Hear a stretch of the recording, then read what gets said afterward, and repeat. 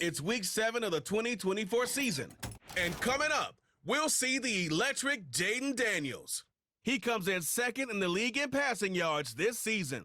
It's the Bisons and the Lumberjacks under the lights on Thursday night.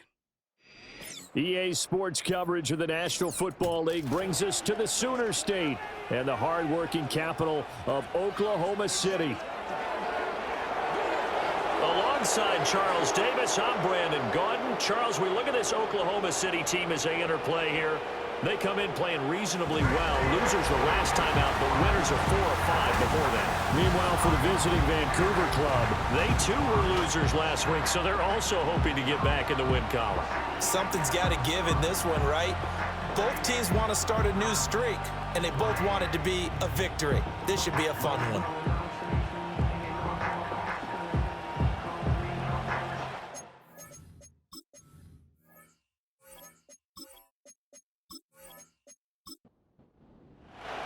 Getting toward the halfway point of the NFL season, Week 7 is underway on EA Sports. And out a little across the 25 to the 27. So out comes this offense to take over for the first time. They will be led out by the 6-foot lefty from Alabama. It's Tua Tagovailoa. Every time he leads his team out, there's no questioning he's put the work in to earn his place in the NFL. There's no shortage of stories we've heard throughout his career about the effort he puts in to be in this spot. And that motivates everybody on his team.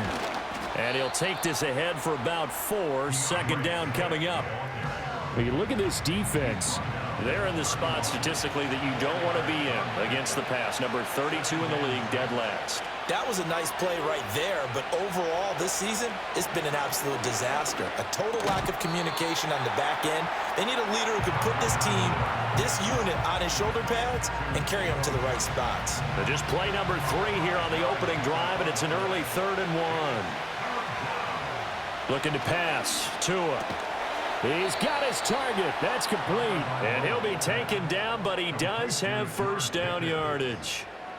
It'll go as a gain of 6 that time, and it moves the chains as well. Here's Tagovailoa to throw. They'll try and set up the screen to Swift. Finding room at midfield. Oh, he's got a little daylight. And he'll be out just a yard or 2 shy of the 30. A very solid gain of 27. And as you're game planning as a staff, you go through all the different ways you can neutralize the other guy's pass rushers. Extra linemen, leave a tight end in, bring the running backs back in to block. Or you can do this, a little simple screen pass, and it works to perfection. So on the other side of the field now, it's 1st and 10 as they've got things rolling on this drive. And he stopped immediately there. Officially no gain on the play, and it's 2nd down.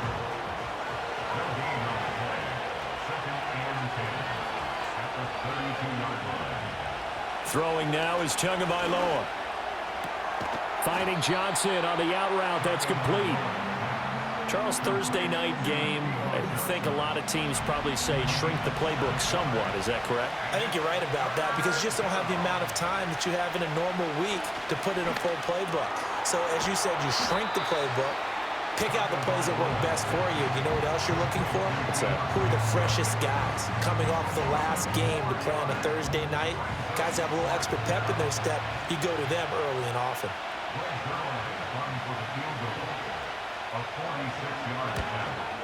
Zerline's kick is up and through, and the opening drive of the game yields 3. No touchdown there, but if that first drive is any indication, looks like they're going to have a pretty good day passing the football. I would say confidence would have to be pretty high after that first drive, able to throw it almost at will. You're exactly right. They didn't get the touchdown, but 3 points serves as a nice notice about how this offense is going to move. And they'll start this drive just across the 30. Pretty nice work on the return. So out comes this offense to take over for the first time. Leading them out, their young quarterback, the rookie from LSU. And there was a positive in last week's loss. No interceptions thrown by him. But he only threw 1 touchdown pass, and you know he wants that to improve. He might even consider that as part of the reason that they couldn't take the win last time out. I believe we'll see a more aggressive version of him this week whenever they're nearing the end zone. The numbers for him from a week ago: 6 catches, 55 yards. And that was a nice job there pulling that one in. Now, this is an offense that will certainly spread the ball around a bit, and this is a guy that defenses had better focus on. First carry for Najee Harris.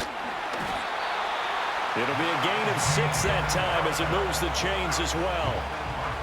A quick burst there, and he nicely bit off a pretty decent gain.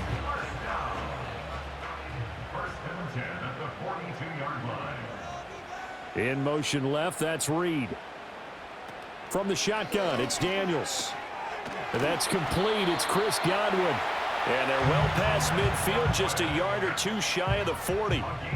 17 yards on the pickup there. The drive will continue.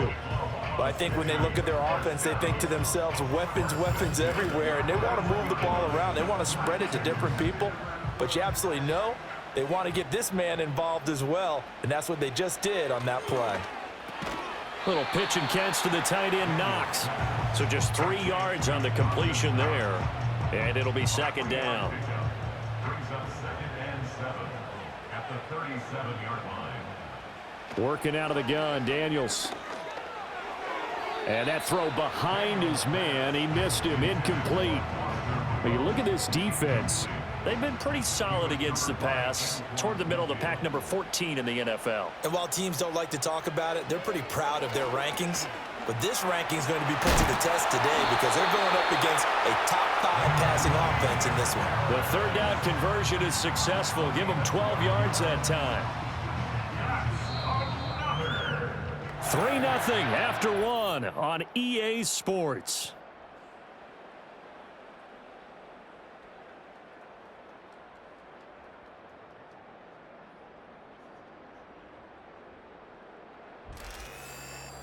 Oklahoma City has the football here to begin the second quarter, as they've got it with a 1st and 10. Daniels looking to throw. He'll go over the middle to Reed, complete. And he's brought down, but not before a gain of 13, down to the 13. 1st and 10 in the red zone. From the 13 now, they work on 1st and 10. To the air goes Daniels. It's brought in by Harris. And this play gets blown up. They'll lose yardage. Back at the 17. Not what they had in mind there. That's going to go as a loss of 4. Really good defensive effort. They were all over that little swing pass out to the right side before lost yardage. Terrific read, better execution, and done with a lot of enthusiasm, wasn't it? Absolutely. They saw it all the way, ran to the football, and caused a nice play for lost yardage. And he's eaten up at the line of scrimmage. Might have gotten a yard down to the 16. And not an easy spot here. They'll be in search of 13 yards to try to pick up the first. Now on 3rd and long, they'll look to throw.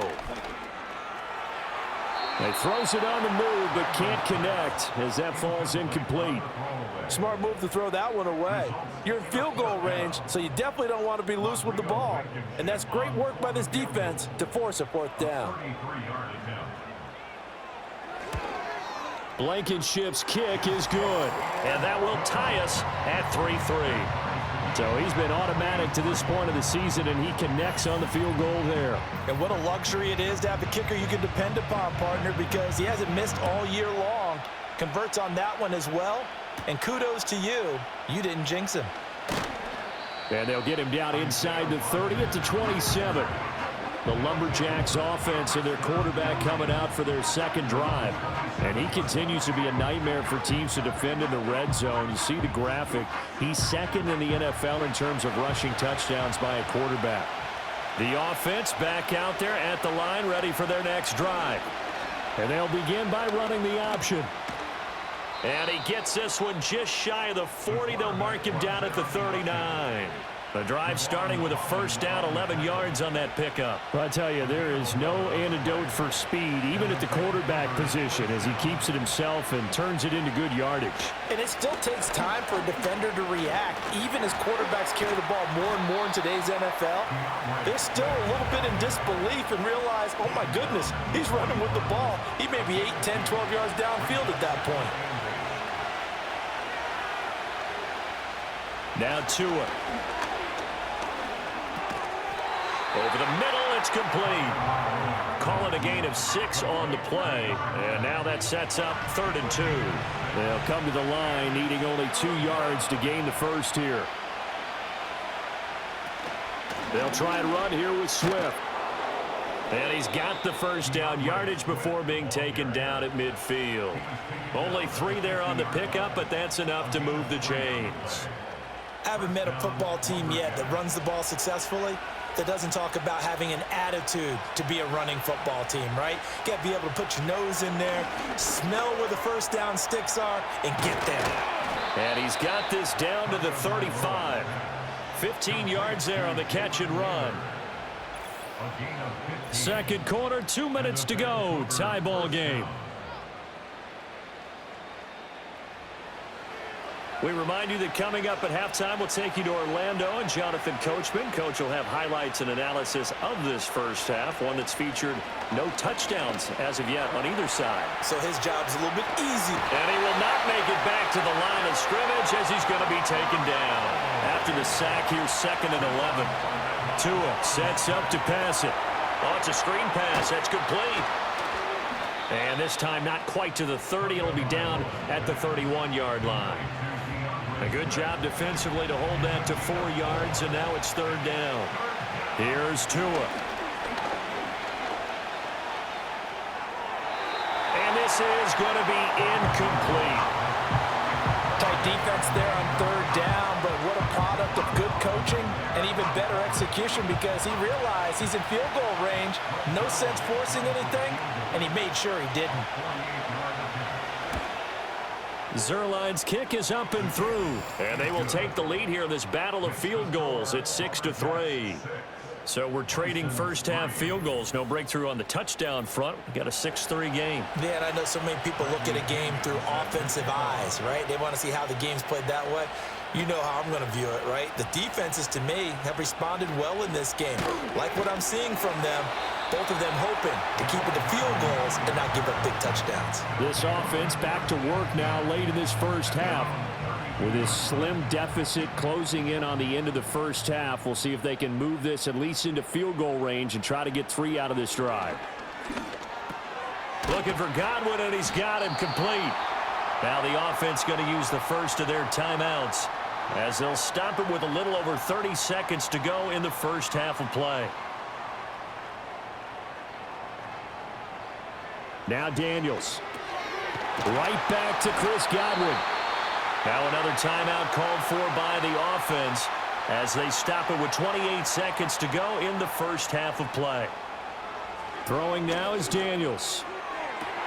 That's going to be caught downfield by Reed. He's going to go out of bounds, but he takes this one down just shy of the 20. Getting it to him in space pays off big time. That winds up going for 31. Oftentimes now offenses aren't nearly as precise as days gone by. They just tell receivers, find an open patch of grass and let the quarterback find you. And that's exactly what they did on that play. First with the pass through the air, nice chunk of yardage there, and then additional pickup with his legs after the catch. Here's Daniels. He gets it complete to Harris. Now the offense will burn their 3rd and final timeout. And with halftime on the horizon, they'll be out of timeouts from here forward. 2nd and 6.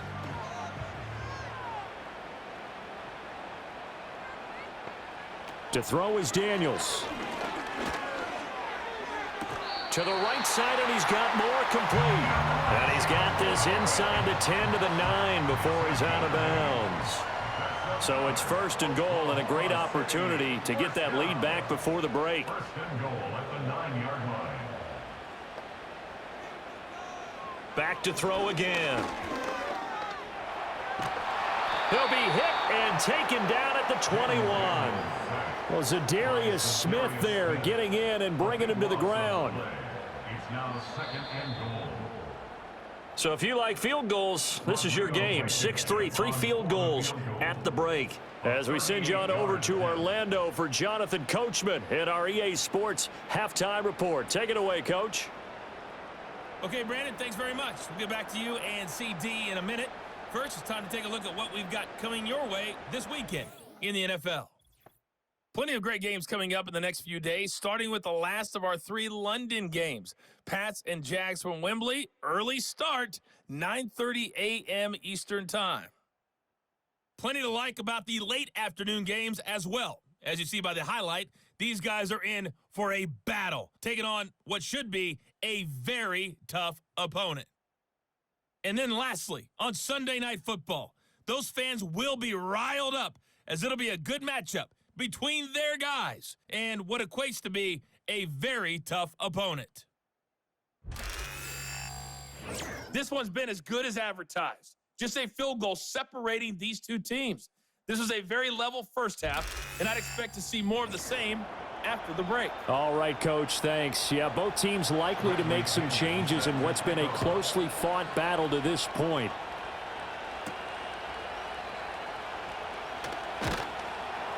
And he won't quite make it to the 25. The Bison's off.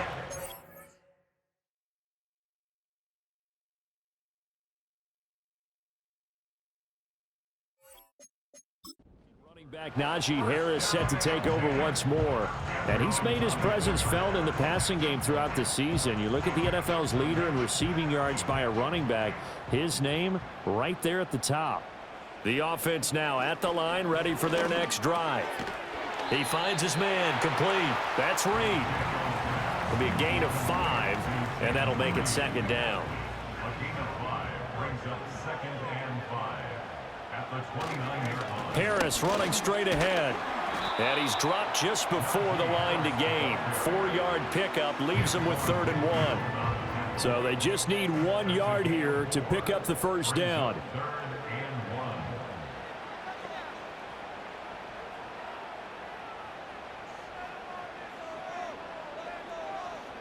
1. On 3rd and short, they'll try and pick it up through the air. And he's got the first down yardage before he's brought down at the 42. It's a 9-yard gain, and it'll keep the drive moving. But they certainly had success throughout this contest, getting him the ball in the passing game, and there he picks up another first down. Whatever they saw going into this one, they've been able to capitalize on it, and no adjustment has been made to take it away. Now on first down, he'll drop to throw it. Little pitch and catch to the tight end, Knox. Give him a gain of 5 on the completion, and it's second down. Nice rhythm throw there on first down. He located his tight end, made it a nice easy pitch and catch. Hoping he can break a tackle or two. Wasn't able to do that there, but still good yardage. 2nd and 5. And that's to the left sideline and incomplete. You get the sense that they're saying we're not playing up to what we're capable of, and we're deep enough into the game that the early jitters are long gone, that they should now have some sense of continuity and be able to make some of these plays that they have not been doing so far. Daniels from the gun on 3rd down. And he fires one, but incomplete. And so many times we look at the opening drive of the 3rd quarter as a tone setter, and many coaches do emphasize it, and that's a strong performance there defensively to force incompletion and, more importantly, force a quick punting situation. And no one there to stop it. Hits at the 8, but it carries all the way into the end zone for a touchback. Now we take a glance at the offense as they work their way back out for their first possession of the second half. And both of these defenses have been stifling these last few drives offensively. Just not able to get anything going, so what needs to change? I think a lot of the guys will go back and review, so to speak, because everyone has someone assigned to how did each play work. Okay, what did we use that kind of worked for us during this game? Try and get back to some of those plays, as well as the possibility of showing something you haven't shown already in this game and trying to change things up. We'll see if they take the advice of Mr. Davis. We are seeing 2 really confident defenses imposing their will on these offenses in this game. Yeah, absolutely, going toe for toe. Just curious if one of these offenses can wake up a little bit. Is there any way they can find something that can pop, something big to knock them back on their heels? Tough spot here, 3rd down and 11.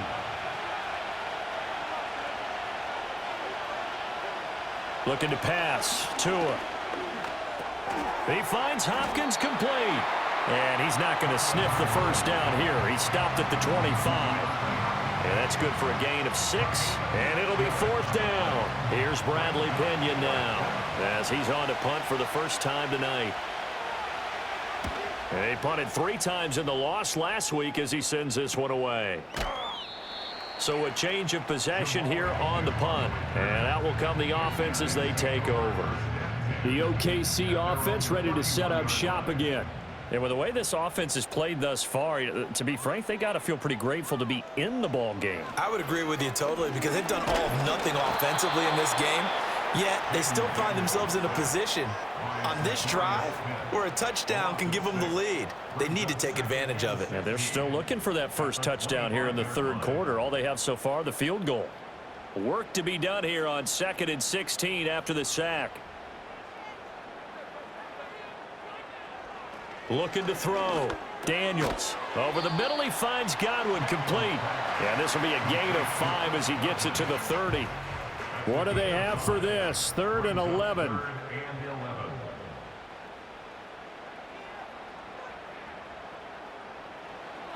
Operating from the gun. Daniels. Able to find the open man. That's complete. And he'll take this to the other side of midfield before going out of bounds. And now it looks like we're going to get a timeout here. We've got a man shaken up. The medical staff will attend to him, and we will step aside. So on the other side of the field now, it's 1st and 10 as they've got things rolling on this drive.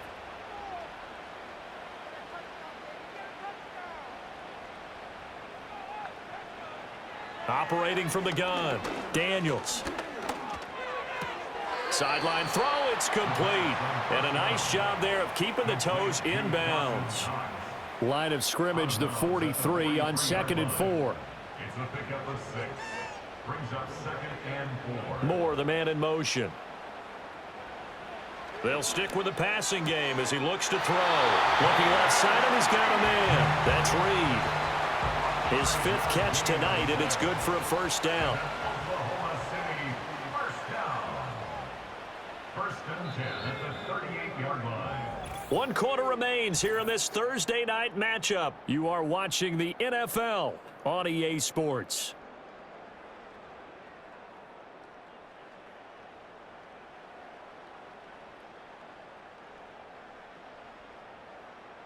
Welcome back, everybody, to Oklahoma City. It's been a very hotly contested game to this point. Just a field goal separating these two teams as we get set for the 4th quarter. Now a first down carry for Harris. And he will take this one in for a touchdown. Najee Harris with his 4th rushing touchdown on the year. And the Bisons have moved out in front here in the 4th quarter. Well, I think we both got to thinking the team that scores the first TD may be the one to win this football game. And here we go. Our first touchdown, and it comes in the 4th quarter. Yeah, and it's a testament that both of these defenses were able to hold the line this long. But now, on the other side of the field, they've got to be thinking if they got it done, we should be able to punch one in ourselves. Extra point by Blankenship is up and good. And that will make this a 4-point game. Morstead out now following the touchdown to kick.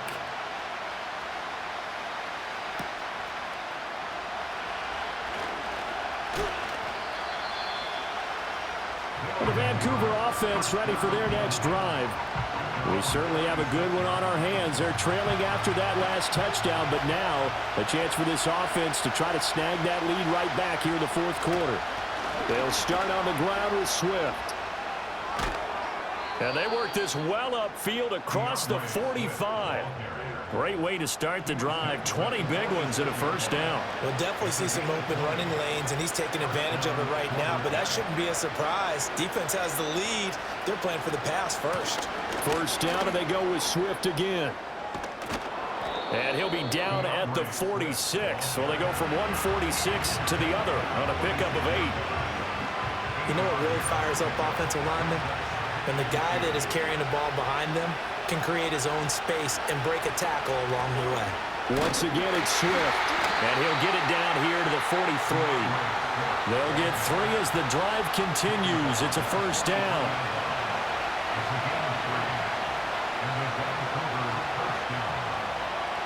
Here's Tagovailoa to throw. And he works his way past the line of scrimmage and then slides to a hole. He'll wind up getting right about 4 there on the scramble, and it's second down. From the gun, here's Swift. Flashed the stick skills, but didn't get a ton from it. Stopped short of the 35. This is 3rd and 2. Maybe the biggest play in this football game. Play action. Now it's Tua. The throw here right sideline falls incomplete. To give you an idea of how accurate he's been throwing the football, we're in the second half. That's just his second incompletion. Well, if he's that locked in, that means everyone's locked in, because to me it's like throwing a no-hitter in baseball. The pitcher may get the credit, a lot of people making plays behind him in the field. And he'll be taken down, but he does have first down yardage. Well, we kind of looked at each other as they decided to go for it, but in the end, great execution, a 6-yard gain, and it all works out. Going to the air, Tagovailoa. That's to the sideline and incomplete. Yeah, their back's up against the wall a little bit, and they come through by forcing an incompletion. Now they've got to continue to ratchet up the intensity a couple of more times and get off the field before giving up any more yardage. Tua going to throw. Pass incomplete, but the flag in the backfield, and this might be a roughing call. Personal foul, roughing the passer, defense. But Charles, they're trying to protect this lead late. Those are the types of mistakes they could afford to go without. About the last thing you want to give them is help in completing a comeback, which is exactly what that penalty does. And nothing doing. He's immediately taken down at the line of scrimmage. Again from the 15, 2nd and 10. Throwing now is Tagovailoa. Throw left side complete. That's Johnson. And he will be brought down, but a 1st and goal coming up as we have come upon the 2-minute warning.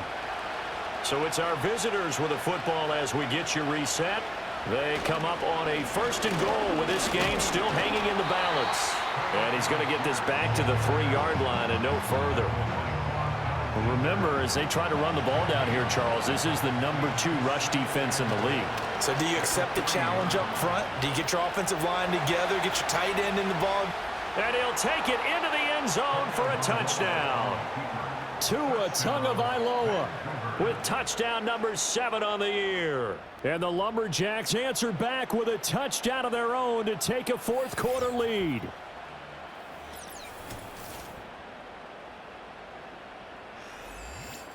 What an effort there. Sometimes you hold your breath a bit when you see your quarterback diving for the end zone. You don't want him to land on a shoulder wrong or take a big shot. But he looks none the worse for wear here, and that winds up a touchdown. Zerline good with a PAT. So it's now a 3-point game here in the closing stages as a field goal now can only tie it.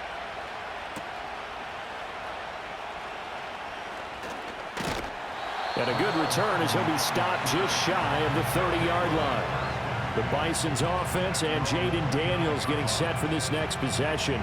And he's in the midst of a very solid season, currently 2nd in the NFL in passing yards. They'll come up 1st and 10 here.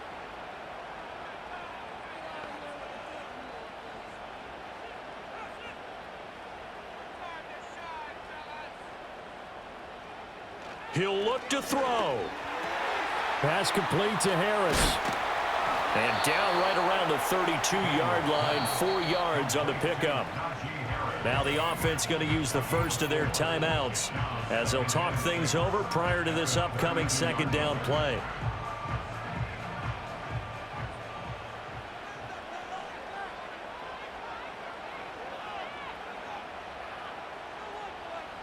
Back to throw. That's taken in by Knox. Gosh, given the time in the short game, would he have been better off just dropping that? Yeah, when you look at the clock, you think so, but it's hard to get a receiver to drop a football. They're trained to catch everything. Work in the middle of the field, and he's got a man complete. Now another timeout called for by the offense, as the clock will stop with 45 seconds left to go in the game. He's back to throw. And nowhere to fit that football in. It's knocked away and incomplete. The clock reading 40 seconds. Here's 2nd and 10. Back to throw. He finds his man. Complete. It's Reed. Well, hang on now. We're going to pause here. We've got an injured player. So as the medical staff takes a look, we'll step aside. What a kickoff to the week this has been. Now a big play. It's 3rd down.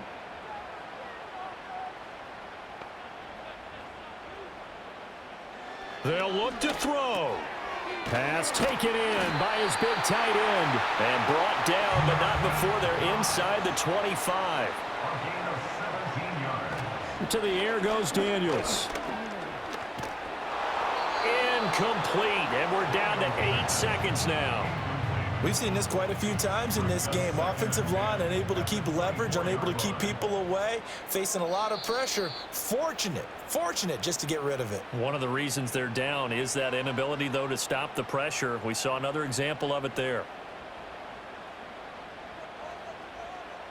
Rodrigo Blankenship with an important one. This to potentially send us to overtime. And his kick is indeed good, and they will tie this game here in the final seconds. So a money kick there in the final seconds, and now, barring any hijinks on the kickoff here, partner, I think you and I, we're going to settle in for a little overtime. And I wouldn't have it any other way. This has been a dogfight all through regulation. No reason to think it won't continue in the extra period. This is 1st and 10. Tua. He's going to loft one deep left side here. And that is incomplete. And we have free football. Overtime. Here we go, my friend. And the way this game played out, this is exactly how it should end, going to overtime, because neither one got an advantage today.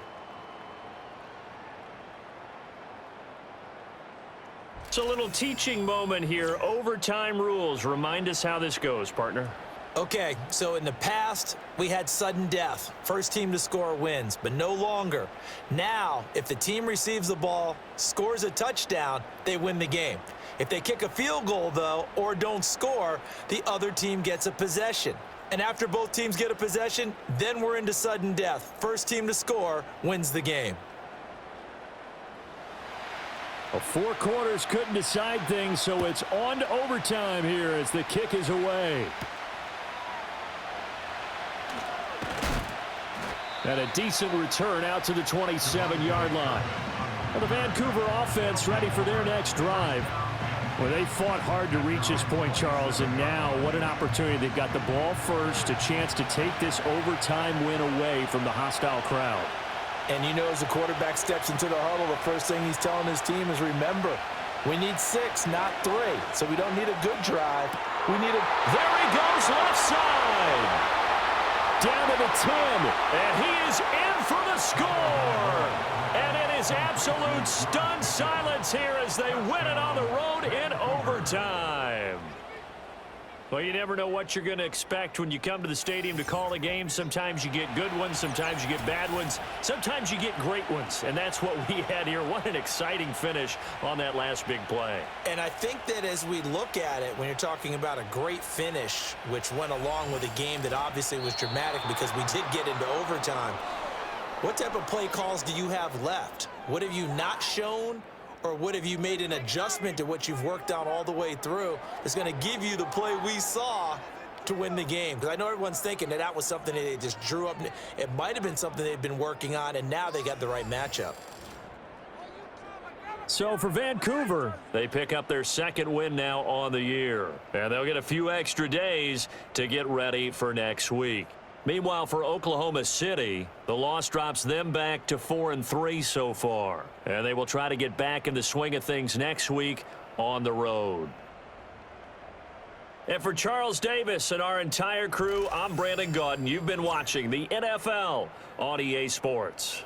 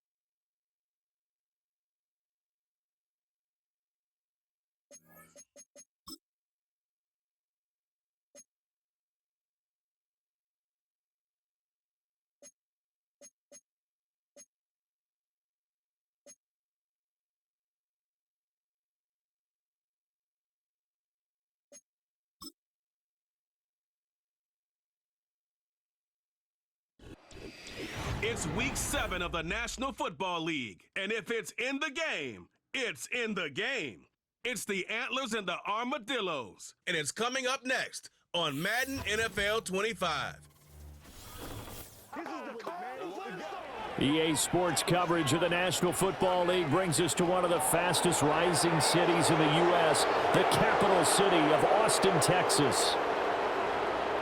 Hello again, everyone. I'm Brandon Gaudin. To my left, Charles Davis. And Charles, you focus on this Austin team entering play. They were winners last time out, so they'll be looking, Charles, to make it 2 in a row. And what I enjoyed when I watched their game tape and their victory last week is they put it together in every phase. Good offense, good defense, and some key plays on special teams. Let's see if they can get that second win in a row. Meanwhile, for this visit...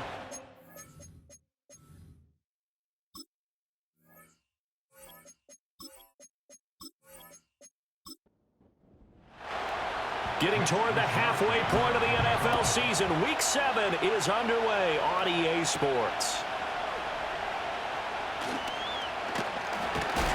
And they will wrangle it down a couple yards shy of the 30. So out comes this offense to take over for the first time. They're led by the #1 overall pick in the 2021 draft, Trevor Lawrence. And you want to talk about enormous expectations being placed on a quarterback.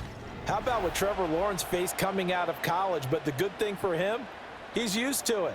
He had the same type of expectations leaving high school and going to Clemson. They always expect him to be a franchise savior, whatever team he joins. And to his credit, He shouldered those expectations and is doing everything in his power to follow through. 23 yards, the final tally. If you're these receivers, you got to be ready, because when he's going to throw it quick on that RPO, he's going to throw it quick. And this is why you spend time with your guy either in the offseason, during the week, the whole bundle. Because sometimes it's just telepathy. You both see the same thing, and he knows get the ball to him right away. And he'll go down inside the 45 before going out of bounds. These are his numbers from last week's contest. 5 catches, 62 yards. And they think they have a matchup advantage in this one. They're going to try and find some space for him to work and make sure he touches the football. Now Lawrence to throw. And he knocks the ball away, and it falls incomplete. Joshua Williams there to knock that pass away. They come up now 3rd and 5 following the incomplete pass. But you look at this defense. They come into this one ranked number 17, so just starting the bottom half of the league against the pass. What they lack in pass defense, they do make up for in run defense. They're a top 10 unit against the people trying to move the ball on the ground. But this is a passing league, so there's the conundrum for them. How do they get better defending the pass? On 4th down, here's Brian Anger now to kick this one away. He was only asked to punt once in the victory last week as he sends this one away. So out comes this offense to take over for the first time. And they will be led out by their second-year quarterback. And he's coming off of a truly remarkable rookie season where he quieted a lot of his doubters in a most emphatic fashion. Remember, going into the draft, many thought he was the number 2 quarterback coming out of college. He proved quickly he was a top quarterback going into the NFL. One of the best rookie seasons by a quarterback in recent memory. And what's scary about it, he's not even close to reaching his ceiling. Yikes, a 4-yard loss really sets him back now for 2nd down.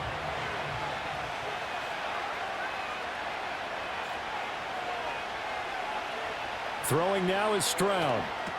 Here's a screen now for Pollard. And they'll get him down here at the 23.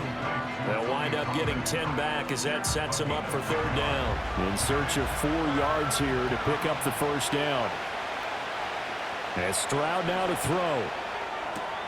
He's got his target. That's complete. And he's able to get this one up to his 30 before he's out of bounds. Give him 7 yards on the play as they do pick up the 3rd down conversion. So 1st and 10 now from the 30.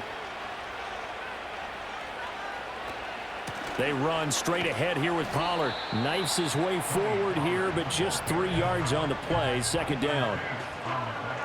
The rushing numbers for Pollard last week. 12 carries, 52 yards, and a touchdown. I can't remember the last time we did a game and a coach didn't talk about establishing the run first. But they've lost 2 straight games, so they still want to do that.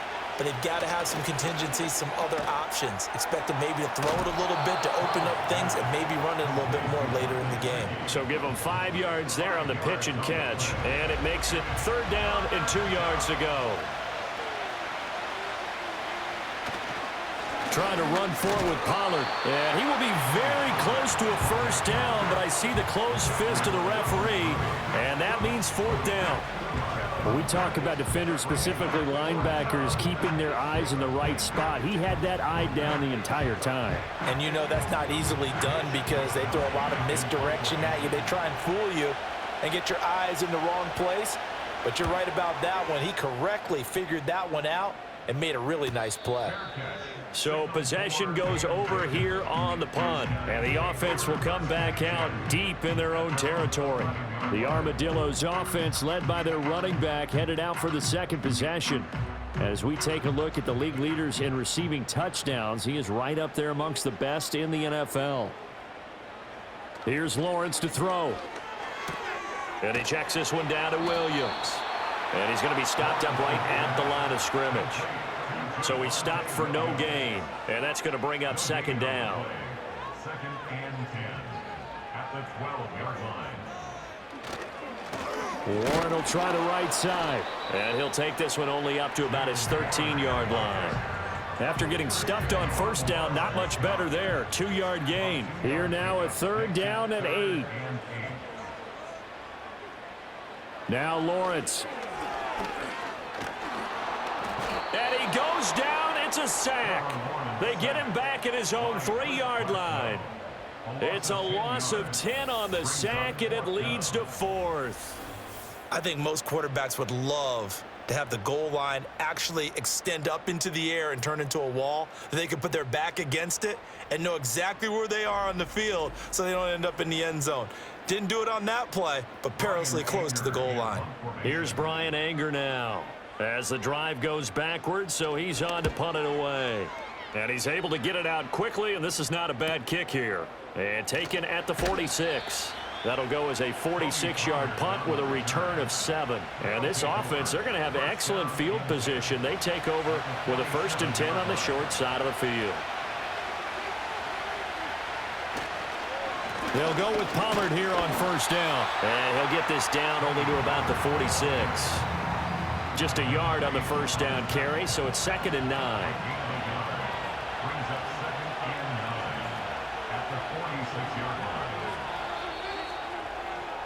No score after 1 on EA Sports.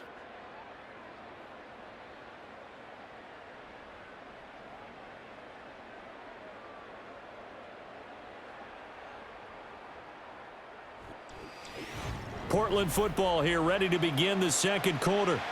From the 46, here's the 2nd and 9. As they've got it as we resume action. Stroud off the play fake. That's complete to his tight end, Mike Gesicki. And he'll get this one down near the 20-yard line, just shy of the 20. The catch and run, good for 24 yards. But when you hit him on the move like that, and he's able to get into open field with a full head of steam, oh, boy, it's going to be tough to get him down. Yeah, there was a big window. They're lucky they did get him down.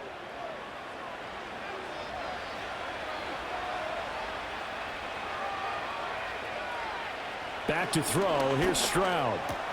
That's complete. Once again, it's Gesicki. Nothing at all on that one. It'll be 2nd down. Got to give credit where it's due. Really nice defense on that play. The pitch and catch was successful, but not any run after it. A shotgun snap to Stroud. Over the middle, caught by London. And they'll get this down to the 10. First catch here for London, and also a 1st down.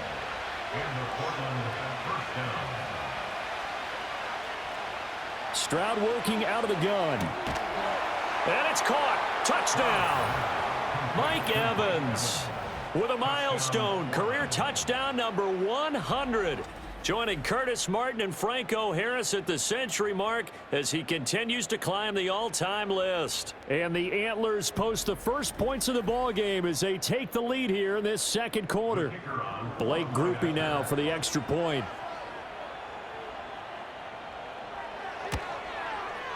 It's up and good, and it'll give his guys a 7-0 lead. So that drive spanned 5 plays. And it's Mike Evans who caps it with a touchdown reception. 7-0 is our score, ready for the dynamic kickoff as this one's away. And out a little across the 25 to the 27. Austin's offense ready to go again. Still in the first half, but this offense has struggled. Haven't really been able to get anything going, not only in the points category, but in the yards category. We'll see if they can do better here on this drive. Open man, there's Darnell Washington. It'll go down as a gain of 6, and that'll bring up 2nd down. 2 minutes gone by, 2nd quarter. Brings up 2nd and 4 at the 33-yard line. Lawrence. That one complete to McConkey. And they'll get it up just short of the 45 at the 44. That's good for A. Here's Lawrence. And that's going to be caught downfield by Brown. And all the way in for the touchdown. Hollywood Marquise Brown. His first touchdown on the year. And the Armadillos are within an extra point of tying up this ball game. And he showcased his blazing speed on that one. Was he wearing football cleats or track spikes? Because he was gone. big-time play, and just think about what that does if you're a receiver on the team with him. Well, that's got to open things up for you as well, because if I'm a defense, I've got to get back deeper and deeper in order to keep him in front. But I'm not sure how many can actually keep him in front with that speed. Scoring summary, 3-play drive. And it's Hollywood Marquise Brown who finishes it off with the touchdown. So all even at 7 now as they kick it away. And he brings us out past the 20 to the 24. The Antlers offense and veteran receiver Mike Evans headed back onto the field. He's already made his presence felt in this one with his previous touchdown grab, and that's been the story of his season thus far as you take a look at the NFL's current leaders in touchdown receptions. The offense back out there at the line, ready for their next drive. Stroud out of the gun here. He's got his man London right side. And he's taken down, but able to slip across the 35. Right off the bat, it's a first down to start the drive, 12 yards.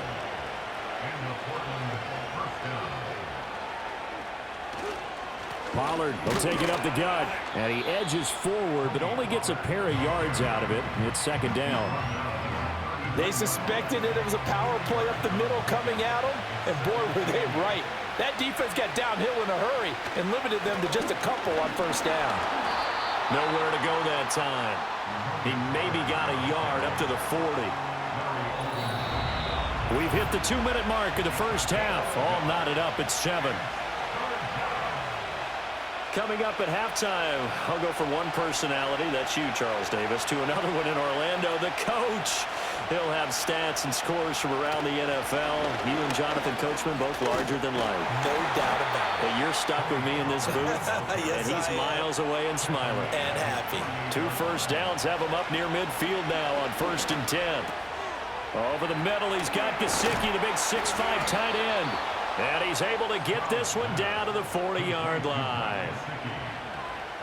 Stroud to throw it. He finds his man, Pollard. And he'll be out of bounds as he gets it down to the 30 there. And good yardage there on first down, because sometimes all you need to do on the screen is get one key block. That might set your man free, and that was pretty good pursuit to the football defensively, or it could have gone for more. Here's Stroud. He completes it to Evans. And that'll be enough to keep the drive moving forward. Another first down on the pickup of 5 yards. Here goes Stroud again. Now the offense going to use the first of their timeouts as they'll stop it with just over 40 seconds to go in the first half. Stroud. He finds his target. It's Evans. Now another timeout called for by the offense as the clock will stop with 37 seconds to play in this first half. Being chased out left. And he is going to go down. Back at the 11-yard line. Now the offense will burn their 3rd and final timeout. And with halftime on the horizon, they'll be out of timeouts from here forward. And pressure coming, and they got him once again. It's a sack for a loss of 4, and that brings up 3rd down and goal. So a touchdown apiece. That's what we have to show at halftime as they head to the locker room. 7-7 our score. As we'll get you over to Orlando, where standing by is Jonathan Coachman. He has our EA Sports halftime report.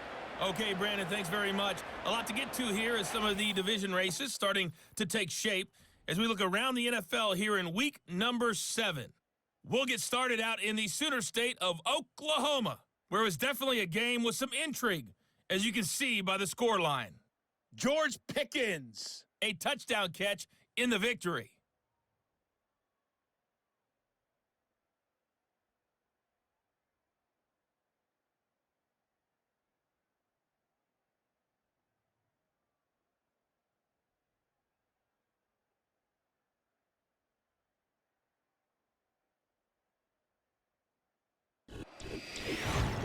We thought this one would be a close battle coming in, and we have not been disappointed.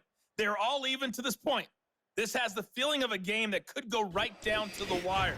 One mistake or one big play could turn out to be the difference.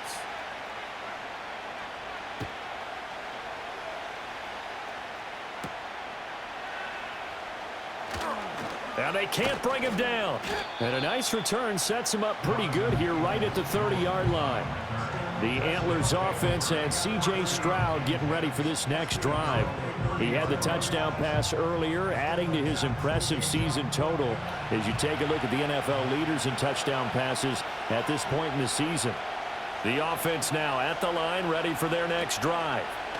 It's a tie football game here. What do you think, Charles, the message was at halftime?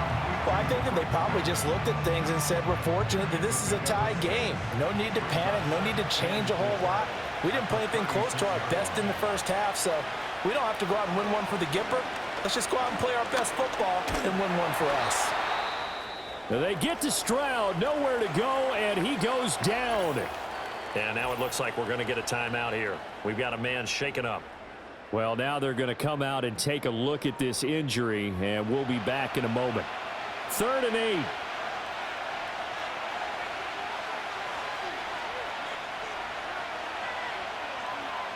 Now Stroud. Over the middle, and there's a diving catch. He was held without a catch in the first half, but he's got one here, and he also picks up a first down. Every guy that plays this game has plenty of people around him that are concerned for his health and well-being. He had no regard for his body on that catch at all, did he? Middle of the field, diving to grab it? No, he didn't. Throwing now is Stroud. Got a man, it's London.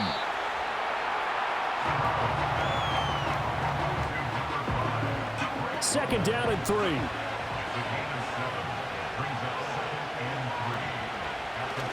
Play action. Here's Stroud. Swinging this out for Pollard. And he's corralled, but not before getting it inside the 35. 16 yards, a first down. It's taken a while for this offense to get going. A little creaky at the start, but they're oiled up now. A nice throw there, and they're really putting together a good drive. Now a quick throw there, but it's going to be incomplete. And not a common sight, at least on this drive. A momentary setback, though, for this passing game that has been moving well this series. Good thing for them, though. Still 2 more downs to connect and try and pick up another first down. 5 yards, now it's 3rd and 5. Running lanes were at a premium in the first half, but he's able to find some room there, and he's hoping that that's a precursor of a big second half.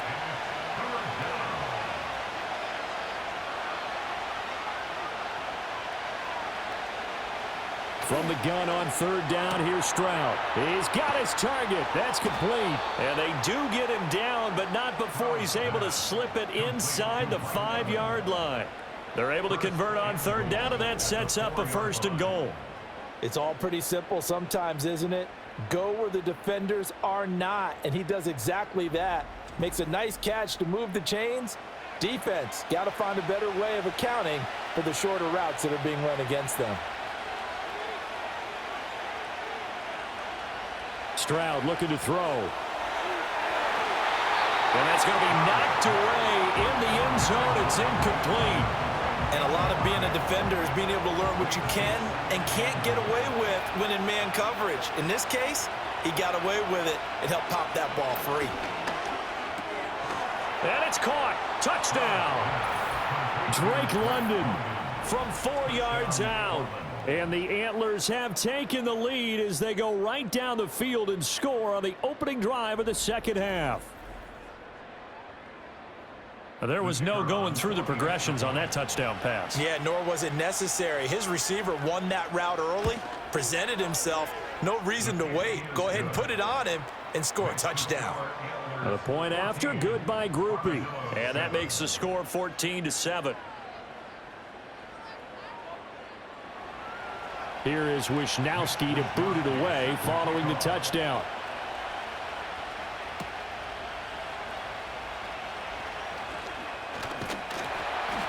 And he takes this near the 25. Just a little pass there. Call it the 26.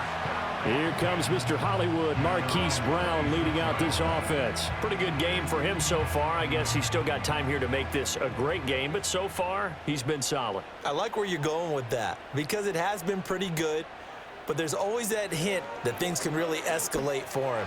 And right now, they feel like they're somewhat keeping him in check, but he has found the end zone once. But, boy, he can explode at any moment. Yeah, when you hit that end zone once, you want to find it again, don't you? Yes, you do. Makes you hungrier. You get greedy in a good way. Play action. It's Lawrence. To the left side, he's got McConkey. And this won't be enough to pick up the first. A gain of 2, 3rd and 1. Here now, 3rd and a yard.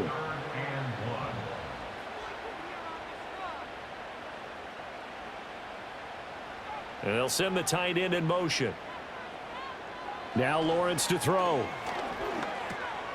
That is caught. And he's taken down at the 43, but not before picking up the first. It goes as a gain of 8, and it moves the chains. Got to say, I was a little surprised to see him, Charles, come out in the shotgun on 3rd and less than a yard. Yeah, but the way the NFL is nowadays, we hardly ever see anyone really run for it on short yardage. So they're going to throw the football more times than not. That was a nice, easy rhythm throw right there, and they pick up the first down. It's a throw again is Lawrence. And this one finds McConkey. And that's good for a pickup of 10 yards. And that'll leave him with a second and just a few inches left. It's 2nd and inches at the 47-yard line. Running left, it's Warren. And he'll be brought down at the 45-yard line. 2 yards, good enough for a first. And they're not going to get to the line to run another play. So we will switch ends as the 3rd quarter has come to a close. We'll return with more after this break. You're watching the NFL on EA Sports. Back now in Austin. As we've got the final quarter upon us, we get ready to start the 4th.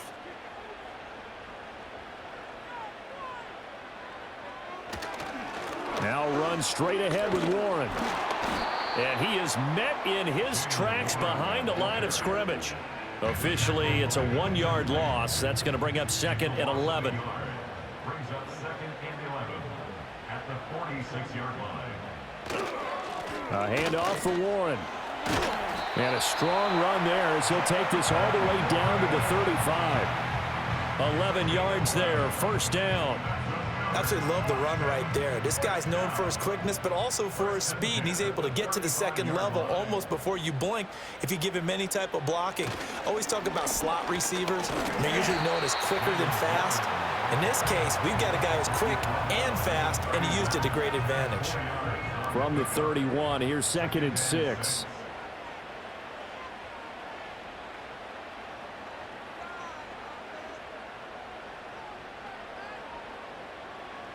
Lawrence will throw. And he slings one that's incomplete. Hollywood Brown, the intended receiver, 3rd down here. They are in need of 6 yards here if they hope to move the chains.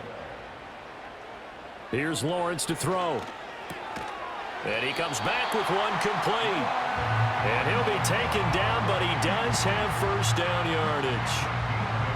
That'll go as a pickup of 8.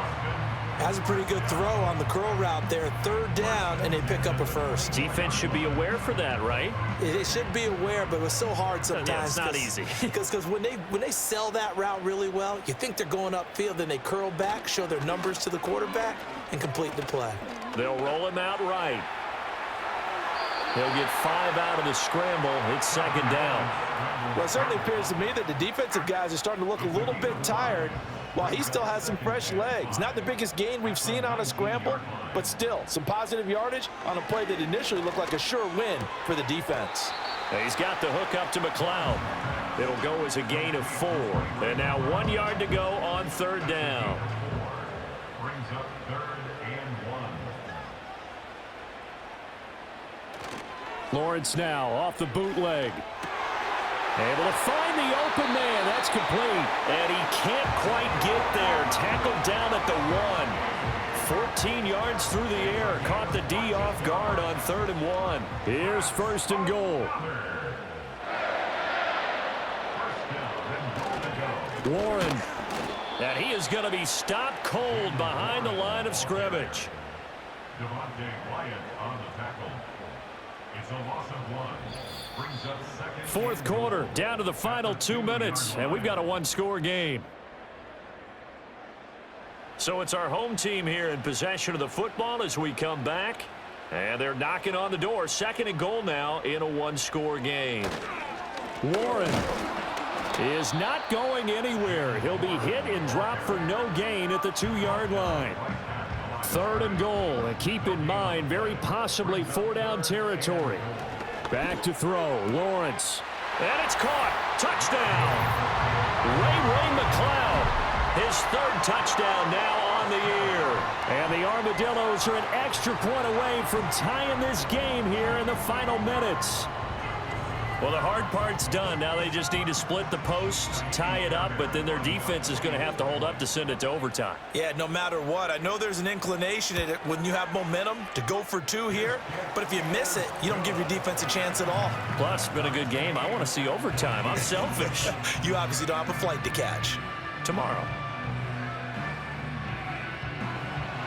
Now this one setting up for a great finish. All tied in the 4th as the kick's away. And they'll get him down inside the 30 at the 27.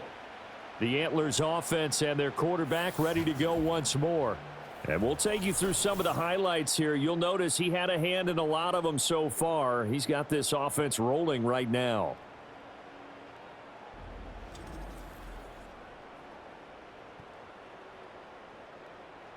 Here's 1st and 10.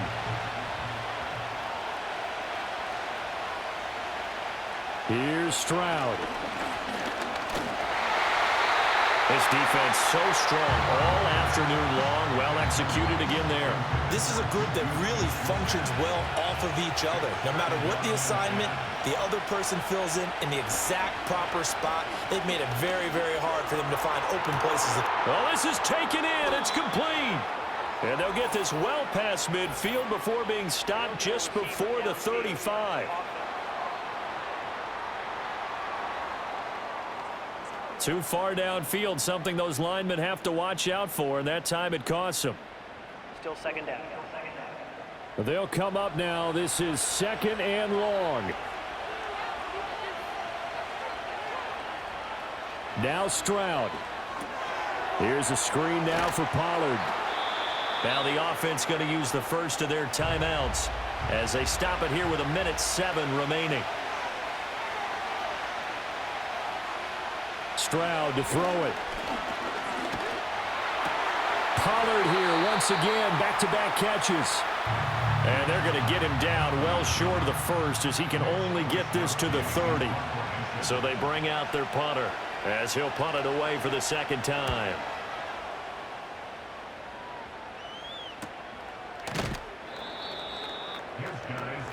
Austin's offense ready to go again. Well, partner, here it is. They've got the chance to win the game. You'd have to think they need to get it near the opposite 40 to have a chance to kick a game-winning field goal. We'll see what they can do. And you're right about that, because if we look at it in macro, that's what it looks like. But I think in micro, the head coach has already asked the special teams coach, what is he feeling? What does he think? Where does he want the football? What's the yard line we have to get? And he's already relayed that to his quarterback and his offense. They know what the goal is.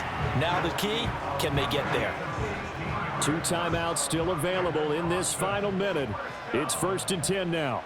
1st and 10 at the 41-yard line. Here's Lawrence. And he can't get a throw off. He's taken down. What a huge play at this point in the game.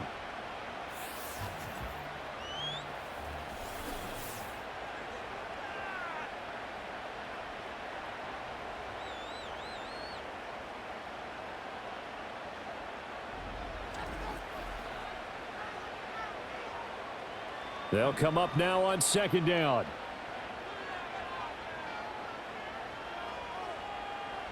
Lawrence. This ball tipped, and it's going to be incomplete. Fortunate maybe to get that back. It's third down. It's now third down and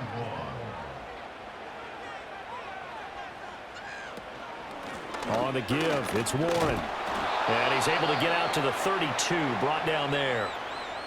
Now a second timeout called for by the defense as they stop it here with just under 40 seconds to go in the game. Anger is on to punt, and he gets this one away.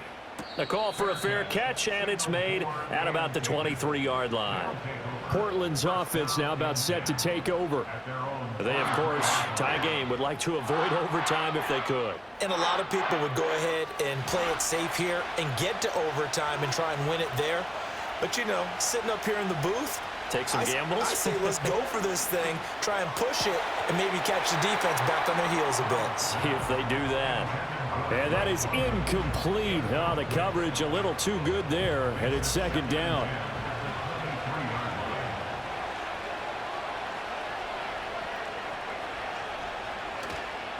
Now a give here to Pollard. And this is not going to be what they needed. They get a few here, but now third down as the clock runs.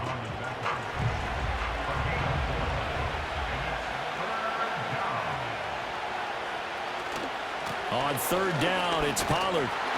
And he'll be taken down, but he does have first down yardage. And we need overtime to decide this one after 4 quarters of play. We're all even. The extra session in a moment. This is the NFL on EA Sports.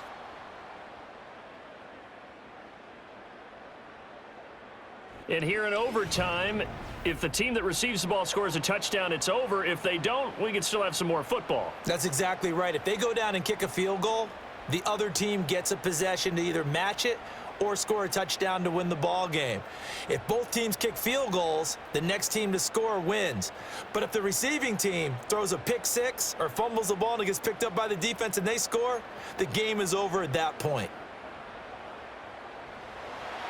Well, 4 quarters couldn't decide things, so it's on to overtime here as the kick is away. And a decent return out to the 27-yard line. Portland's offense now about set to take over.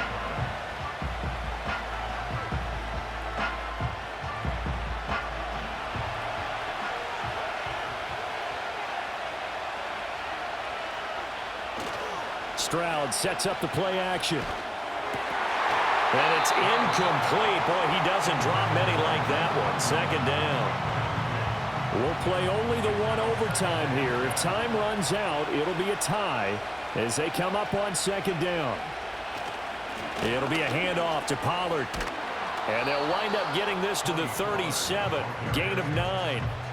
And that looked like some pretty easy yardage there right up the gut. And he's a guy that has some height to him. So when you don't have to drop his shoulder or create or get through contact or trash, makes it a lot easier to stay upright, see the field, and make a run as we just saw there. And he's going to have a first down as he's brought down at the 44-yard line.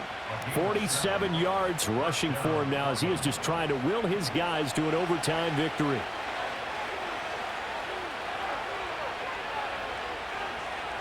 Stroud to throw it. And he'll be brought down, losing yardage back at the 40. Not what they had in mind there. That's going to go as a loss of 4. Heck of a play there to get to him quickly and get him down for a loss. I think they did a really nice job getting ready for this game, scouting, watching film, and understanding defensively what the play design was. And only a couple for him there as the tackle is made at the 42. Well done to sniff that out defensively. He had it diagnosed pretty quickly. I love that description because diagnosed is perfect on that one. Read his keys, made the play, and he couldn't even get going moving the football. 2 minutes left in this overtime session and still all tied. They need 12 here. It's third down.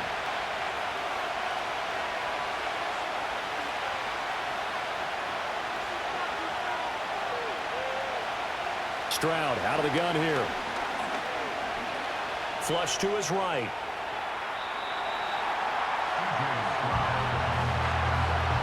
Well, there were a couple of extra defensive backs in the game, so he really had nowhere to go with the football despite his search for an open receiver. So he has to take off and run for it, but he comes up well short of the line to gain. And on now is the punter. On for a very important punt here in overtime. And there's a work of art right there. Out of bounds at the 2-yard line. So here's the home side to take over on offense. Well, their defense, they did the important thing. They got the stop. They didn't allow a point, but now they're backed up here pretty far, Charles. Going to need a... Oh, and it's intercepted. And did he get in? No, they'll mark him down at the 1-yard line. But not only do they get the interception, now they've got it 1st and goal and already in chip shot range here for a field goal to write it into this script. Brandon, they have to be thinking to themselves, do we just run the field goal kicker out there right now? Most teams, though, tend to run a play or two, take care of the football, and then kick it on 3rd down. Portland's offense now about set to take over. Well, this is a pretty rare situation here, Charles. You get into overtime, neither team coming through with even a field goal on their first drive. So now, sudden death with the time remaining. Next score wins. And now I would say that going at it might be a little bit easier for both teams now because they've eased into overtime. That first series, boy, everything on the line then. Now you've seen what a defense is throwing at you. You can make some adjustments, and all you need is 3 points to win it. Makes the score Antlers 17, Armadillos 14. And that one will go down in the books as just a one-play drive and then 3 points tacked on to the end of it. And for the visitors, it is going to be a happy flight home. It is always such a treat, Charles, in the NFL when you can go on the road and get a victory, and that's exactly what they accomplished here today. Oh, the trip home, so much sweeter, isn't it? All the noise they heard before, how tough it is to win on the road, how tough it is to play in this stadium, how hyped up that crowd's going to be. They just used it as fuel, came in full of confidence, believed in themselves, and got it done. So for Portland, they're into the win column for the 3rd time this year as they get the victory here. And they will head back home next week. Meanwhile, for Austin, they dipped to 2-5 now with the loss. And they will try to get back in the swing of things next week on the road. I'm Brandon Gaudin. Certainly have to thank Charles Davis, my broadcast partner, and our entire crew. We'll catch you next time right here. It's the NFL on EA Sports.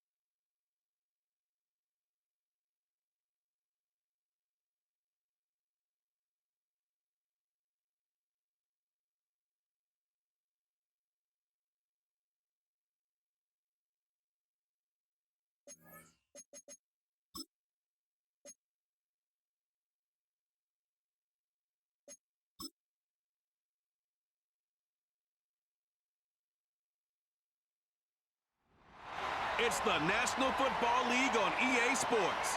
And we'll see Bryce Young. He's been sensational as he leads the league in touchdown passes. It's the Tigers and the Cats, next on Madden Football. What better way to start off the afternoon than with some football, huh? It's time to get things started here on the NFL on EA Sports.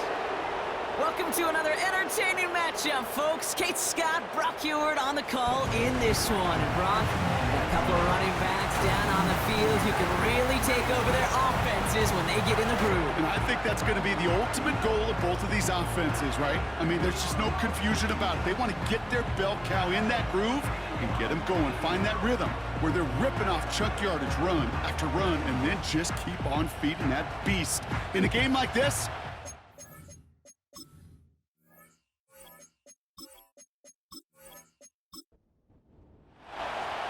Will Reichert has it all teed up. And we're underway from Canton.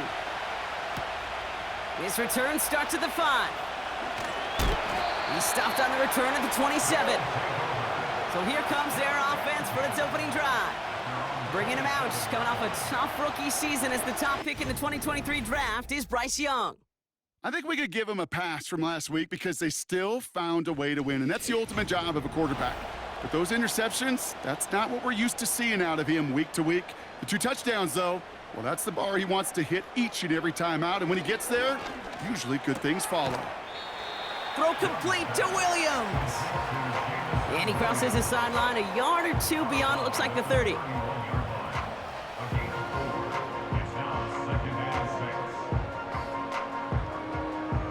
Second and 6 coming up here.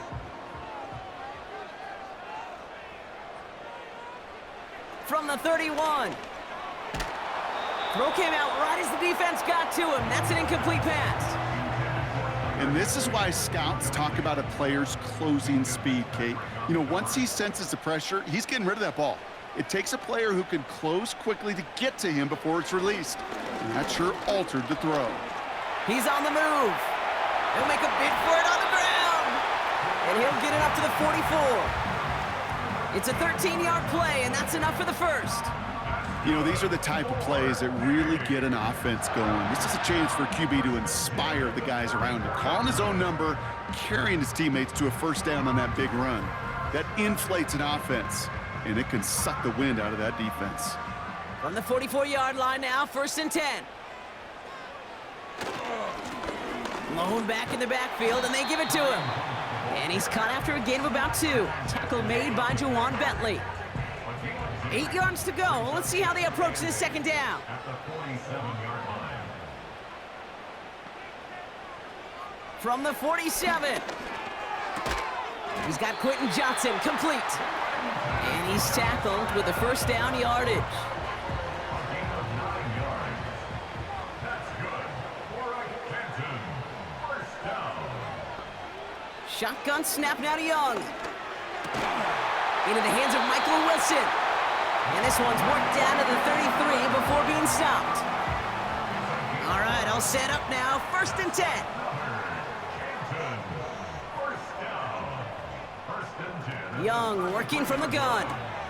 Throw reeled in by Higbee. And it's a nice little chunk here, 6 yards. Bernardo Green with that tackle. After a good pickup, they've got 2nd and 4. 2nd and 4. At the 27-yard line. Here's the lone back on the handoff.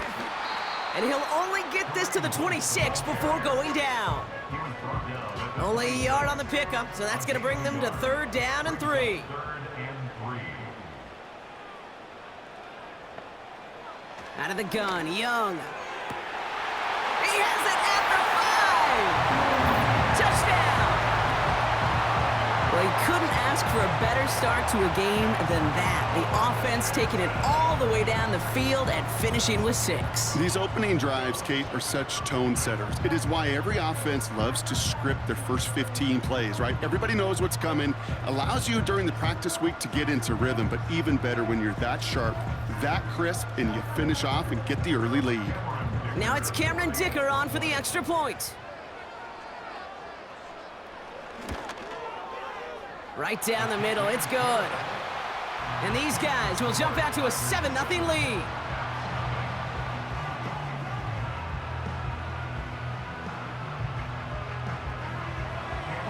kicker all lined up and ready to boot it away. Has this at the 6. And this will give them decent field position. The return gets out to the 30. So here's their offense now to take over for the first time. Leading them out in year 11. He's played 15 or more games every season in the league. A real Iron Man, Derek Carr.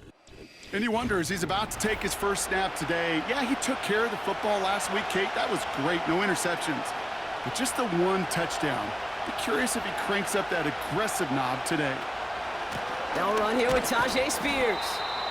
And he sneaks this through the middle, maybe a gain of 2.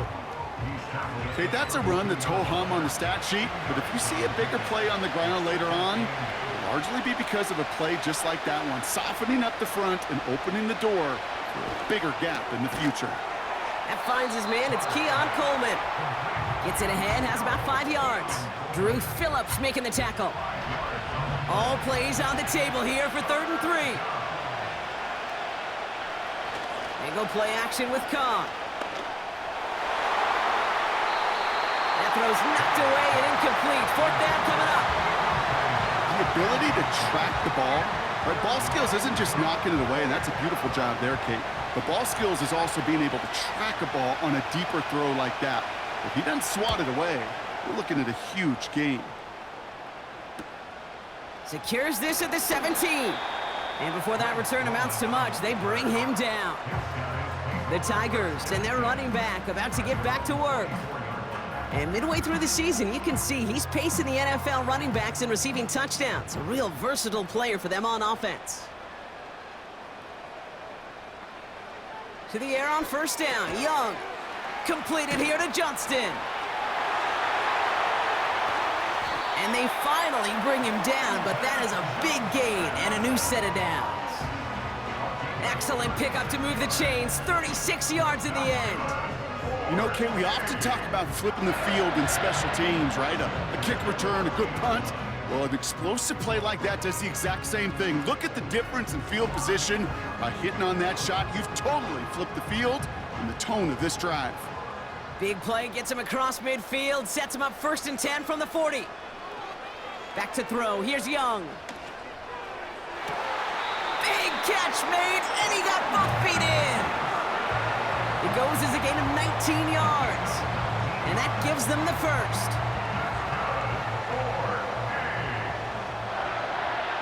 First and 10 at the 21-yard line.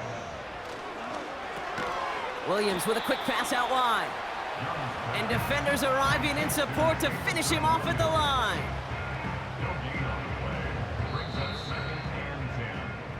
That'll be the end of one in this AFC North battle. 7-0 is our score.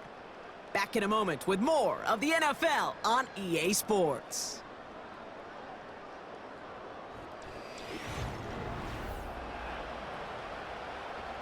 We're back, and we'll join this drive already in progress to begin quarter 2. They're advancing it well as they face 2nd down.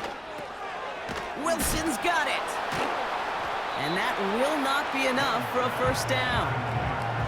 Kate, one thing I learned from the late, great Mike Leach is, yeah, the system was called air raid, but it wasn't just attacking downfield.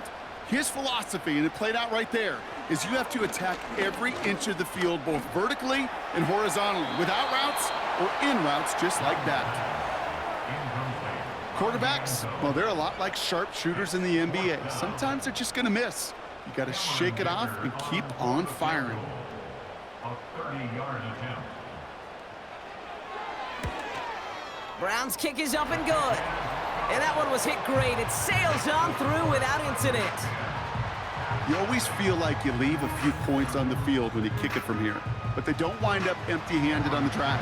And the kicker, he gets to pad his stats a little bit with a high percentage make. Here's a return from the 7. He's brought down at what looks like the 24-yard line. Their offense headed back out for its 2nd drive of the contest. They now trail by double digits after that last score, Brock. It's 10-0 partway through here. They're out and set, 1st and 10. They put a receiver in motion here left. Carr now on 1st and 10. Pocket isn't holding up. They're able to drop it. big play drives them backwards. Second down coming up. The best defensive ends in the NFL, they don't need to win sustained battles to get home. Nope. Sometimes, Kate, all they need is one quick move, and they're into the backfield blowing it up. Another try following the sack. And he doesn't see a window he likes, so he just got rid of that one. And it brings up third down.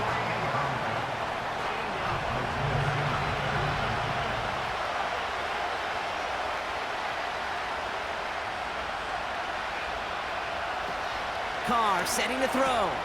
Coleman with the grab. And he's got a decent gain before being brought down. You know, I like the completion. You never turn down a completion. That's just not the right throw to make in that spot to move the chains. Here's the Caps punt team now. Got 46 on his first punch, and this one's pushing a little more distance. Fair catch made here at the 30-yard line.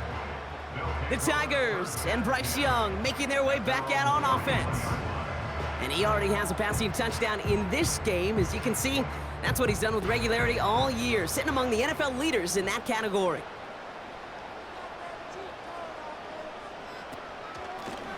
Out of the gun, they'll give it to him inside. And into a sea of bodies he goes. Looks like they'll get about 3 out of it. We'll get a stoppage now. Looks like we have someone banged up after that run in need of some attention. Second down now, 7 to go.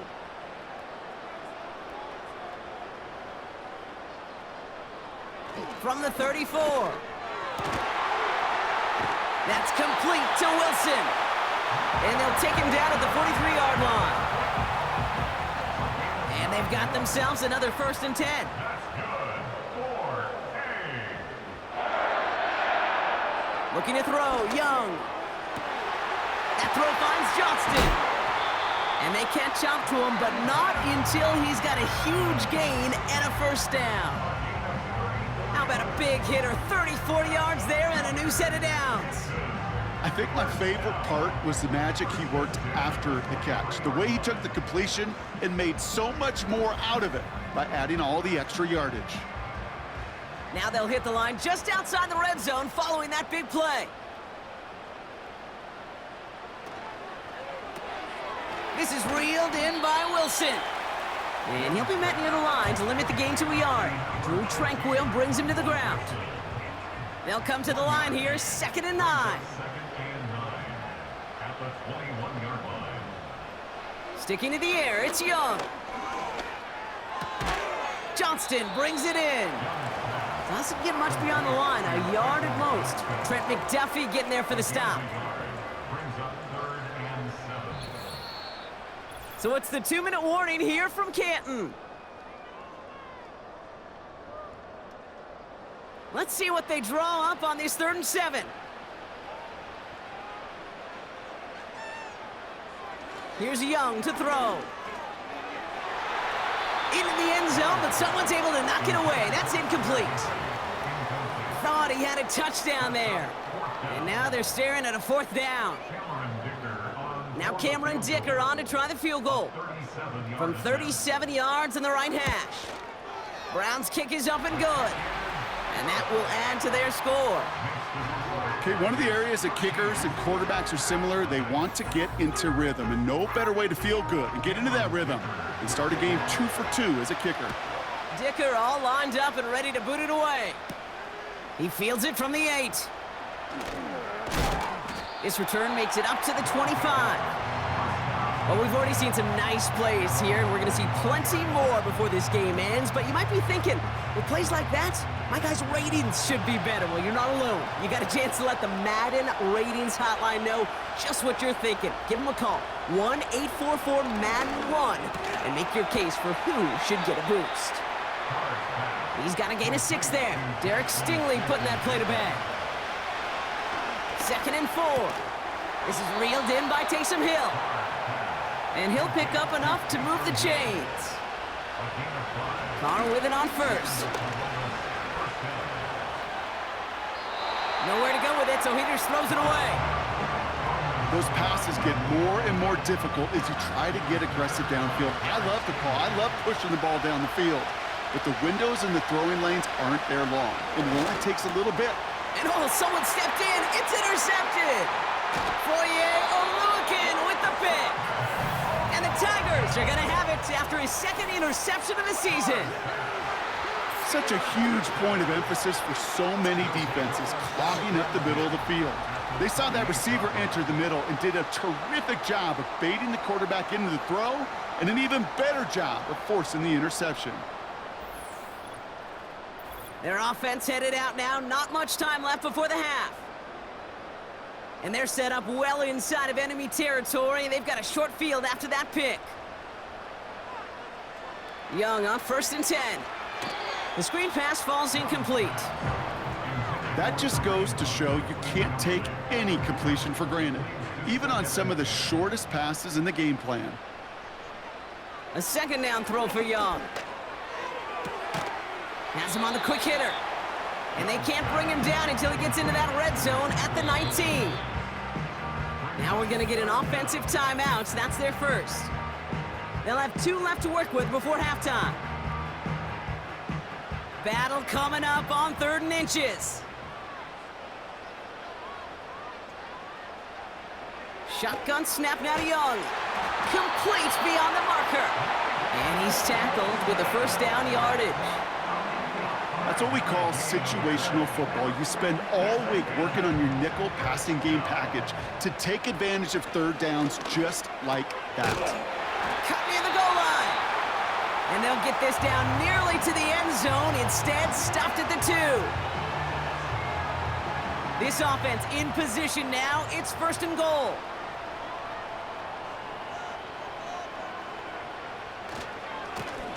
They'll try and punch it in. Runs it in for the touchdown.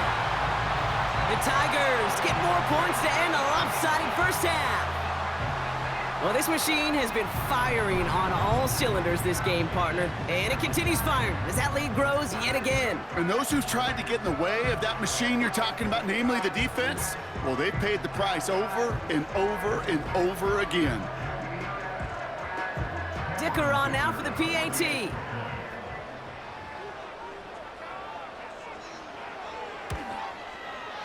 Extra point sent right down the middle. And his guys push the lead to 20.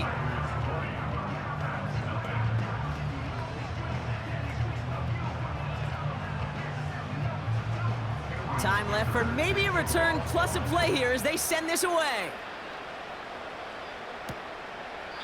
And he opts not to bring this one out, so they're going to enjoy some good starting field position from the 30.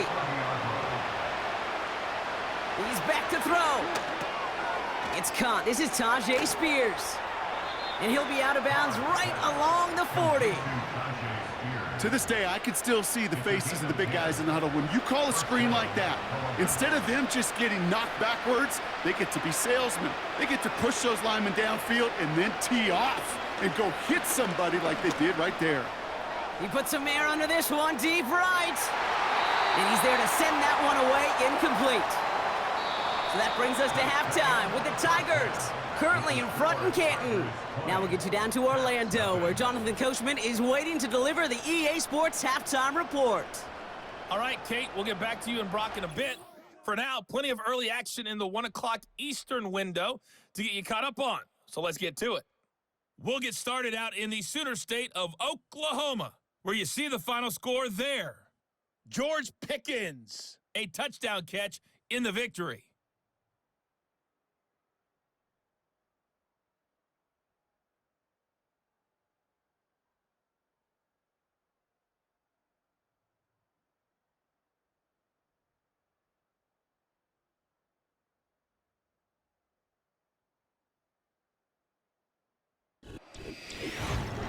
We saw a strong first half out of the Alabama man and former #1 selection, Bryce Young.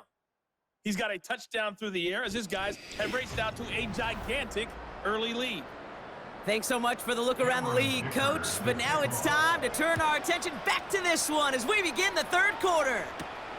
That's going to be taken in at the 8. He stopped on the return at the 27. Their offense taking the field now for the opening drive of the 2nd half. They haven't come up with an answer quite yet on the scoreboard, and they take over down 20-0. Drive starts out with a 1st and 10.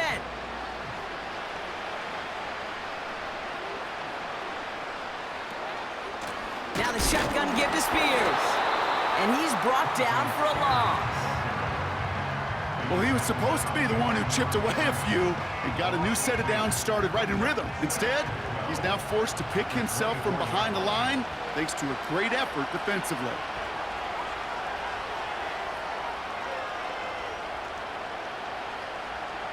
Working out of the gun, it's Carr. Falls to the ground out left, incomplete. No luck connecting with Jackson Smith and Jigba. And things look tougher now with 3rd and long. Carr here from the gun. Pocket isn't holding up. They're able to drop him. And the defense comes through. That's going to back them up and bring up 4th down. Kate, I've seen a one-step drop. I've seen a 3, a 5, a 7. Some of the boots and play actions get more depth, but a 20-step drop? That's not going to cut it. Except for this defense, it just adds a whole bunch of negative yards to that play. Punt team on the field. And after that drive went backwards, he's going to send this one forward. And he finally gets a hold of one here. This is hit far. Calls fair catch and has it inside the 40-yard line. The Tigers headed back out on offense. Their quarterback returning to the field now. And he's been more than just his work as a passer this season. Look at this. He's gotten the job done on the ground as well. 2nd among NFL quarterbacks in rushing yards. Out of the shotgun, they'll give it to him inside. And he'll scurry forward for a pickup of 3. You know, they got some positive yards. That's a good thing. But too many plays like that, it just is too hard to pile together, get 1st downs against the better defenses in this league. It's complete to Higbee. And he goes out. Just needed one more step there to reach midfield. Short yardage situation here. It's 3rd and 2. Young throwing here. That's caught for the 1st. And he's brought down after pushing to that 35-yard line. That play good for 17 and a 1st down. You're not going to last long in the National Football League if you don't convert a good chunk of your 3rd downs. Nice find there to continue the series. They're set up at the 35 now.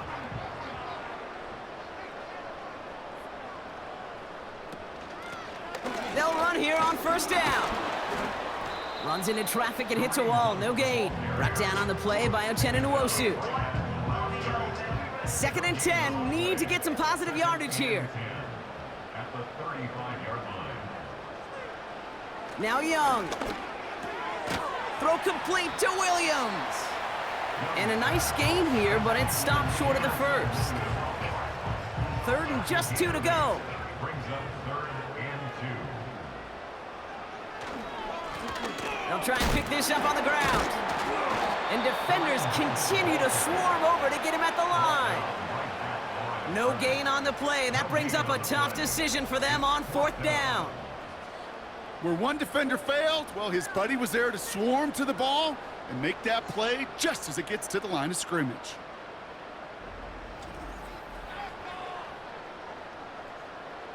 Looks like they will indeed try it. 4th and 2. Back-to-back carries here. And the defense gets there to force a small loss. And that run won't come close. That's a turnover on downs. And what a battle of wills we just got to see. Fighting in the trenches on a 4th down run. Trying to play conservative, keep it on the ground to power it across. But there was no overcoming a front just as equally motivated to get off the field. Now this offense ready to head back out. And coming off a 3 and out, Brock, they really need to build some momentum from the ground as they try to get on that scoreboard here. Throwing on 1st down, it's Carr. Got a man, Spears has it. And he'll go down, it will say right at the 39-yard line. And that one goes for a gain of 11. And it'll give him a 1st down.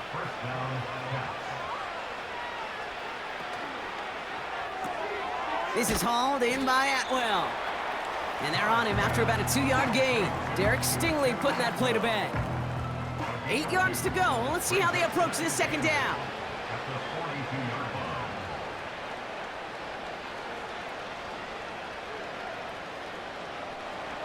From the shotgun, Carr. Connection made to Coleman. It looks like we can call it about 4 yards in the end. Stopped by Foye Oluokun. All plays on the table here for 3rd and 3. Throwing again, it's Carr. He has the first over the middle. And he'll pick up enough to move the chains. Well, the defense is really buckled down. That was a scoreless 3rd quarter for us. It's not quite over yet, but it'd take a pretty miraculous comeback. We've got a 3-score game as we get set to start the 4th quarter.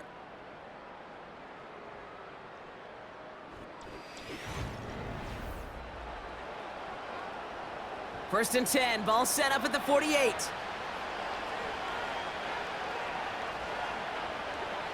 Looking to throw, Carr. Complete to Coleman. And he's brought down after pushing to that 35-yard line. A nice gain of 13 yards as it brings up a first down. They're set up at the 35 now.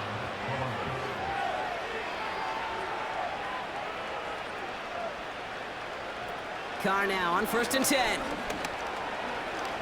Still on his feet. And he just hucks this one away. Wasn't going to risk a throw or force something. It brings up 2nd down.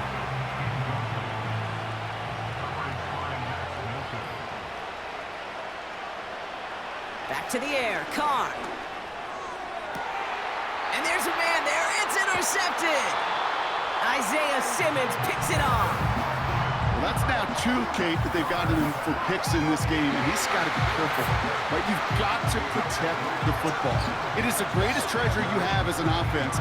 In this defense, well, they've got 2 in their pocket, and you know they're going to be going after number 3.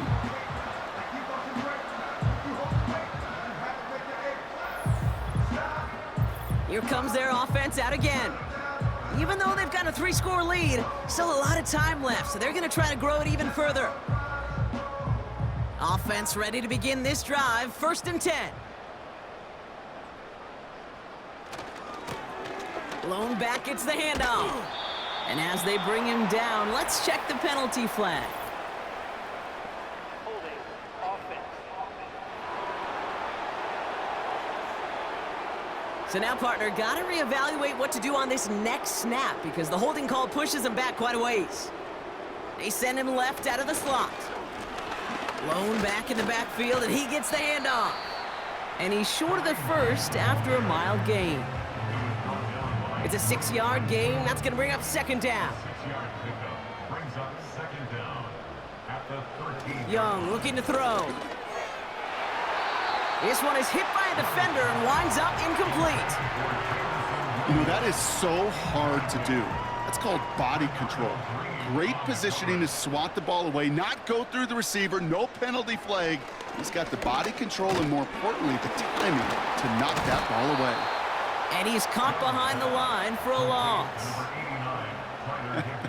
I'll tell you, that is a humbling moment to see a completed 3rd down pass actually go backwards instead of towards the sticks. Punt team is on now, and they get this away. And the fair catch brought in right at the 40. That punt goes unanswered. No return there. And it'll be their football. The Caps and Derek Carr about ready to get back to work. And as we can see here, it hasn't been the easiest game for him to operate out there, right? Number of rough moments for him. This defense able to pick him off twice to highlight their performance against him. 1st and 10 from the 41.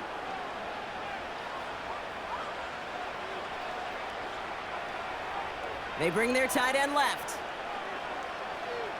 Trying to shake off the interception. He's looking to throw. Toward the sideline, and he's got it. And they're going to haul him down just shy of the 40. Throwing his Carr. Oh, no, they get him yet again.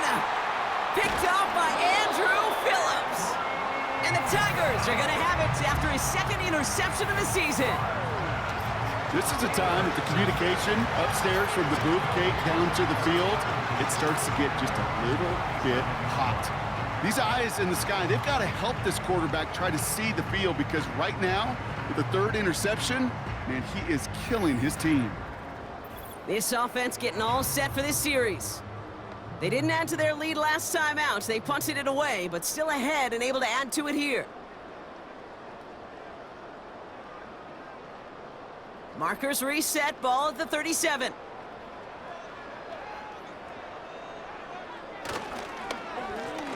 On first down, they'll run. And he's going to be brought down at the 42. The stop made that time by the rookie from Florida State. Halfway to the marker, it's 2nd and 5.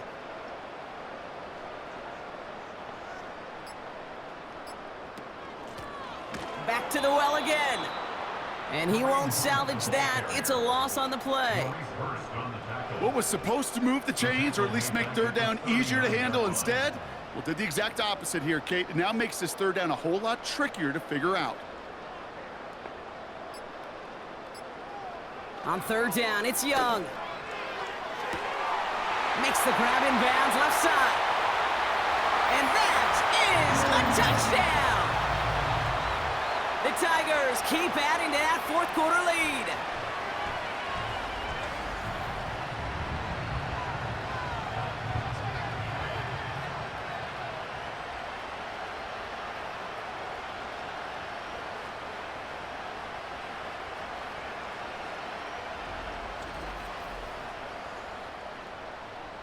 Dicker on now for the PAT.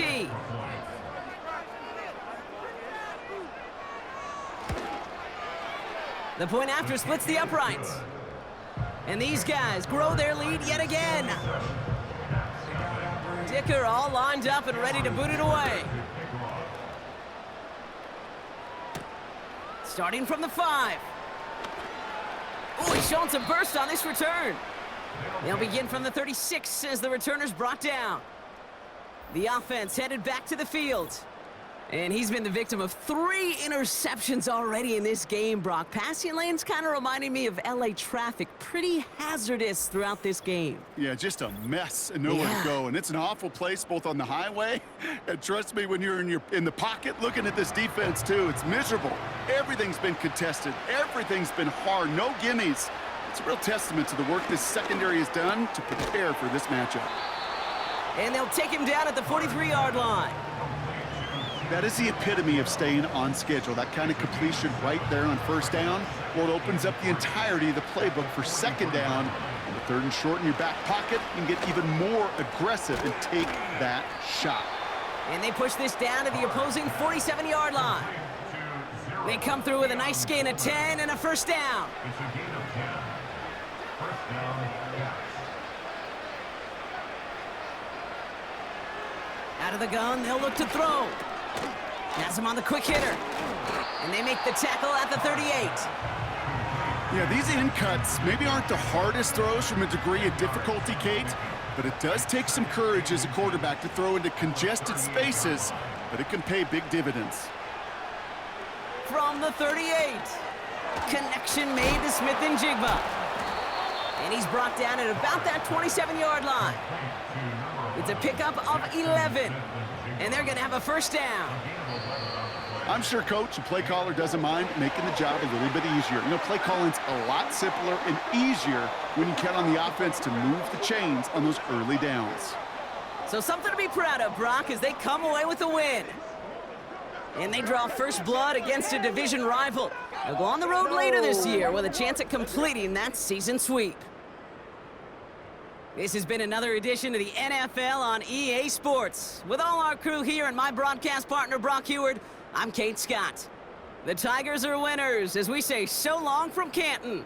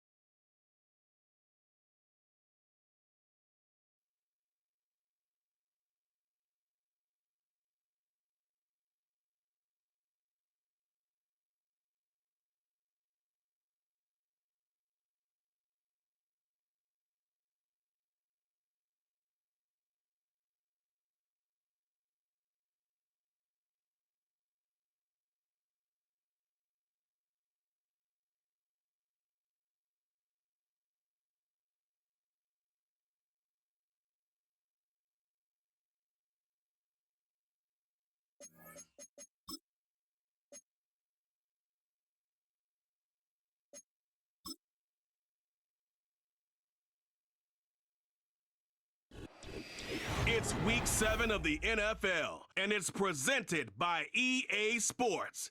It's the Wizards and the Riverhawks, and it's coming up next.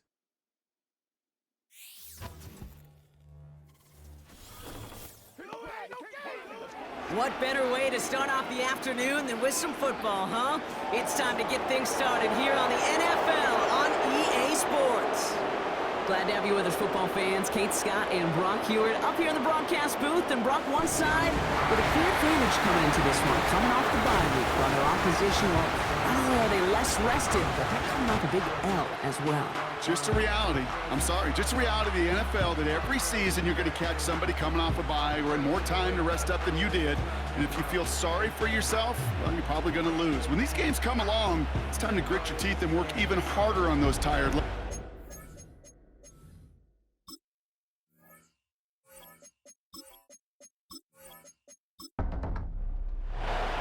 Here's Tyler Bass to get this one started. And away we go here in Rio. This one's fielded at the 4-yard line. And he's brought down just inside the 25 on the return. So out comes their offense for its first possession of the game. Leading them out, the 3rd overall pick in this year's draft after a decorated career at UNC, it's Drake May. And if he could only flip that 3-to-1 ratio, have it be 3 touchdowns to 1 pick instead of the other way around, I think we'd have seen that loss flip to a win as well. Clean slate this week. We'll see what he's done to address the showing from his last time out. And he's going to be brought down at the 42. They'll get 18 yards there. And that'll give him a first down. First and 10 at the 42-yard line. May now from the gun. Ooh, he got hit as he was throwing, and unsurprisingly, it falls incomplete. 2nd down coming up. Brings up 2nd and 10. Back to the air. It's May. No better luck than the last play, Brock, as he just has to get rid of it. Intended for David Montgomery. So after that prior incompletion, we've got 3rd down. 3rd down and 10 yards to go. To the air yet again, May. Avoids some trouble there. Pocket isn't holding up. They're able to drop him. And the defense comes through to back him up ahead of 4th down. That sure ended up being a worst-case scenario. Pass rush just kept coming and bearing down, and he was looking for an escape that wasn't there. It's just one of those plays in hindsight, Kate, where you really got to understand, I got to cut bait, cut my losses, and avoid such a negative play. So 4th down on heads, Braden Mann for the punt.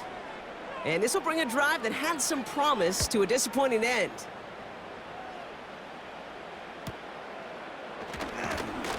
And the coverage team is there as he fields it, so almost nothing on that return before he stopped. So here comes this offense as they get set for their opening drive. They'll be led out by the 12th-year pro from West Virginia, Geno Smith. As you take the field coming off of a bye week, you really want to take advantage of what you just did. The self-scouting, the evaluating of yourself over the early part of this season, and make sure you capture what you want to do and what you have to do over the rest of the season. And he just gets rid of it. Knew he had a couple of plays left. Didn't want to take a risk there on 1st down. So after the incompletion, here comes the 2nd down call.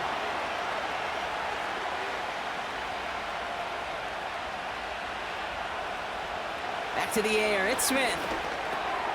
That's caught by A.J. Brown. Decent gain here, but short of the 1st. 3rd and just 2 to go. They send the tight end in motion. Throwing now, 3rd and 2. Ferguson there to bring it in. And they'll take him down at the 43-yard line. That goes as a 4-yard pickup, and it gets him a 1st down. First down, Wizards.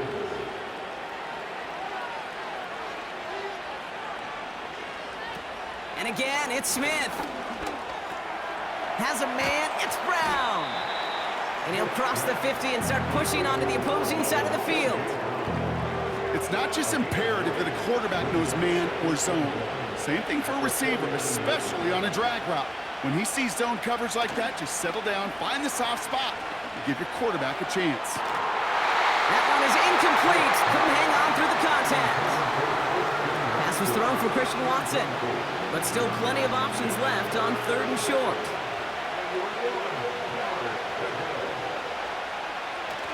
It's a design boot. Connects on the crosser. And they finally bring him down, but that is a big gain and a new set of downs. They pick up 20 yards there. And it sets up 1st down. You know what I like about that, Kate? I like that they're not coming out slow. They're willing to go with some looks here that will yield big yardage down the field instead of just settling for dinking and dunking the ball.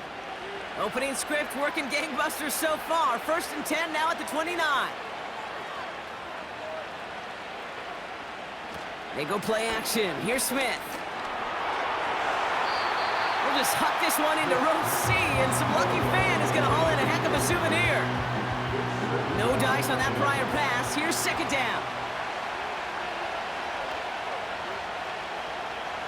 Out of the gun. Here's Smith. Short pass brought in. He's forward. Gets a couple of yards. Play made there by Clark Phillips. It's 3rd and 8. Need to get a chunk here. Now Smith.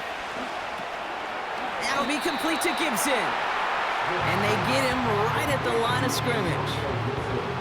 You know, Kate, that's exactly what that coverage was meant for. Make the quarterback throw it short, go up and rally, and get yourself off the field. Amendola able to put it through. And that's going to get them on the scoreboard. You'd expect him to make most of those attempts from this distance, but it's never a lock. So they'll happily take this and finish off the drive with points. Pass now to kick this away. Return coming from the 6. And he's going to make this to the 28 before going down. So here comes this offense for its 2nd series of the game. And they're certainly hoping for some better results here after that first drive ended in a punt. May on 1st and 10. He gets it complete to Josh Reynolds. And he'll go down after fighting his way to the 32. 2nd and 6 coming up here.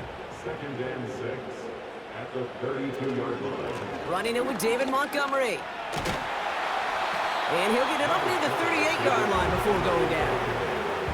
It's a gain of 5, and he's just short. So that's 3rd and less than a yard.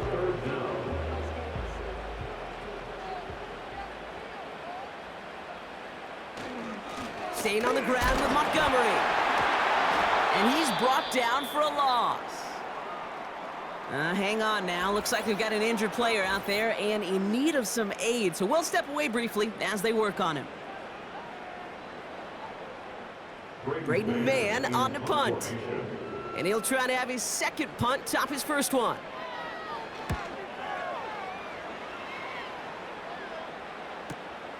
Begins his return at the 16. And he's brought down before the return gets far. They'll get this drive started. 1st and 10. Motion man left is Brown. 1st down, Smith to throw. He just throws this one away. That is a DB's best friend, pressure. That pressure earned that incompletion. They came in before he could find a target and hit him to alter that last-second attempt to get rid of it. He'll get this one to Brown. And it's good yardage, but they tackle him short of the sticks. Only a solitary field goal so far as we're through 1 quarter. Just a field goal separates these two. More from this one right after this.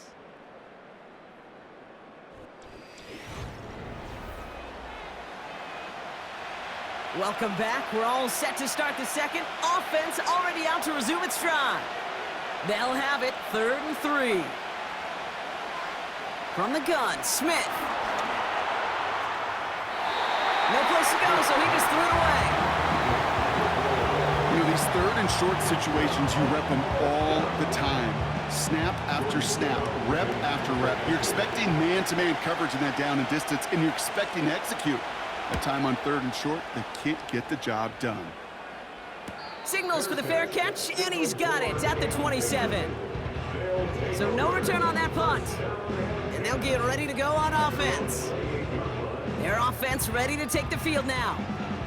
And it's far from the first time we're seeing this unit head out, Brock, but what we haven't seen so far in this opening half, well, we haven't seen much in terms of yardage. No, it's like they've written a few lyrics, but nowhere close to a song yet.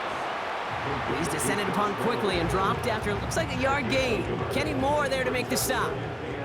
They'll come to the line here, 2nd and 9. Montgomery gets it from the gun. And he started to get through the lane before it closed. 3 yards there. Kenny Moore there to make the stop. They come to the line here, and this is 3rd and 6.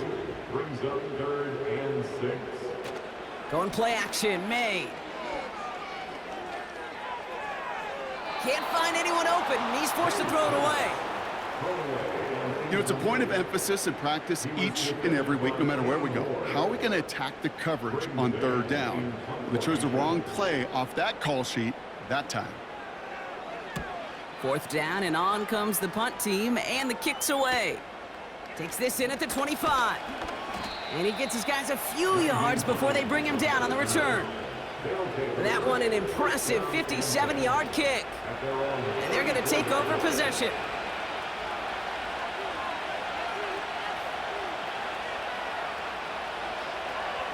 Smith on 1st down. Davis there to grab it. And they'll manage to contain him after about a 6-yard pickup. Play made there by Clark Phillips. After a good pickup, they've got 2nd and 4. A play fake, now Smith to throw. Cut by Gibson. And they catch up to him, but not until he's got a huge gain and a 1st down. They pick up 20 yards there, and it'll give him a 1st down. So many cool fundamentals on display right there, Kate. Look the ball in your hands, number 1. Don't turn your eyes away from it before it gets to you. And then when you've got that catch secured, snap that head forward and find that space upfield to turn a good play into a great play. He gets it complete to Kenneth Walker. Good little rip there. Looks like about 6. Devin Lloyd on the tackle. After a good pickup, they've got 2nd and 4. They send a man in motion. Throwing off the play fake here. And the coverage just too good there. Didn't find the throw that he was confident in, so just throws it away. 3rd down coming up.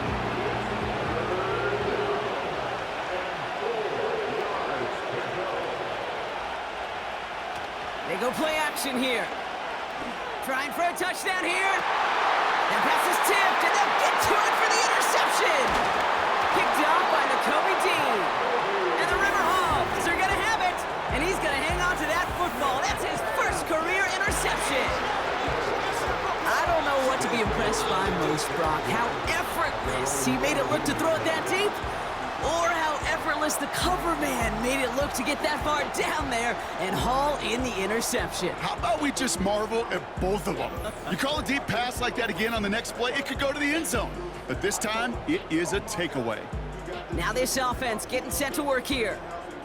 And it's not good, Brock, when you're discussing their punter as one of your early game MVPs, but they just haven't been able to get anything going so far.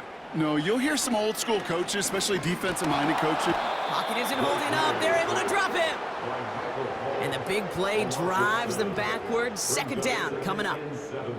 You know those elite zone defenses in basketball, Kate. It just feels like they're everywhere, clogging up every passing lane. This quarterback, well, he felt the same thing when he dropped back. Nowhere to go but for a sack. Trying again, following the sack. That's complete to the back. David Montgomery. And he's brought down. They're spotting this one right at the 20. I call this quarterback's best friend. Some call it a safety valve, some call it automatic, but it's sure nice as a quarterback when you got a trusty running back over the middle of the field that you can depend on. A less than ideal 3rd and 8 here.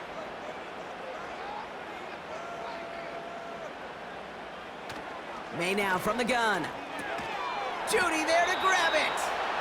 And that will not be enough for a 1st down. The Riverhawks bringing out their punter. Braden Mann will kick it away.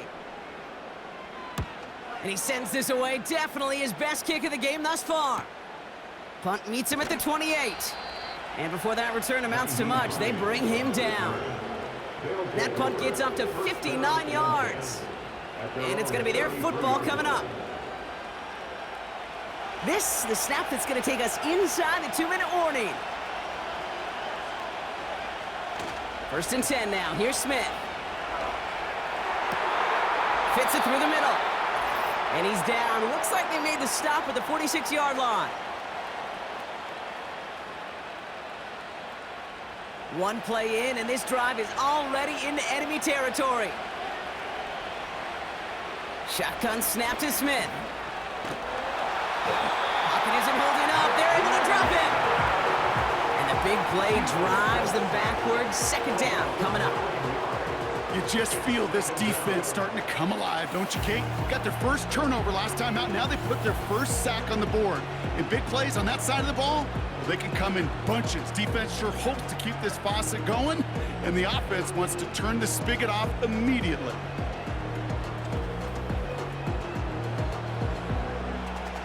Offense to the line for 2nd down. They've got a man in motion. Another try following the sack. Defender arrives right as the ball does, and the hit knocks it free. Incomplete. No connection on the last play, and now it's 3rd down.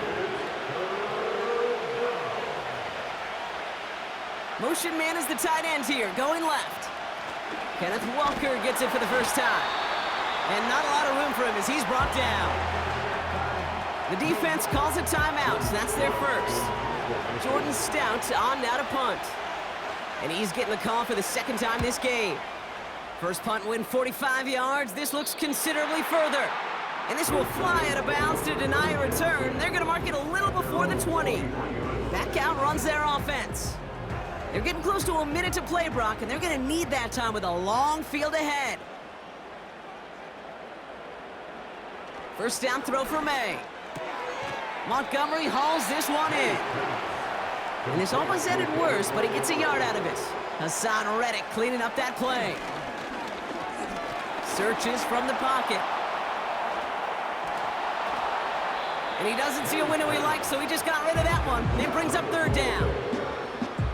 There was almost no resistance offered against a rush that came off the line ready to maul anything in sight. It was all the QB could do to get rid of that before he gets absolutely clobbered.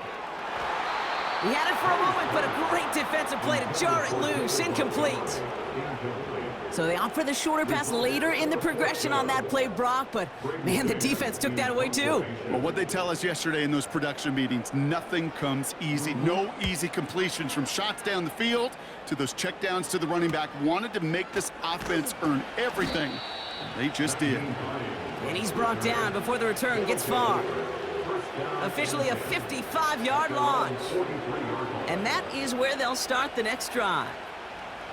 Let's see how they attack this first down, Brock, from the 43.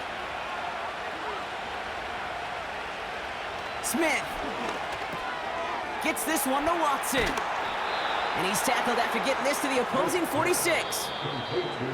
Now the offense going to take its 3rd and final timeout. And that's all they've got for what little remains of this half. I know the Combine tries to test everything it possibly can physically, but I don't know how you test courage at the Combine because there's nobody defending you. Nobody wants to hit you. But that was the epitome of courage to make that in cut and make the catch. And he's just going to get rid of this one. Smart move there when he saw the field. It's going to be 2nd down.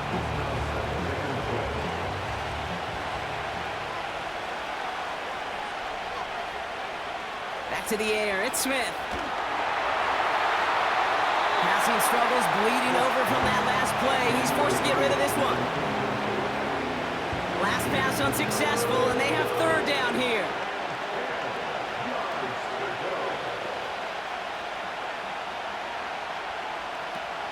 And again, it's Smith. And even on 3rd down, he sees no choice other than to get rid of it. Not the play they wanted. It's going to be 4th down. So many coaches love 3rd downs and they practice them so much, Kate. Why? Because they're the money down in the NFL. Whether it's a close game already out of hand, coaches know got to execute and convert on these 3rd downs. This one strikes down at the 1, and predictably into the end zone it goes for the touchback. Drops to a knee, and that pesky final second runs off. So we're to the end of our first half. So we've reached the end of 2, and it's the visiting Wizards out in front. Now we'll jump from South up to North America. Hear from Jonathan Coachman in Orlando with the EA Sports Halftime Report. All right, Kate, we'll get back to you and Brock in a bit. For now, plenty of early action in the 1 o'clock Eastern window to get you caught up on. So let's get to it. We'll get started out in the Sooner state of Oklahoma, where it was definitely a game with some intrigue, as you can see by the scoreline. George Pickens, a touchdown catch in the victory.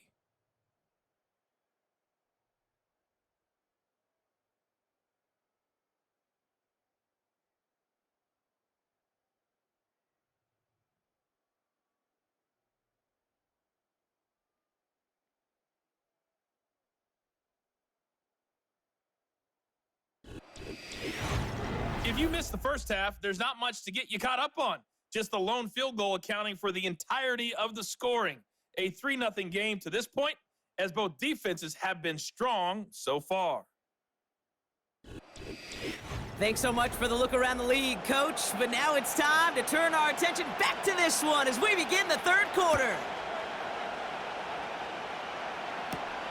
Darius Davis to return it. And this drive will start inside the 25. So their offense will have it first to begin quarter number 3. And they really leaned on that passing game in the first half, Brock. Let's see if that emphasis continues to start the third. Looking to throw, Smith. Hauled in left side.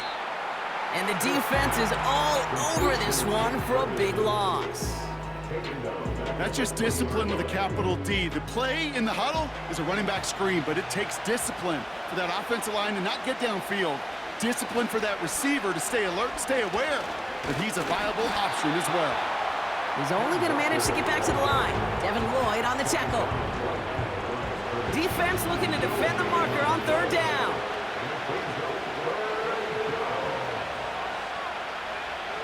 Out of the gun, here's Smith.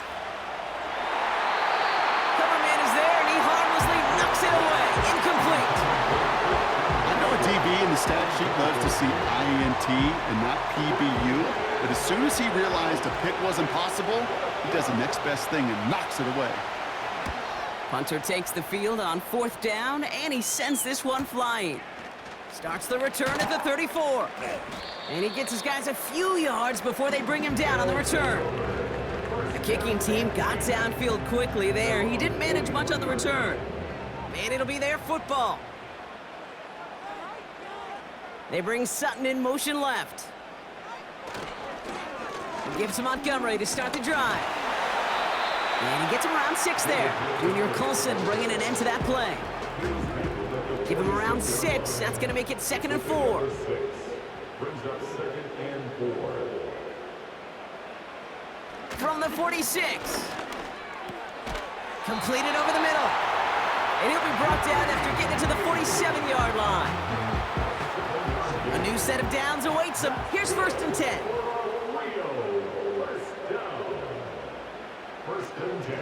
Option play. Here's Montgomery. And they limit the damage just a few yards on that gain. Brought down by Quay Walker.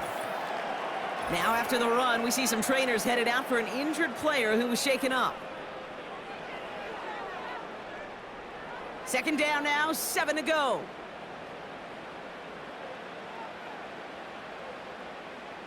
Here's May. Finding Judy. It's a 13-yard play, and that's enough for the first.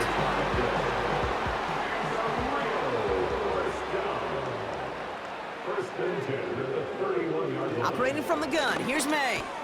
Completed to Sutton. And this one does not go far. 2nd down now, 7 to go. From the 28. Connection made to Judy. And he's tackled with the 1st down yardage. That's just great instincts. Go air it out on 2nd down rather than just play conservative and run it. They hit a weak point in the coverage and don't need to worry about 3rd down at all. This throw is cut. And they get this down to the 7-yard line. 14 yards on a nice play there, and it gives them first and goal. I love throwing on first down. And when you see a first down pass just like that, it's taking advantage of a matchup you plan for, and you go out and execute. 4 downs now to get in. Here's first and goal. They'll run here. It's Montgomery. Is into the end zone. Touchdown! The Riverhawks grab the lead on their first series of the half. David Montgomery with the touchdown. They kept it on the ground as opposed to airing it out, and that time, well, Brock, the ground game paid off. Well, these great rushing attacks down here that could score rushing touchdowns, it takes the whole party getting involved. Yeah, the burst of the running back was tremendous. How about the launch of his blockers right off the line of scrimmage? That's a touchdown the entire way, and it took the entire group offensively. That one splits the uprights. And the Riverhawks take a 4-point lead. They put a touchdown on the board, and now they'll send it away. On the return, here comes Davis. In pretty solid field position starting out here, Brock. He's tackled at the 29. The offense getting set to go. And their defense sure has kept this game close. Now it's time for them to come through, get some points for their team in this low-scoring affair. Motioning Watson left. Hands it to the receiver here in motion. Oh, look at this sweep. And he gets a few on the plunge forward.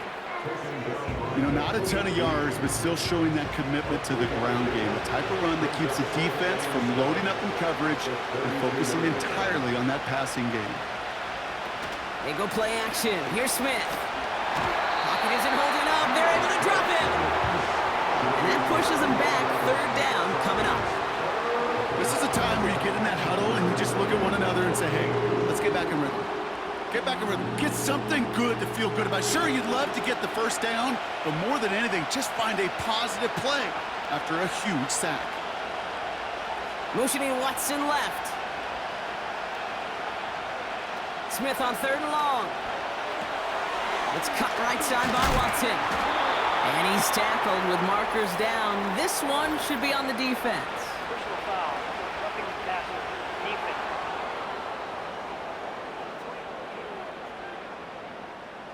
Finally some justice for the quarterbacks. They're so rarely protected in today's game, Brock. The refs saw roughing the passer, and his side gets a first down plus some yardage.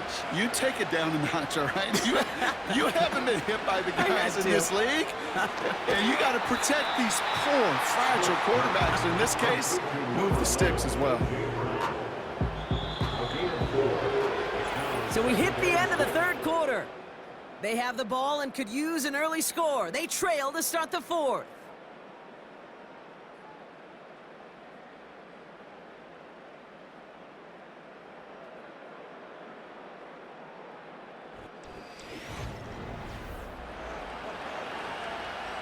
Second and 6 coming up here.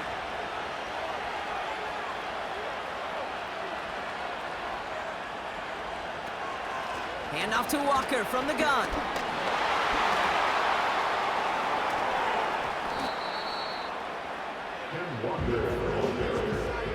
That's got to be so frustrating for the runner. You're fighting the good fight. You even rip through a tackle to stay afloat. But the blocking can't buy you enough time or room to even get back to the line of scrimmage. Throwing on 3rd, Smith. Complete beyond the marker. And they're going to bring him down at the 36. Give him 15 yards on the pickup there.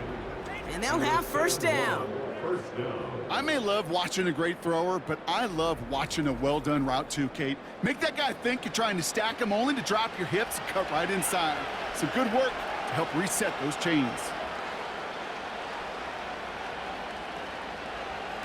A play fake. Now Smith to throw. An alert play defensively there. He got a hand on it to tip it away. That makes it 2nd down.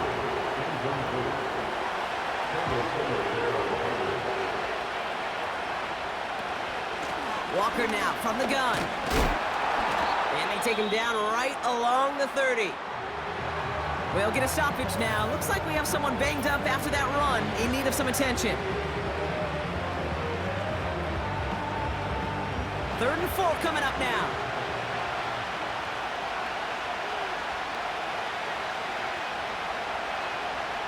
From the gun, Smith. Finds him over the middle. And he'll pick up enough to move the chains.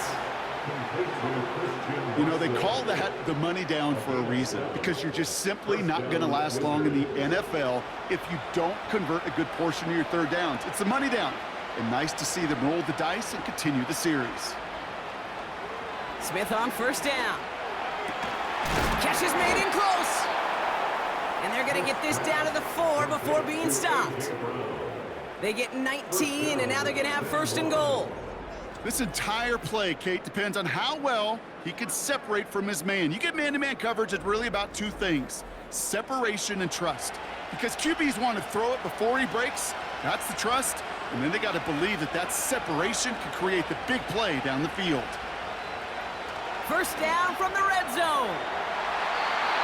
Looking end zone, but touchdown denied. Knocked away, incomplete. So the incompletion on first. Here's second and goal.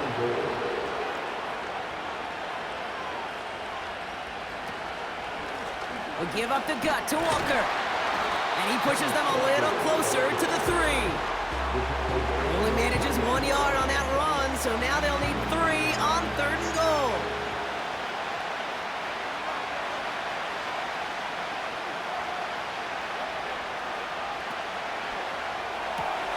Quick pass, right side, complete.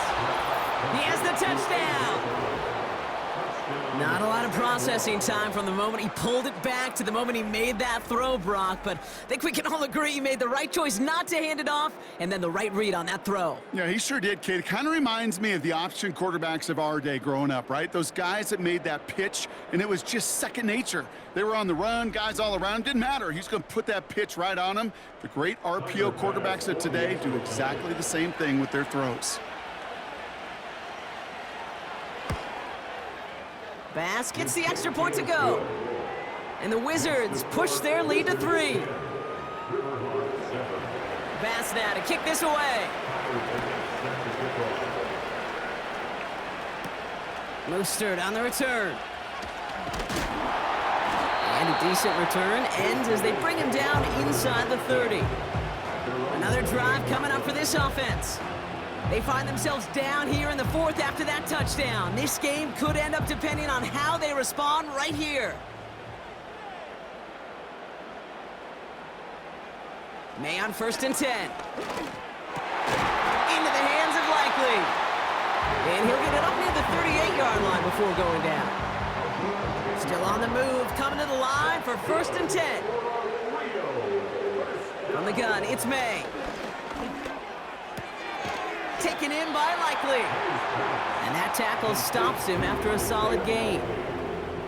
It's a gain of 5. Brings up second and 5. It's the 2-minute warning from Rio. River Hogs down by only 3. Halfway to the marker, it's second and 5.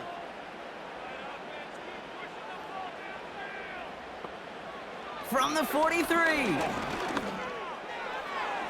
And the cover just too good there. Didn't find a throw that he was confident in, so just throws it away. Third down coming up.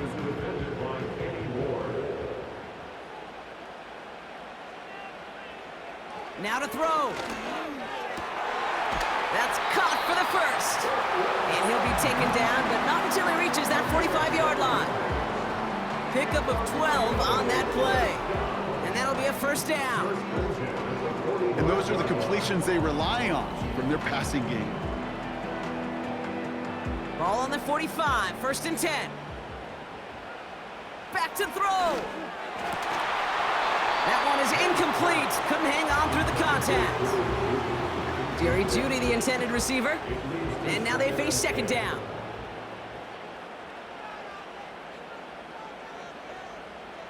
Setting up to pass. Defender arrives right as the ball does, and the hit knocks it free. Incomplete. No connection on the last play, and now it's third down.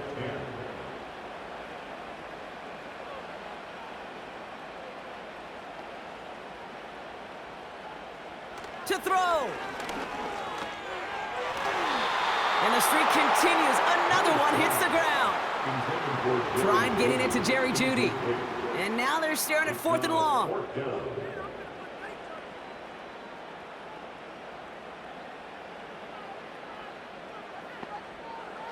Here he is to throw. They can't connect as the coverage comes through with a 4th down stand. You know, Kate, I don't think I've ever met a defender that cares. All they want to do is get off the field. Doesn't matter if it's a drop pass, deflection, breakup, even an interception. Challenged by the offense to get one more stop to get off the field, and that's exactly what they did. Ball on the 45, 1st and 10.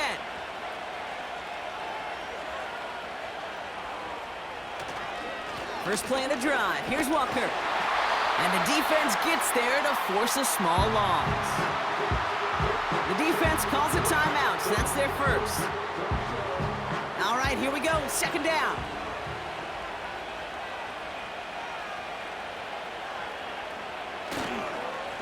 Running with Walker again. Past midfield to the 45. And he's finally brought down at the 33. Timeout taken by the defense, their 2nd. And they'll have just one left to burn now. Victory formation here. Looks like they're going to take a knee on 1st down. Your favorite formation, right, Brock? The victory formation here as he takes a knee. The defense takes its 3rd and final timeout. This won't run out the clock just yet, Brock. They're going to have to kneel it again after this one. With the win in hands, they'll take the knee, let this clock run out. There's still some time to bleed off the clock, but the important factor is that the defense is helpless to stop it. You could just run that clock down as far as you're able and take off every single second. Nothing left to do now, Kate, but celebrate on one side and watch on hopelessly from the other. What a hard-fought effort to get to this spot, and now you can enjoy the victory. So hard work rewarded as they take a well-earned win in this one. And it still shows up as a victory for them, Brock, whether they score 50 or they have a rough day putting points on the board. So that puts a bow on this one. For my partner, Brock Heward, and everyone involved on our crew, I'm Kate Scott signing off. This has been another presentation of the NFL on EA Sports.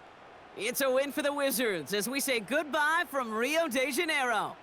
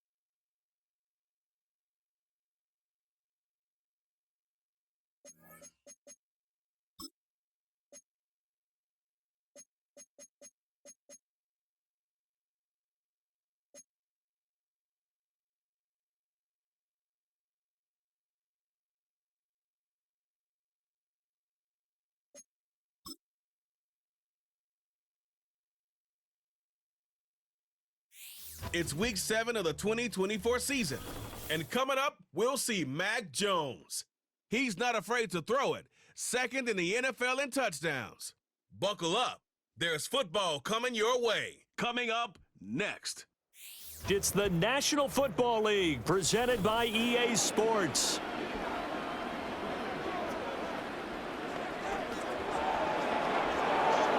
Along with Charles Davis, Brandon Gaudin here. And partner, let's examine this Tokyo Ball Club as they enter play. They've got all W's on the ledger so far. A perfect 6-0.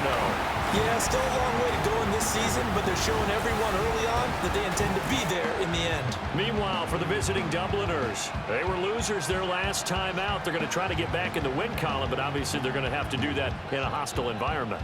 And sometimes that actually works to your advantage. Now you've got to band together your team, the us against the world.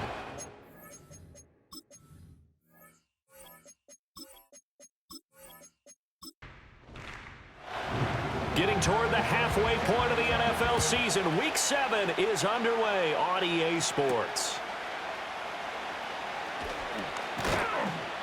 And out a little across the 25 to the 27.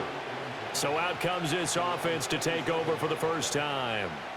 They'll be led out by a longtime starter in the NFL, a former #1 overall pick way back in 2009. It's Matthew Stafford. I loved our discussion this week. You know, we had our weekly phone call to talk about our game coming up, and we had to reflect on the fact that he won the NFC Offensive Player of the Week award last week, yet his team lost. You don't see that very often. No, I know a lot of people dislike that, but when you look at the numbers across the conference from last week, he was clearly the best. So I say the award goes to him, and it did. Yeah, I agree with you totally. He was so good, they just couldn't ignore him. An early statement on the game's first play. 18 yards and a first down.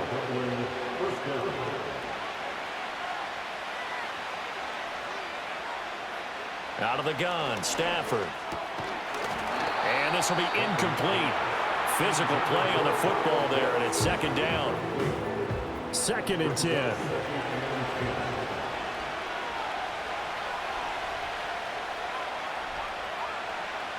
Stafford now to throw.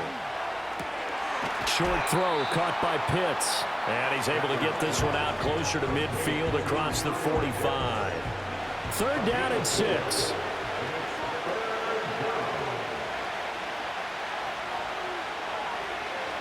Stafford. He'll get this into the hands of the rookie from Texas. And he's brought down. A nice pickup there of 11 yards, and it'll move the sticks. Well, that's one way, and a good way, to get things going offensively. One play in, and they're already on the move. The defense, they're hoping that's not a sign of things to come as this game unfolds.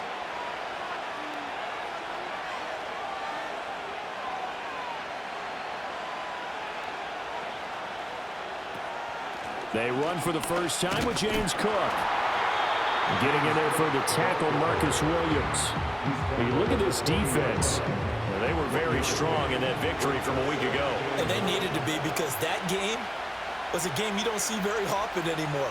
Low scoring, slugging it out in the trenches. One play can make the difference type of a game, and they got it done. And he only manages a couple here down to about the 38-yard line. Here's play number 7 on the drive. This is 3rd and 7. To throw is Stafford. Over the middle, complete. It's Cook. And he's going to have the first down yardage as he's down at about the 30-yard line. It's a gain of 8, and it'll wind up moving the chains. So 1st and 10 now from the 30.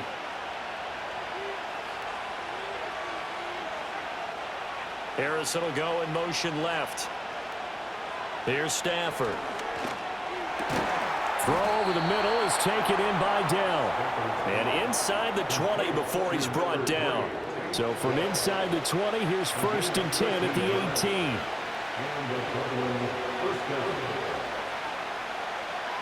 They'll send Mitchell in motion right. Stafford. To the end zone, but it's incomplete. Now a 2nd and 10.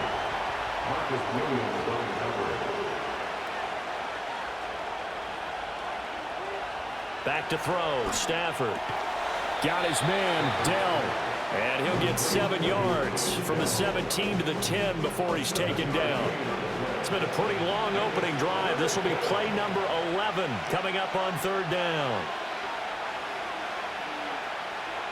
Throwing again is Stafford. Pass taken in by his big tight end. And he takes this down to about the 2 before going out of bounds. They're able to convert on 3rd down, and that sets up a 1st and goal. Well, only their first drive, Charles, but they talked to us about needing to convert on 3rd down, in particular not letting 3rd and short opportunities slip through their fingers. Well, they were successful right there. It also tells you that they're successful on 1st and 2nd down as well to get to 3rd and manageable and make them able to pick up those 1st downs. Now here we are, 1st and goal. They've got to like what they're doing on this drive. That's going to go as a loss of a yard, and it'll be 2nd down.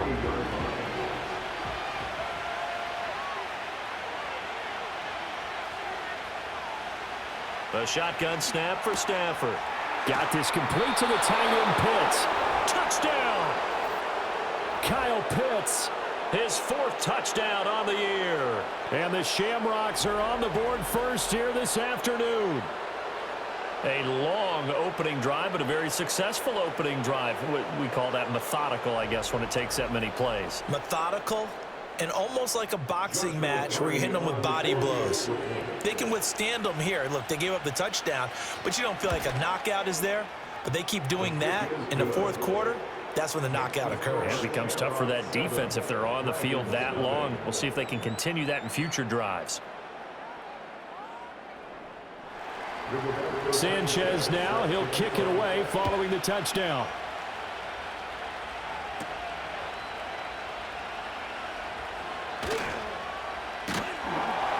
And they'll start this drive just across the 30. Pretty nice work on the return. So out comes this offense to take over for the first time. They're led by their quarterback from the University of Alabama, Mac Jones. Mac Jones absolutely believed in himself coming out of high school. Went to Alabama despite the fact there are many high-profile quarterbacks already on the roster and blossomed into a Heisman Trophy candidate in his final season with 41 touchdowns and only 4 interceptions. Steady, consistent as a passer, doesn't have the biggest cannon for an arm, but can stretch the field and lay those passes in on the deep ball. Despite the completion, they're going to wind up losing 3 there. 2nd down.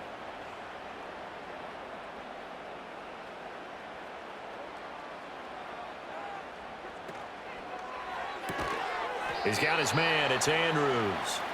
And he's going to lose yards. They take him down at the 26. 1 yard is the loss. They back up even further to a 3rd and 15. After 1, 7-0 on EA Sports.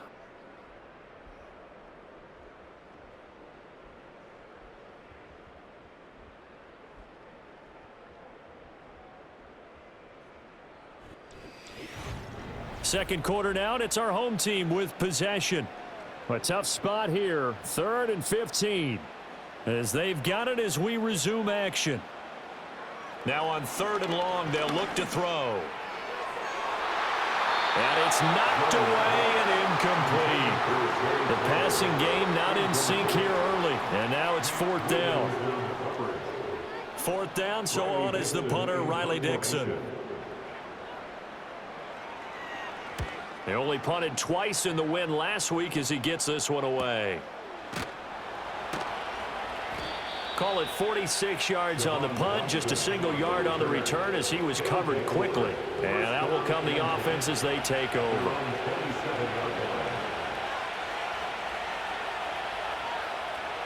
Now it's Stafford. Short throw caught by Pitts.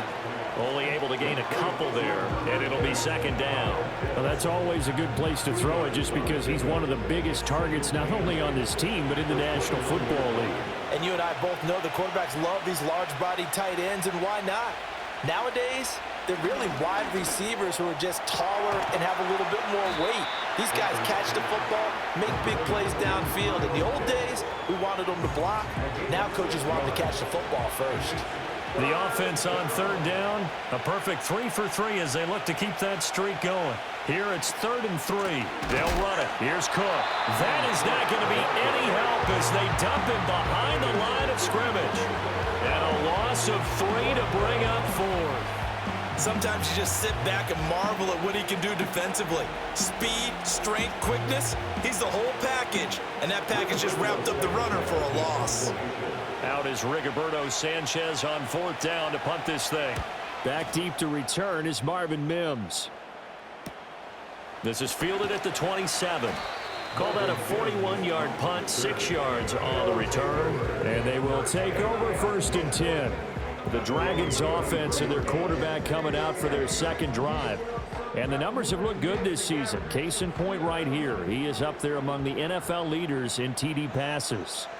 The offense back out there at the line, ready for their next drive. And the last drive, the first drive for them, not very good. 3 and out. What do they go to here? Well, you don't look down at your play sheet and say, this is what the problem is. Now, let's find out who my playmakers are. Get the ball in their hands, and maybe the offense will move a little bit better. Sometimes it's more important to get it to the right people rather than dialing up the right number. Exactly. Or the right play, yeah. That, too. An incomplete pass on that last play, and that means they'll need to come up with something here on 3rd down. Throwing, Jones. That's caught. It's Marvin Mims. And they'll get it all the way up about 5 yards shy of midfield. A good pickup there at 22. That's a play that'll likely be forgotten when you talk about big moments in this game. But plays like this are critical to keep drives going. And if points result, we'll call this play significant.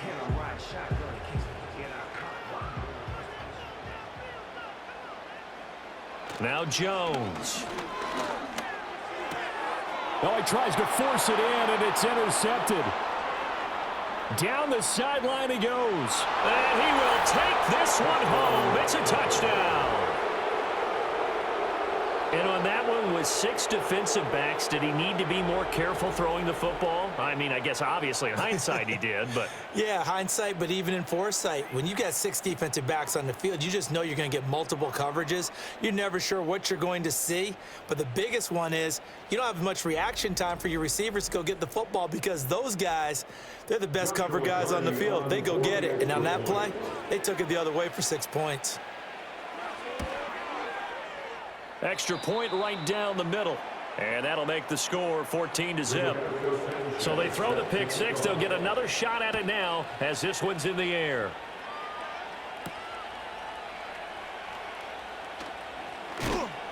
And up to about the 26-yard line, just across the 25. The Tokyo offense heads back out there now. And they're in a bind early here, down 14-0. Are you worried at this stage or still too early? You're worried. You're just trying not to transmit it to the rest of your team. You want to make sure that they stay positive. But at the same time, you're wondering, how are we going to move the football? What do we have on this play sheet that can work? Get back to basics is usually your answer. And make sure you find the guy who can move the ball fastest for you if you just get it in his hands. Yeah, still second quarter. You get points on the board here. I think you're feeling okay.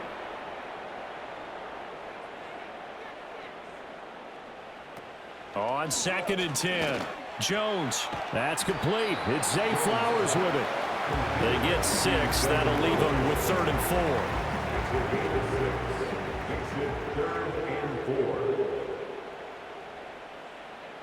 Back to throw. Jones. Oh, he had him. He was open, but he couldn't get it to him. It's incomplete. Not many boos just yet from this home crowd, but they may be starting soon as I'm starting to detect an uneasy murmur through this crowd. This offense, they've been lifeless in this first half. And now here's another punting situation and a 4th down. A punt of 46, a return of 5. And it will be 1st and 10 as they take over. Dublin's offense now set to take over. It's been a good first half so far. They're up 14-0. Points here, that could really put them in command before intermission. Yeah, and it's all well and good what they're seeing and how they're feeling right now. But this is the NFL. How many times have we watched 14-0 leads evaporate and quickly? So how have we seen them combat it? Continue to run your offense, but don't back off at all. Don't start looking at the clock. Don't start thinking about, hey, just take care of the football. Keep attacking. Usually the best way to maintain control. Harrison will go in motion left. Here's Stafford. Swinging this out wide here for Cook. 5 yards. Now it's 3rd and 5. That might feel like a little bit of a lost opportunity there for the offense because the defense brought pressure that time. And sometimes against that, you can get out to your running back, and it could turn into a big gain downfield. But what a nice job they did getting to him quickly and holding him to a short gain. And he'll be taken down, but he does have first down yardage. That's good for 9 yards as they convert on the 3rd down play. That's a big conversion there on 3rd down because they did not want to give the ball up here late in the half. They'd love to take the clock all the way down and score. This will definitely help the cause.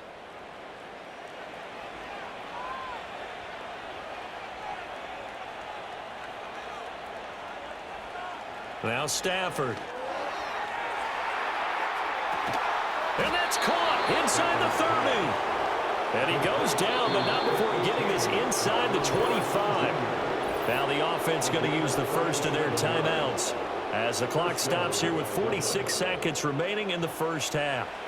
So the big play gets them all the way down to the outskirts of the red zone here for 1st and 10. Throwing is Stafford. Short throw caught by Pitts.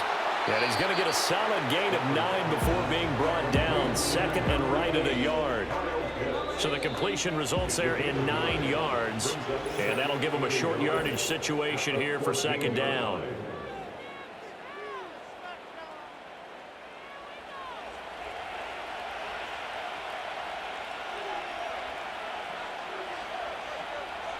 Now Stafford. Over the middle, he'll get it to Harrison. A 5-yard gain there makes it 1st and goal. And with just 4 seconds left in this first half, a timeout call.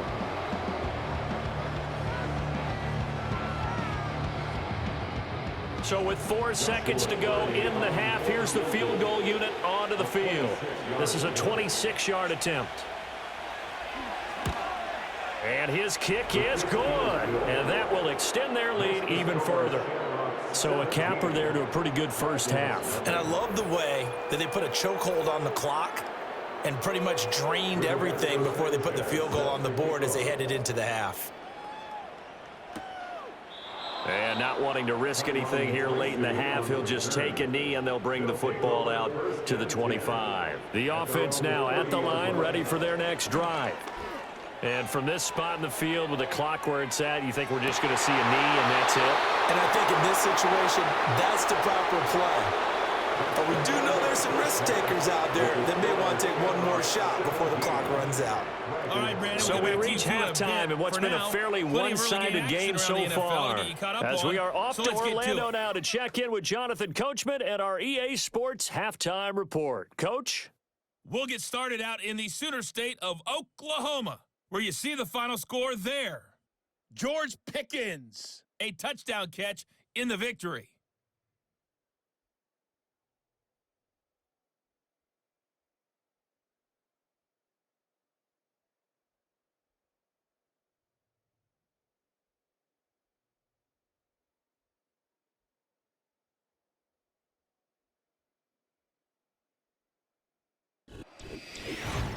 This was an extremely one-sided first half.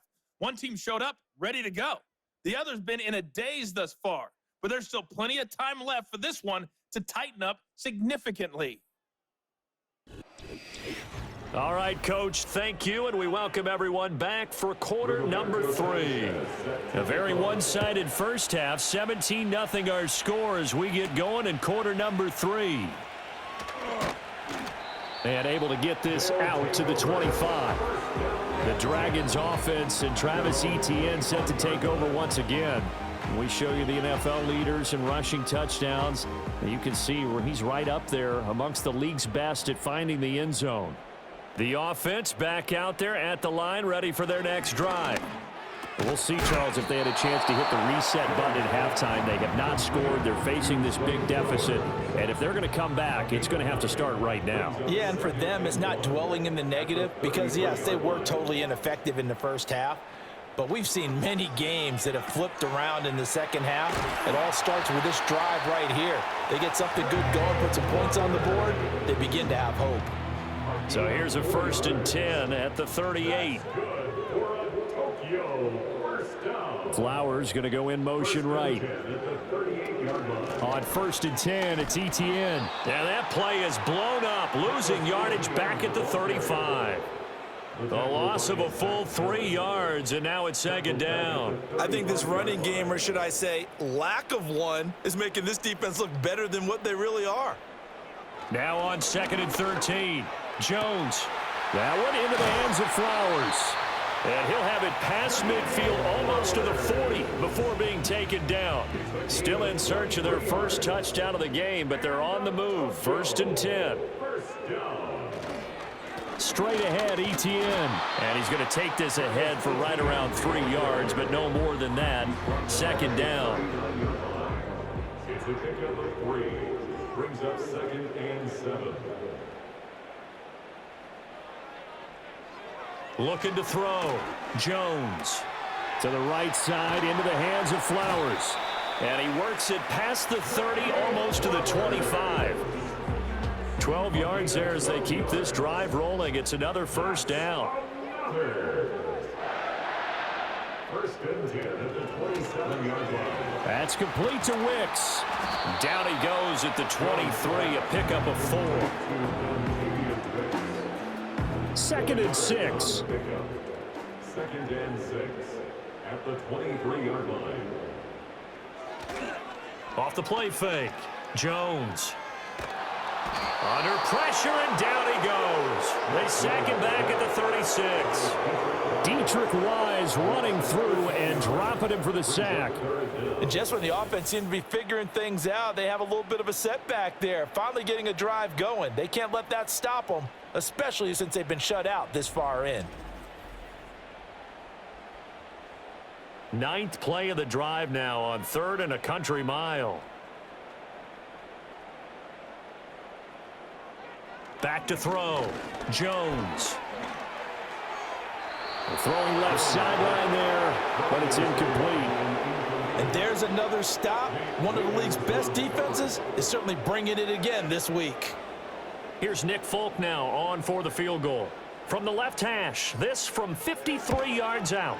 Folk's kick is good. And they're on the board at least here. It's now 17-3. So a good drive there to begin quarter number 3, but they're only able to shave 3 points off the lead. Well, something's better than nothing, all right? They didn't play particularly well in the first half, but they definitely need them to step on the accelerator now and play a whole lot better. And he'll go down as this drive will start at the 25-yard line. Now we take a glance at the offense as they work their way back out for their first possession of the 2nd half. This is sort of what you would call a put-away drive, isn't it? They score here, especially a touchdown. It's almost out of reach. It certainly feels that way, and I think that they're going to call their plays accordingly because what you really want to do, even though you know the scoreboard is still up there and the game's going to go on, in fact, you can take the spirit away from another team, that their drive and will to come back and win can be taken with another score right here. It's still 3rd quarter, but you just get that feel. Yeah, they're teetering right there on the brink, aren't they? Off of play action. Here's Stafford. In trouble, and he's taken down. Finally hauled down for the first time this game. Multiple defenders in there to drop him. They need 18 yards here on 3rd down.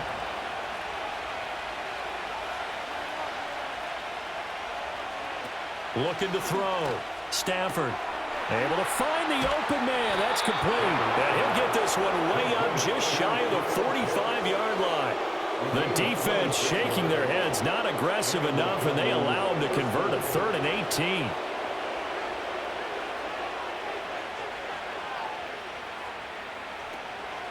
First down, here's the run with Cook. And he'll be taken down after a minimal pickup, and that will take us to the end of quarter number 3. We have played 3 quarters. You're watching the NFL on EA Sports.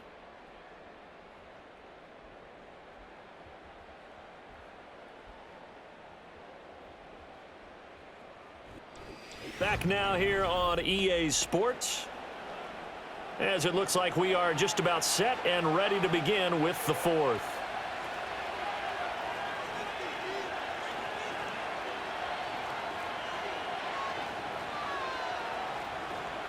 From the gun, here's Stafford. Short throw caught by Pitts. And taking it across midfield and just shy of the 40. 12 yards there as they keep this drive rolling. It's another first down.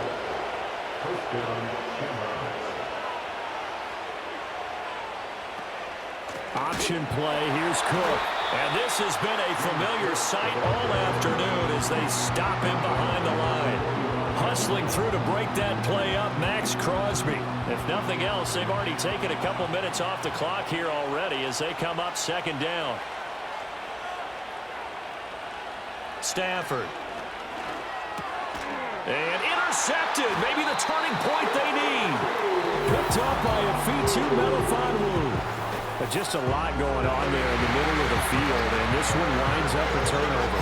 Yeah, the running crossing route here, and the idea of it is to get defenders confused about who to go with. But if you throw it too early, sometimes it's your quarterback that gets confused, and here he throws it into coverage and gets it intercepted. Tokyo set to go on offense once again. The interception was a great starting point, but now they need points pretty quickly, down 2 scores. Jones throwing to start the drive. This one caught by his tight end, Andrews. This will be stopped about 2 yards shy of the marker. 8-yard gain, 2nd and 2. Now a 2nd and 2. So this game, Charles, you know, we talk about potential unbeaten seasons a lot. It feels like every year at some point in the season we talk about that. But this is one of those games where if you're unbeaten, you got to be careful. You can't take this one too lightly. You're exactly right about that, and by rights, this should be a cakewalk. Almost a week off. Let the starters run up the score in the first half. Backups get to play in the second. But you and I both know that funny things sometimes happen when you think this way. So it's incumbent upon the starters to really play well to make it work for this team. Back to throw now on first down. He'll drop that underneath to ETN. So give him 2 yards there on the completion, and it's 2nd down. Back to throw. Jones. A short throw caught by Andrews. Just a gain of a couple there. And now 3rd down and 6 to go. Escaping the pressure right. And he will slide to a stop. He does have the first down.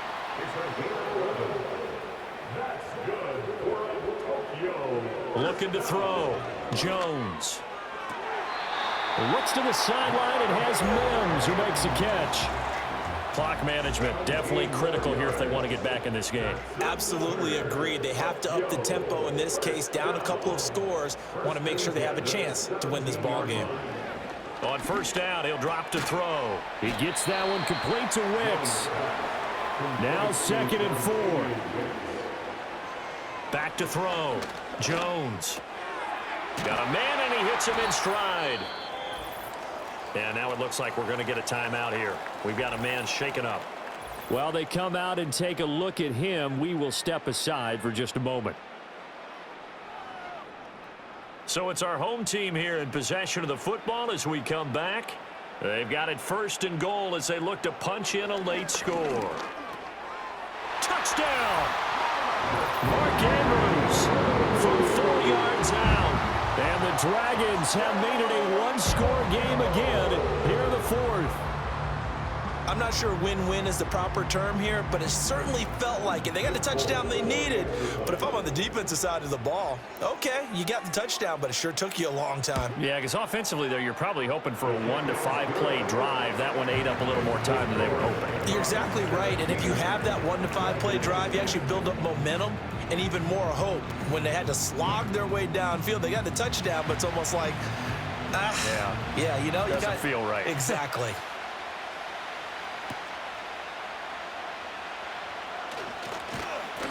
And able to take it past the 25 and up to the 28-yard line. Now this offense back out and set to go for their next drive. And this game not quite over yet. And we'll likely see them take all 3 timeouts defensively, so they can't just kneel this one out. They're going to have to try to run a few plays. You're exactly right. They've got to get a first down and make them use up all their timeouts in order to feel like they have this one in hand. And hold on here, because on that last run, it looks like we have a player who was shaken up. Hopefully, obviously nothing serious here. Medical staff, though, going to take a peek, and we'll take a break. Another run on second down, trying to cover up.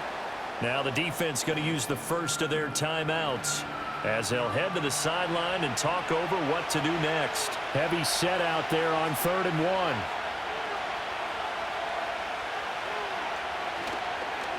A fake on the jet sweep as they run with Cook up the middle. And he is going to have a first down here, and that should be the one that seals a victory.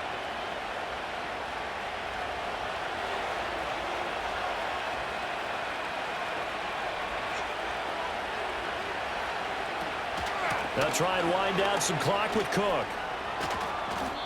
And he'll get it out a couple yards shy of midfield at the 48. Now the defense will burn their 3rd and final timeout as they'll talk things over prior to this upcoming 2nd down play.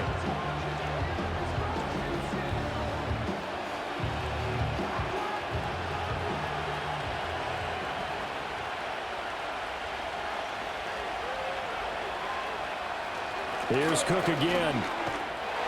And not able to break away this time as they're going to stop him right around the line of scrimmage. And the trend continues here in the 4th like it was in the 1st, 2nd, and 3rd. He's had nowhere to run. And you're probably thinking to yourself, why do they keep feeding him the football? Well, they trust him first and foremost. They do believe that over time he might actually pop one of these runs. But bottom line is he takes care of the ball well for them, so they'll keep handing it to him. That's complete to Dill. They hate to surrender the football when you're nursing a slim lead, but they're going to have to punt it away, trust that defense. It's the right play at this stage of the game as well. You don't need to press it here because you do have that little bit of a cushion, and you count on your D to make it stand up. And the fair catch is taken at about the 13-yard line here. The situation for them offensively as follows. Trailing 17-10, 44 seconds to go. Their undefeated season, it's in danger unless they can score here as they've got a 1st and 10. To throw is Jones. And that is caught on the right sideline, but out of bounds, says the line judge. And I believe the referee's been buzzed. Yeah, they want to take another look at this call, and it's certainly a big one here late in a tight game. Did he keep those feet in bounds? That's the question they've got to decide. And I got to say, watching it in real time, it was awfully close. Yeah, it certainly looked like a heck of a catch because he didn't appear to bobble it, which could complicate things. But even with the benefit of replay, that's pretty tight. Well, here's the call. So the officials and the folks in New York got a second look at this one, and the call is going to be overturned. That's into the hands of Flowers over the middle. This offense cannot stop the clock now. No timeouts remaining as they come up here 1st down. And seeing no options, he just tosses this one away incomplete. Now that'll bring up 2nd down.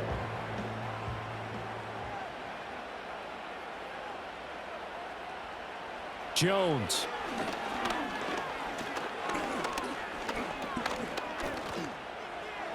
A throw left sideline falls incomplete. Not only did he have a chance to scan the field there, it felt like he had a chance to scan it twice. The protection was that good. Unfortunately for him, the coverage downfield, equally good.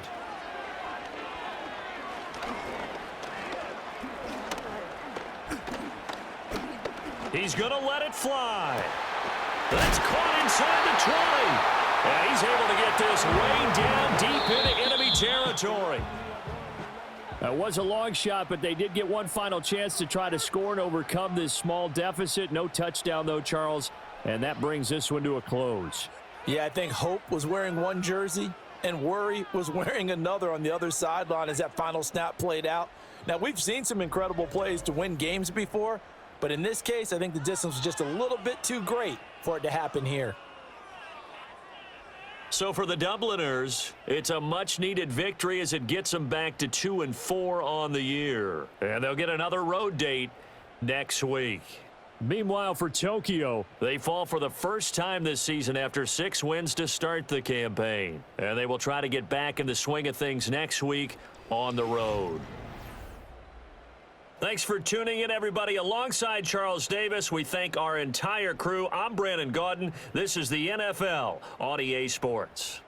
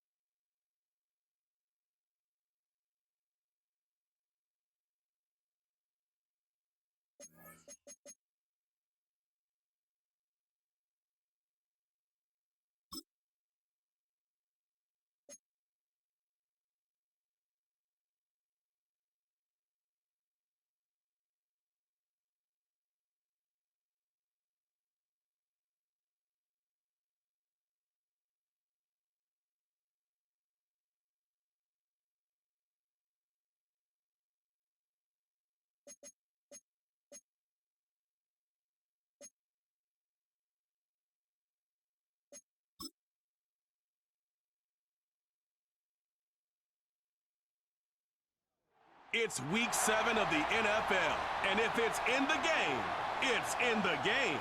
It's the Oilers and the Steamers, all that and more, coming up next.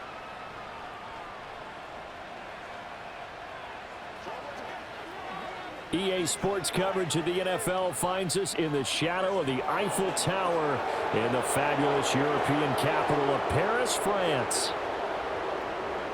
With my broadcast partner, Charles Davis, I'm Brandon Gaudin. And, Charles, you look at this Paris team as it gets ready here. The losers their last time out, so they'll look to make amends here. And one of the best ways you can do that is to be at home, and they are. They're going to try and ride that home crowd and that wave of emotion to a victory in this one. On the other side of the field for our visitors here, they too were losers last week, so they're also hoping to get back in the win column.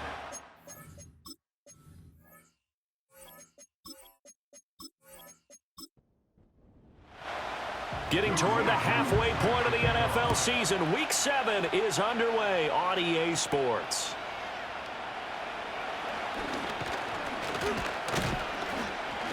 And a nice return sets him up pretty good here right at the 30-yard line. So out comes this offense to take over for the first time. They'll be led out by the #1 overall pick back in 2020 from LSU. It's Joe Burrow. And no excitement unless you're on the defensive team of last week in his numbers, because the only excitement he really generated was the one interception he threw. Yeah, no touchdown passes. Yeah, and his team wasn't real thrilled about that. And they lost the game. So I know this week has been tough on him because he's been working hard. Fundamentals, footwork, finding the right targets. The bottom line, how do they get a win? Now 2nd and 8 at the 32-yard line.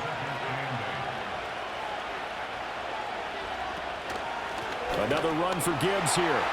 And the big boys up front, they're going to stop him right at the line. 2 runs in a row, but only 2 yards to show for it. An early tough test on the opening drive. This is 3rd and 8. Now Burrow. That is caught. And he'll be taken down, but he does have first down yardage. Got what they needed there. The drive continues with a 9-yard pickup. All right, let's just go ahead and walk through this one pretty easily, right? Blast off the line of scrimmage, get downfield to a certain point, usually around 8 to 10 yards, turn around and make sure the quarterback sees your numbers and set yourself up for the pass. A well-executed curl route by Charles Davis. And he's going to get this down to the 35-yard line. Good yardage as he rumbles for 24 and a first. You were telling me this yesterday. This is exactly what they want to do on the opening drive, establish the ground game. Yeah, remember our conversation? We were talking about what one of the GMs in the league has told me repeatedly. It's a big man's game. And it's not necessarily size. He's talking about playing some big boy football.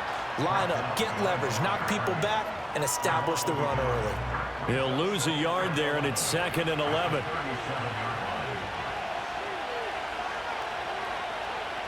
Here's Burrow. And that one off the mark behind him, incomplete. Nico Collins, the intended receiver, and it's 3rd down. When you look at this defense, against the pass, they're toward the middle of the league, number 15 in the NFL. So I'm prepping for this game. I kept asking myself the question, what's keeping this group from being top 10 in the league against the pass? And too many mistakes, especially little mistakes. And those add up into big mistakes. Big mistakes add up into points against you. Boswell's kick is good. And the opening drive of the game yields 3. So that, Charles, a season long right there. And you know who's really excited about that? The special teams coordinator, because he's the one who has to tell the head coach in pregame, this is where we trust him from. This distance, he can hit it, and he repaid that trust by knocking that one right through. And he's up across the 25 and down at the 28. So now we'll get a look at the other offensive unit as they come out for their first possession. And they'll be led out by their rookie QB, the young man out of Oregon. And last week, that was one of those games that he just wants to erase from his memory banks, but I'll guarantee his coaching staff won't let him do it. They're going to make him learn from it. He really looked like a rookie quarterback in that one. He's going to have those kind of outings in year one, but the big question, what does he take away from them, and how does he improve? It starts right here in this game. Here's a 2nd and 9 now from the 29. To throw, here's Nix. And the timing a bit off that time as that one falls to the ground. Well, anytime he reads man coverage, I don't think it's going to be the only time he'll try and hit that route to the outside in this game. He'll test the perimeter, but that time, they were up to the challenge. He'll find Lazard here over the middle. And they'll get him down at the 34, and he's going to be short of the first by a few yards. Short completion, just 4 yards, and that's going to make it 4th down. Now the former Oklahoma Sooner Tress Way on to punt the football. Deontay Hardy back deep. Fielded just inside the 20. A 46-yard punt, 8 yards on the return. The Oilers offense led by their running back headed out for the second possession. And he's been a tough guy to contain this year, and his numbers reflect that, as you can see right here. Houston's offense already at the line, set to get going. And they are back down to 500 following the loss last week. Consistency has been a real issue for them so far. Brandon, you almost don't know what team is going to show up every week. I mean, there's no consistency with this ball club at all, and if we feel that way, I know it frustrates the coaching staff, and it also has to frustrate the key leaders in the locker room. They got to figure out how to get coordinated. First connection there of the afternoon for those two, and it's good for a first down.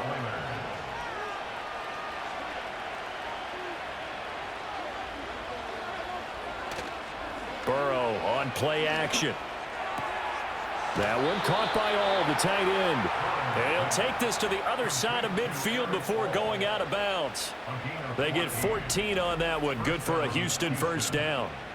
And defensively, they were in zone coverage there. Do you have to be a little careful? You're losing playing against a good quarterback like he is to not play too much zone? Yeah, you have to be careful about how much time you're giving up. I think it's a good point you just brought up. So maybe if you still want to play zone, you go to a zone blitz scheme. And you can drop anyone out of your defensive front. Defensive end, defensive tackle. It doesn't matter. You just exchange someone to bring more pressure towards the quarterback and still try and cover downfield. So from the 36 now, 1st and 10. Again, it's Burrow. That's complete to Mooney. He'll be brought down on the 30-yard line after a gain of 6. 3-0 after 1 on EA Sports.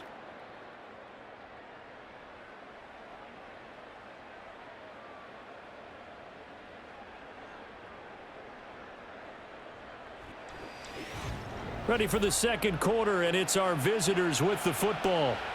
This 2nd and 4. As they've got it as we resume action. Burrow will throw. He'll get that complete to Albert O. No gain on that one, and it's going to bring up a 3rd down.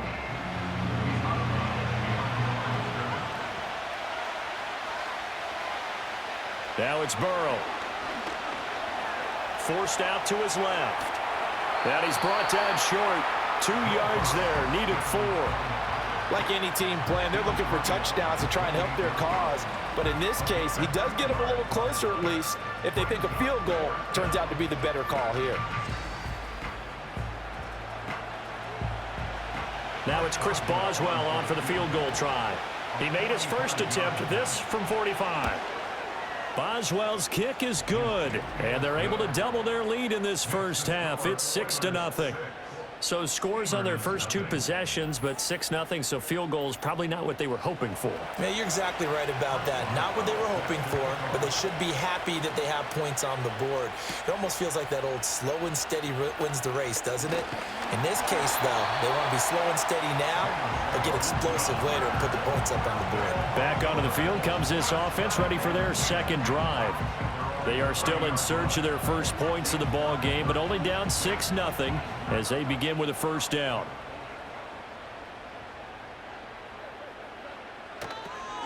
They begin on the ground with Kamara, and he is met in his tracks behind the line of scrimmage. Officially, it's a 1-yard loss. That's going to bring up 2nd and 11.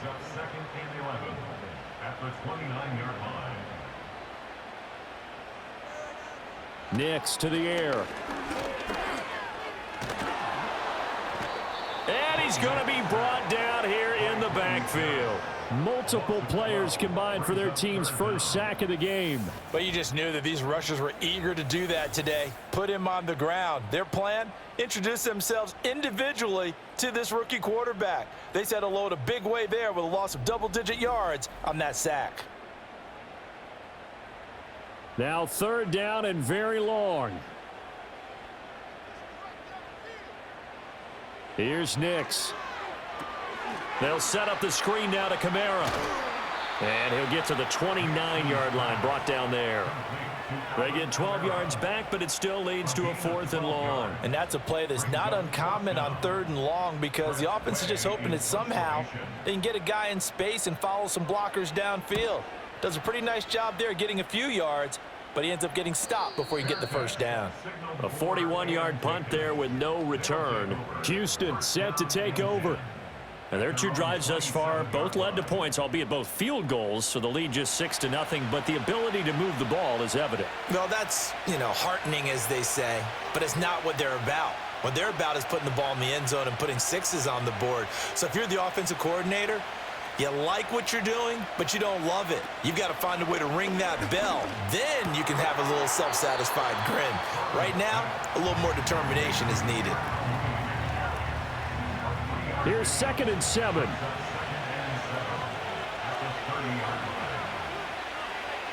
In motion left here, one of their tight ends. Here's Burrow setting up to throw it. That's complete. It's Okuwebunam. And he takes us up to the 40-yard line before being corralled. Second catch for him today, and it'll wind up a first down.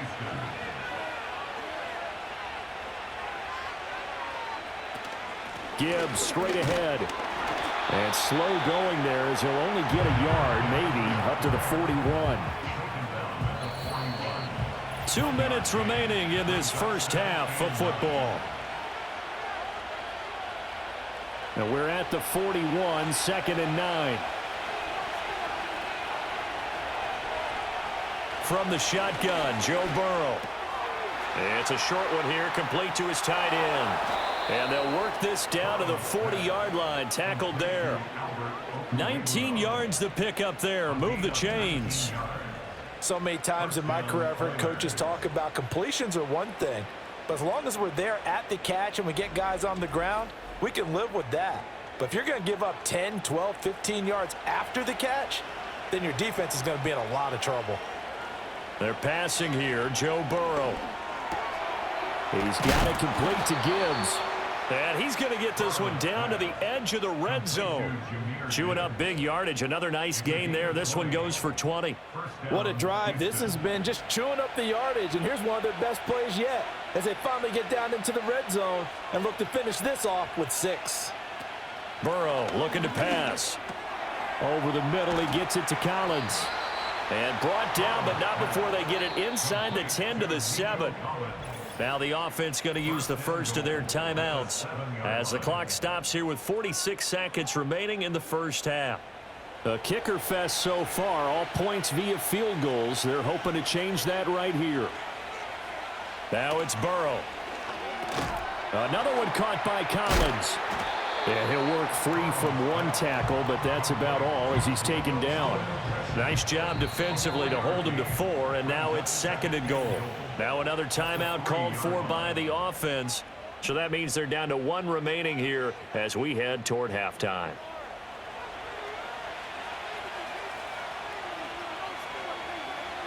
Second down and goal. Burrow. Touchdown! Darnell Mooney. His 2nd touchdown on the season. And the Oilers will extend their lead in the final minute of the half. Well, that's just how they drew it up, CD. His first read was there, got it to him quickly and into the end zone. Absolutely excellent execution by all involved. And the coordinator, got to give him credit, found the perfect play call. Quarterback let it fly as soon as the target came free, and his guy made a nice catch. Just how you draw it up in practice and then execute it in the game. Boswell good with the extra point, and the lead now stands at 13. Boswell now to kick it away after the touchdown.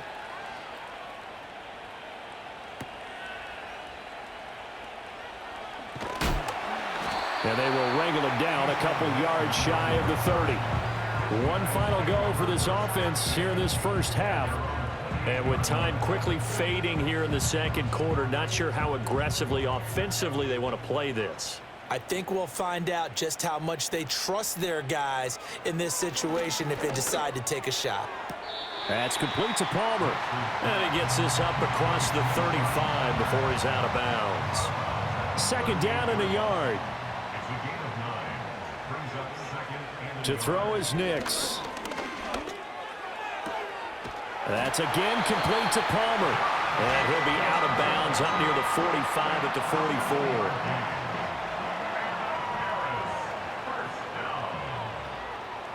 44. Working out of the gun is Nix. There's Chris Olave. Now the offense going to use the first of their timeouts as it'll come with 15 seconds to play in the first half. This offense finding its legs now. Here's another 1st and 10. Now it's Nix. Open man, it's Palmer. Now another timeout called for by the offense. So that means they're down to 1 remaining here as we head toward halftime. And from the 34, here's 2nd and 4. Throwing Nix. Olave over the middle. And he's got this down almost to the 20 before he's dropped. And they'll burn the timeout with 5 seconds left. A chance to try to add 3 points before heading to the locker room. Koo knocks this one through the post. And they will indeed get on the board here, but still trailing. It's now 13-3. So that kick gives them their first points of the game, CD. And it comes on the 3rd drive, but hopefully for them that's a spark that gets that offense going.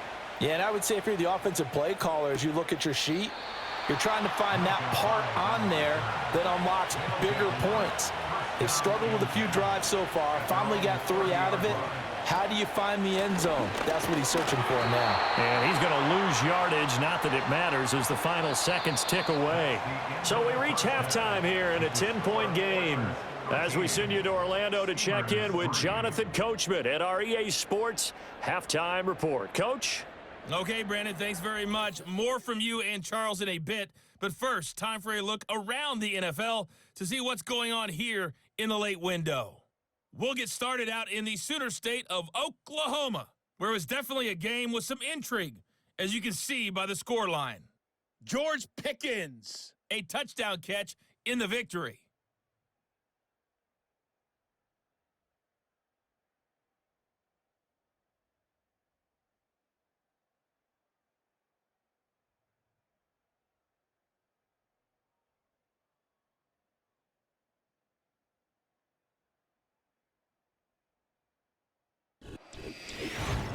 We were certainly treated to an entertaining first half.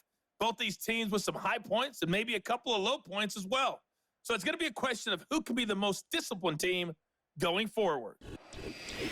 All right, Coach, thank you, and we welcome everyone back for quarter number 3. So this a 2-possession ball game as we get back underway, set for the third quarter. And it's a pretty good return here as he'll get this up to the 29. This offense ready to go to begin this third quarter. And they're still very much in this game, although they do trail. What's the game plan, Charles, for the second half? It might be a little counterintuitive because most people will think losing equals passing the ball more, but I'd establish the running game.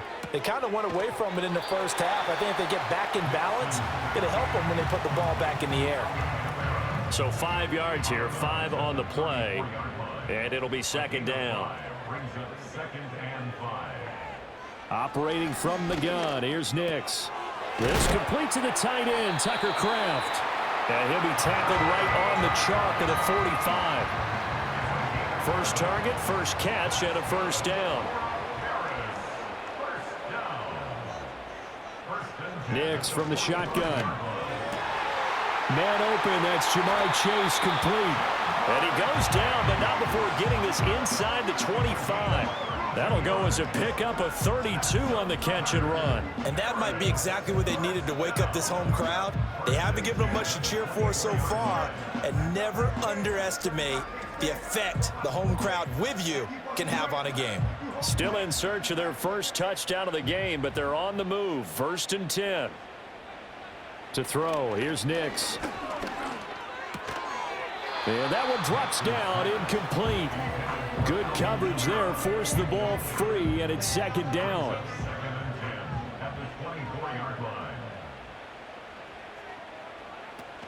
They'll give to Kamara here on the option.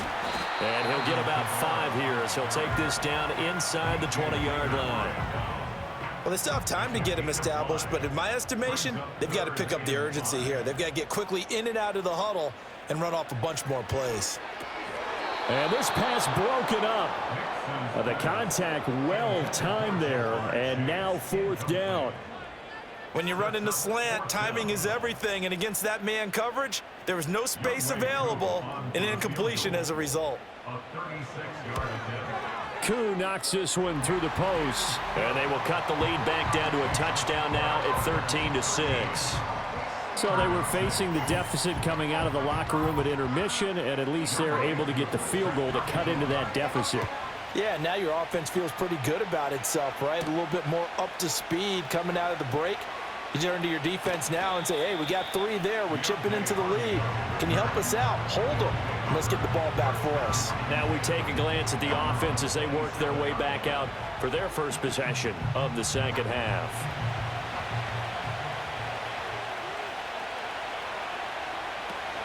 And they start things off with a carry by Gibbs here. A short gain here, maybe a yard to the 29. Yeah, things were pretty stacked up there in the middle of the line. A lot of bodies, not much space. I think ultimately he was fortunate to get anything out of that run.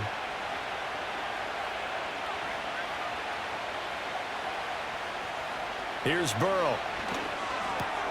He rifles one, and that's going to be intercepted. Jordan Brooks with it. And they will finally get him, but not until he's all the way down inside the 15-yard line. Well, he had to fit that into a pretty tight window over the middle. And, Charles, I think they were in zone defensively, weren't they? They certainly were. Nice read on your part. And sometimes the quarterback isn't fooled between zone and man. Sometimes just fooled by the type of zone that he sees. Because oftentimes those linebackers will vacate and run downfield with receivers. In this case, he played a pure zone and was in the wrong spot for the QB. From the 13 now, they work on 1st and 10.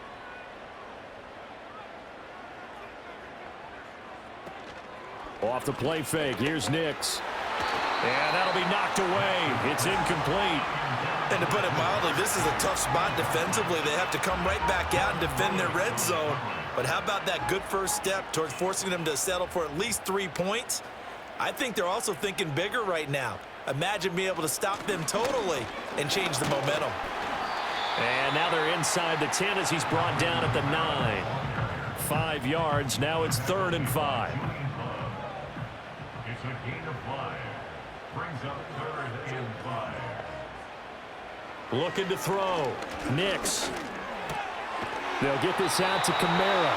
And he'll be taken down, but he does have first down yardage.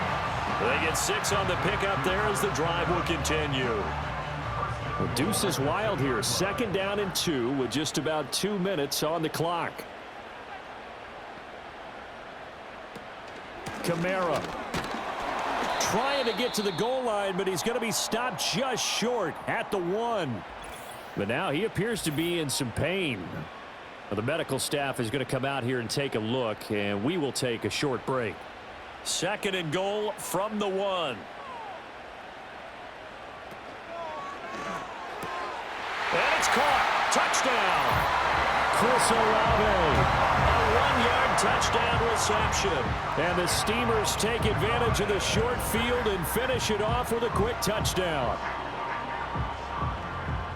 Well, with this rookie QB, we talk a lot about his ball placement and how good he can be at laying it right in there. I think we just saw, Charles, though, the strength of that arm. That was an absolute rifle for the completed touchdown. It absolutely was, and let's face it, you think he was really ready to get that first touchdown? Absolutely. He threw that pass with authority, just as you described. Big-time arm right there, and let's face it, a lot of quarterbacks used to be pitchers in baseball. The fastball was usually their best pitch, and we saw it there. All square now at 13 all as he sends this one away.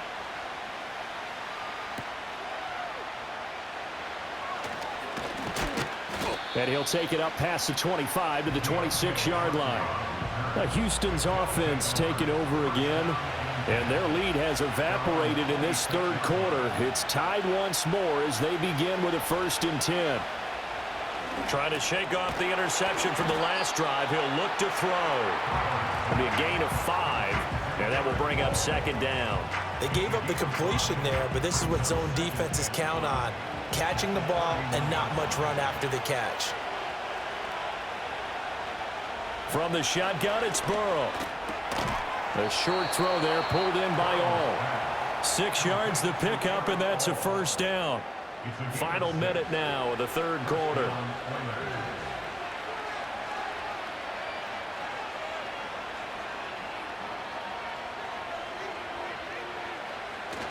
On 1st and 10, here's Gibbs. And he'll take this ahead for about 4. 2nd down coming up. And that was a quality play to start a new set of downs. That was simply an offensive line winning the battle up front and winning in a big way and giving their guy in the backfield a nice lane to hit. And he goes out of bounds. It looks like right at the 50. That one will go for 9 yards and a 1st down on the keeper. How about that there? No frills, no additives, right? Nothing crazy. Just find a way to pick up the 1st down. A nice run right there. And as they come to the line, they will not be able to get off another play as time has run out on this 3rd quarter. This is the National Football League on EA Sports.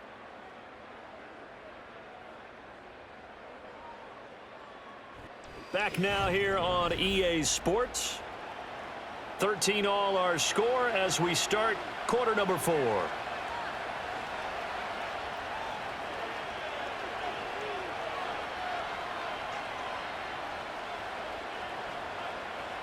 From midfield now, Burrow. A short throw there pulled in by all. He'll be taken down at the 48 for a pickup of 2 yards. From a couple of yards beyond midfield, here's 2nd and 8.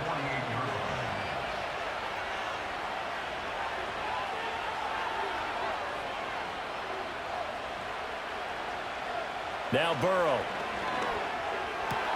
This one to Bourne, and he's got it. And he's taken down, but not before reaching the 10-yard line. A big pickup of 38. They made that way too easy for them. No one is supposed to be that open against an NFL defense. Once he caught the ball, there wasn't anybody close enough to stop him, and he was able to continue downfield after making the catch. A field goal could get him the lead, but it might not be enough here as they come up on 1st and goal. Burrow will throw. And he's got his man in stride, complete. Nice gain of 8 that time, and it's 2nd and goal.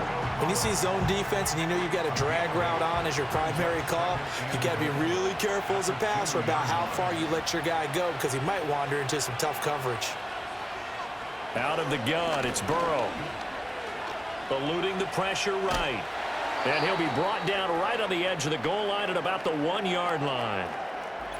And now it looks like we're going to get a timeout here. We've got a man shaken up. The medical staff will attend to him, and we will step aside.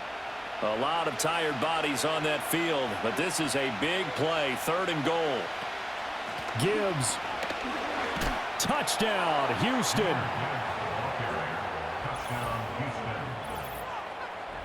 And this is a time of game where offensive lines can really dictate a team's fortunes. It's been a tough battle. They've been out there for a long time. But this was a question of who can wear down who. And that's excellent work to put a long drive together and finish it with a touchdown run to take the lead. Extra point put through by Boswell. And they will take a 7-point lead. So that drive consumes 9 plays all told. And it was all capped off by a touchdown run from Jahmyr Gibbs. Boswell now to kick it away after the touchdown.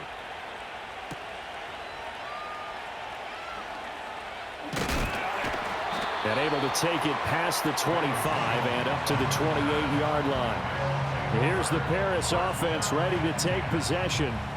They now trail by 7 after that last touchdown here in the 4th quarter. What a big spot for this offense. See if they can cobble something together on this drive. And he's going to lose yardage and be backed up to the 25. That play doomed from the start thanks to the defensive effort of Grady Jarrett. First play of the drive goes the wrong way. Here's 2nd and 12. Nix to the air. And that'll be incomplete. Took a pretty good shot as he tried to pull that one in.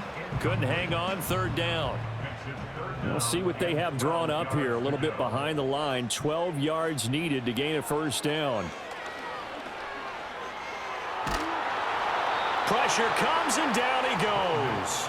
Bradley Chubb gets in there to drop him for a loss of 13 yards, and it's also 4th down now.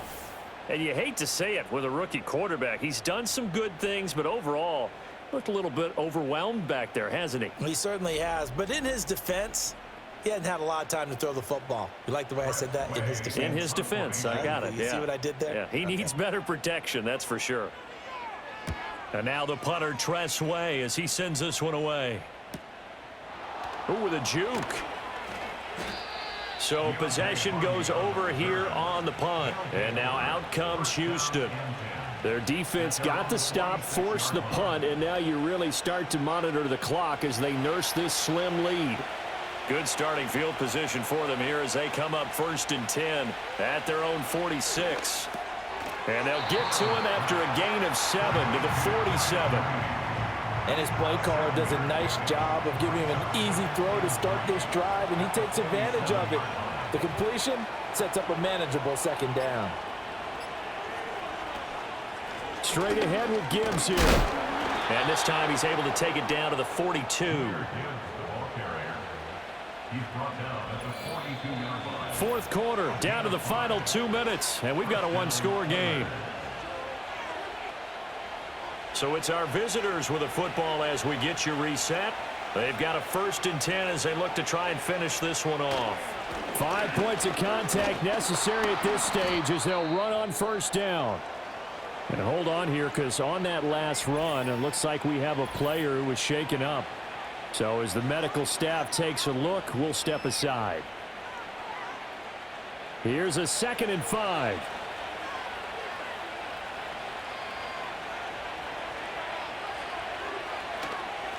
A give up the middle to right. And he's dropped just before the line to gain. 4-yard pickup leaves him with 3rd and 1.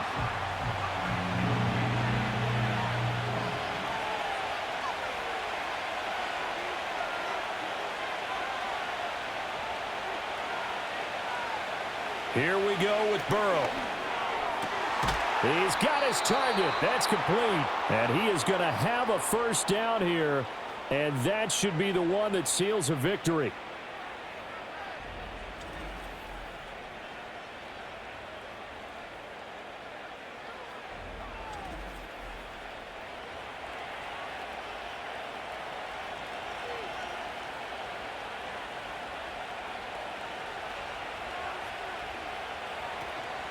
They'll run out of the gun with Wright.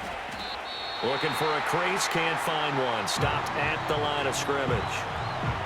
Now the defense will burn their 3rd and final timeout as they'll talk things over prior to this upcoming 2nd down play.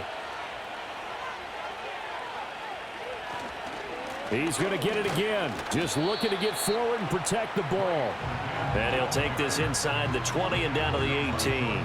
8th play of the drive forthcoming, and they need 8 yards on 3rd down.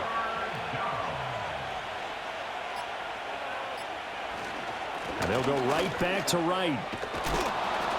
And stopped a few yards shy of the goal line at the 3. It's a gain of 15, and that ought to just about put an end to this one.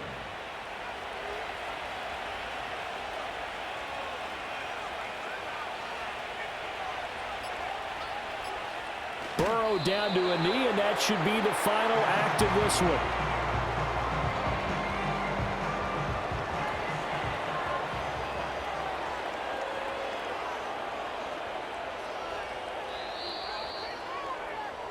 So Houston going to come away here with the victory.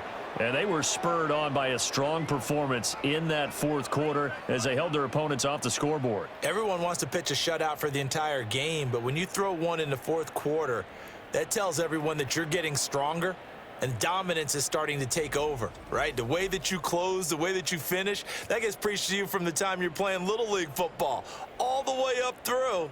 And they closed them out with a big-time performance down the stretch. So for Houston, they move back over 500 now at 4-3. And they'll get another road date next week. Meanwhile, for Paris, they fall a game under the 500 mark at 3-4 through 7 games. And they'll get a chance to redeem themselves at home next week. That'll do it for us. I'm Brandon Gaudin alongside Charles Davis. Thanks to our entire crew as well. We'll talk to you next time. So long, everybody.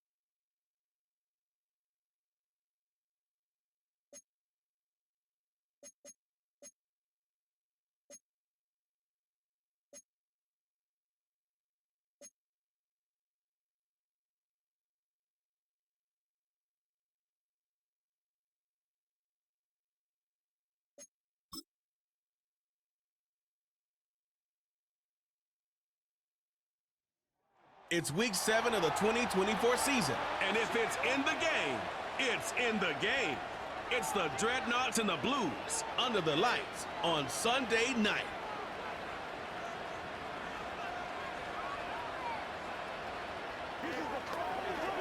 Now from just east of the Mississippi River, EA Sports welcomes you to the home of the Blues, Memphis, Tennessee. With Charles Davis, I'm Brandon Gaudin. And Charles, you look at this Memphis team as they get ready here. The losers their last time out, so they'll look to make amends here. And one of the best ways you can do that is to be at home, and they are. They're going to try and ride that home crowd and that wave of emotion to a victory in this one. Meanwhile, for Brooklyn, our visitors, we're in October now, so everybody should be coming into form, shouldn't they? They really should, and what you have now is a full...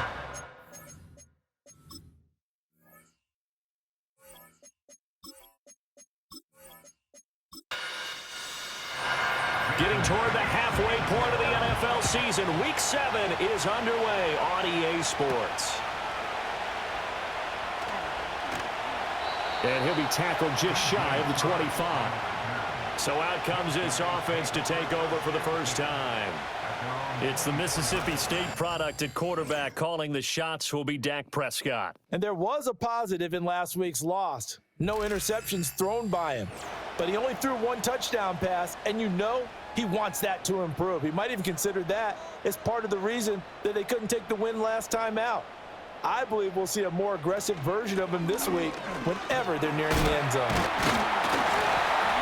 And they're able to get this one across the 35. 11 yards there on the first play from scrimmage. Well, that was definitely a surprise there, handed to the big guy on first down. Heck, the first play of the drive. And when you see him get to the second level, as a former safety, I can just tell you, your eyes get really wide because you know you've got a lot to deal with at that point. Well, this one complete. It's Rashee Rice. And he's taken down right at the 45-yard line. A good pickup there of 20 yards. So on the other side of the field now, it's 1st and 10 as they've got things rolling on this drive. They run here with Rico Dowdle. 8 yards on the pickup, and now they'll have some options on second and short.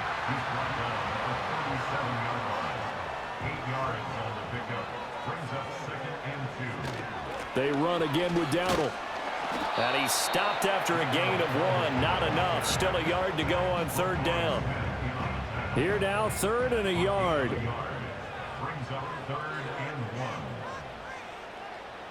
Out of the gun. Here's Prescott.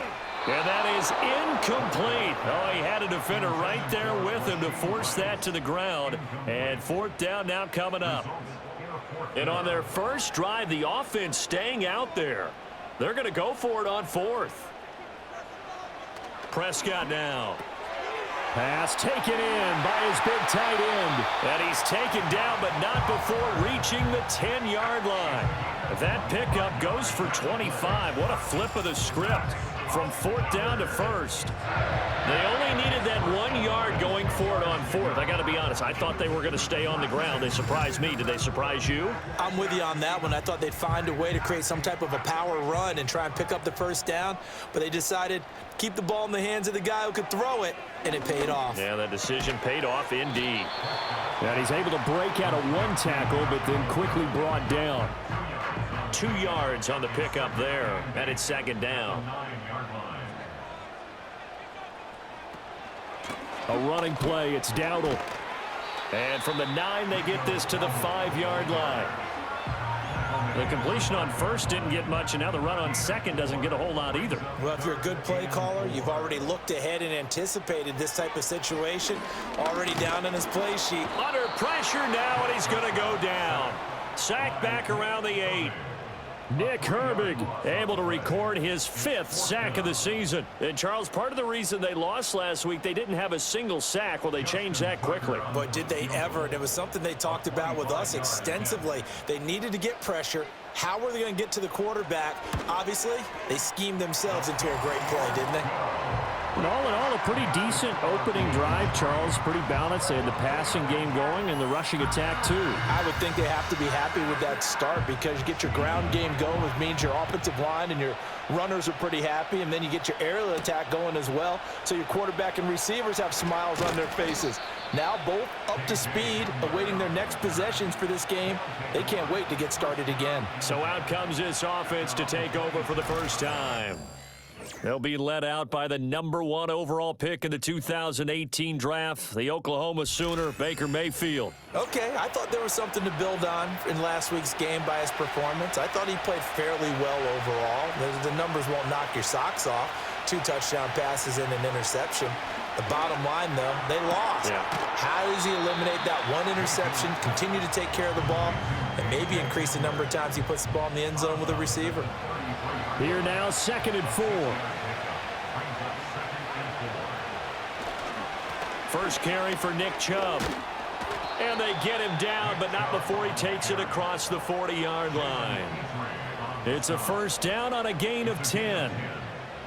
Now, look, that wasn't a huge gain, but those are the types of carries I think they were missing in their loss last week. They couldn't get him going on the ground. Did you get the same feeling I did during our meetings, that they kind of regretted that he didn't touch the ball? Absolutely. You know, hey, he should have touched it more last week. They weren't going to make that same mistake, and they've taken care of that early. Ball spotted at the 45. Here's a 2nd and 8. They run it again with Chubb.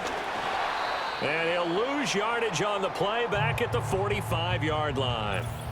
Now, after all of this, hang on here because he appears to be shaken up. Well, now they're going to come out and take a look at this injury, and we'll be back in a moment. They'll be in search of 8 yards here as they hope to convert the first down. They go play action. Mayfield. He had a man open, but he missed him, and it's incomplete. 1 first down here, and that's all, folks. Good work by this defense to hold things in check and force a punting situation. Only 2 punts for him last week in the loss as he gets this one away. A 40-yard punt, no return, and the offense will come back out deep in their own territory. The offense now at the line, ready for their next drive. They've got a 3-0 lead and the football as they start 1st and 10. That'll be caught by Rice. Now he's loose up the left sideline, and he'll be forced out of bounds on the other side of the field. A big play there on the catch and run. 44 yards. Well, that's something that this defense is not going to be able to allow if they're going to have success here. They've got to be able to wrap up and get guys on the ground. They end up letting him get away, and it turns into a big play here early on. I can just see veteran observers of the game shaking their heads and talking about the dearth of tackling in the game today. 3-0 after 1 on EA Sports.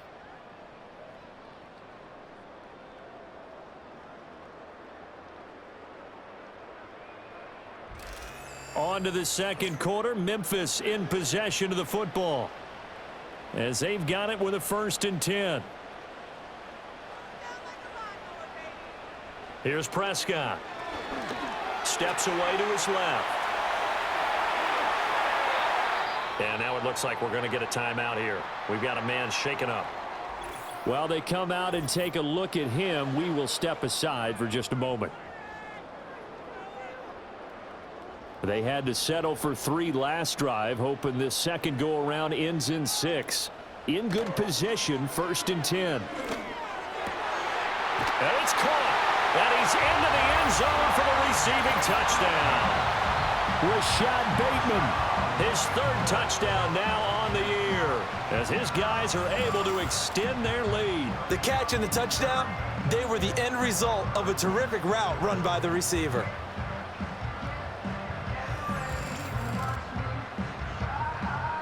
Justin Tucker for the extra point.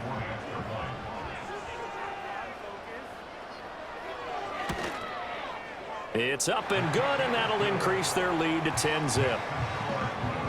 So they only needed 3 plays on that drive. And it's Rashad Bateman who finished it all off with a touchdown. The kickoff team on the field now as they will send this one away.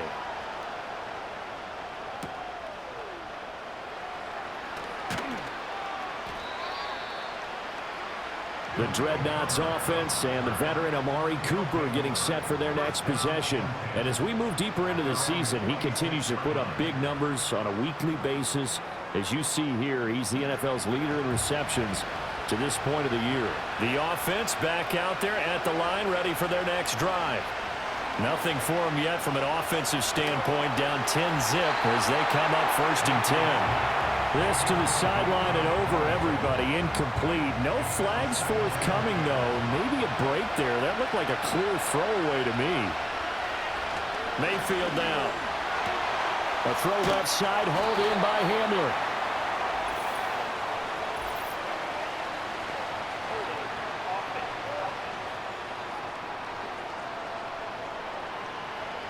Now they face a 2nd and long following the holding penalty.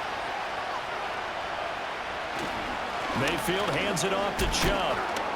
And not a whole lot to speak of there as they'll bring him down shy of the 20. He'll get 3, but it leaves him with a big hole here on 3rd and very long. Now Mayfield.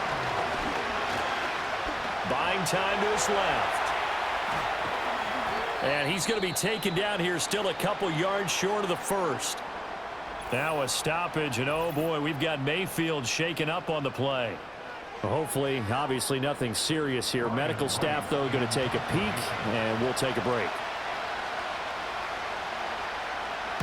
On 4th down, the punt team is on as this is sent away. And here's a fair catch taken at about the 24-yard line. It'll be a 39-yard punt, no return. Here's Memphis to once again go on offense. This drive here beginning probably with a pair of motivated groups. Remember, the offense scored a touchdown on their last time out, looking to repeat that in Charles's defense. They were very frustrated after giving up 6 the last time on the field. And frankly, it's just a battle of wills in a lot of ways because you know they're both motivated, they both game plan for this drive, and they both have specific outcomes in mind. To me, it just comes down to who can execute better and which side can step up and assert its will over the other. And he's got room. And he's going to get this down to the 35-yard line. That one good for 37 yards.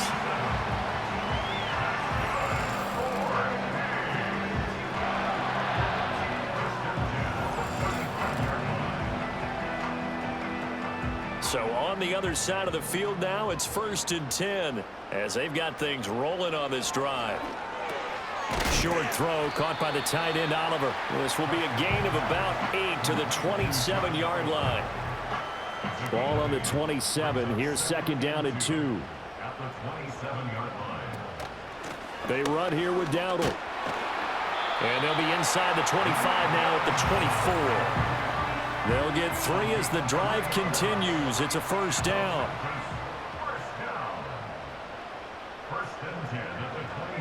Prescott. And incomplete, a drop there in the middle third of the field. That'll bring up 2nd down. Brings up 2nd and 10 at the 24-yard line. Throwing, Prescott. He's got Granson, his tight end. And they do get him down, but not before he's able to slip it inside the 5-yard line. First target, first catch, and a 1st down. And what a nice example there of a tight end doing exactly what he needs to do. How about how he worked his way to the outside, made sure he secured the catch, and then anything after that, we count that as a bonus. And indeed, he gets enough for the 1st down. Dowdle is not going to advance very far. He'll be stopped right at the line of scrimmage. No gain on the play that time, and it sets up 2nd and goal. We've hit the 2-minute mark of the first half, 10-0 our score. So they've been in the red zone 3 times, and it's yielded just 3 points. Can they find the end zone here on 2nd and goal? Looking to throw, Prescott. In trouble, and he'll go down back at the 12. A big win there defensively on 2nd and goal, a loss of 7, and it brings up 3rd. 2nd goal, last thing you need to do is get pushed backwards to take a sack, but he couldn't find anywhere to go with the football, had to eat it, and ended up on the ground. To the end zone, but knocked away and incomplete. The veteran Rasul Douglas able to break that one up. So many times when we talk about coverage, we're just about a defender running with a receiver, but a big part of it is understanding where the football is, finding it. In this case, when it arrived, it wasn't a surprise, and he was able to bat it away. So 3 points there, and they continue to build this first half lead. Yeah, every little bit helps, and the more that you can put together drives and start controlling the tempo, controlling possession, finishing with points, the better off you're going to be. Well, now how about this return? And a good effort on the return there. Gets him across the 30, up to the 33. Here's Brooklyn to once again go on offense. And Charles, we'll see what they can do here. Not a ton of time left, but enough certainly to get points out of this drive, and they need them right now because they're trailing. Yeah, and this is exactly why you practice a 2-minute drill all through camp and at least one practice each week before a game. A minute left, more than enough time to string a few completions together, reach the end zone, and then make that walk back to the locker room just a little more animated. To the left side and complete for Amari Cooper. Now another timeout called for by the offense as they'll stop it with just over a minute to go before halftime. One thing you're hoping for when you run drag routes, you're able to hit a receiver in stride and he can pick up a lot of yardage after the catch. But in this situation, the defense was effective, able to stop him before he could get a good head of steam going. And the result here, a pickup of 8. Leaves him with 2 to go on second down. Mayfield. Going out wide, finds Chubb. And he'll get it down to the play to the 37. 7 yards there and a first down. Another catch for him there on this drive, Brandon, and it looks like they're going to utilize him out of the backfield any way they can.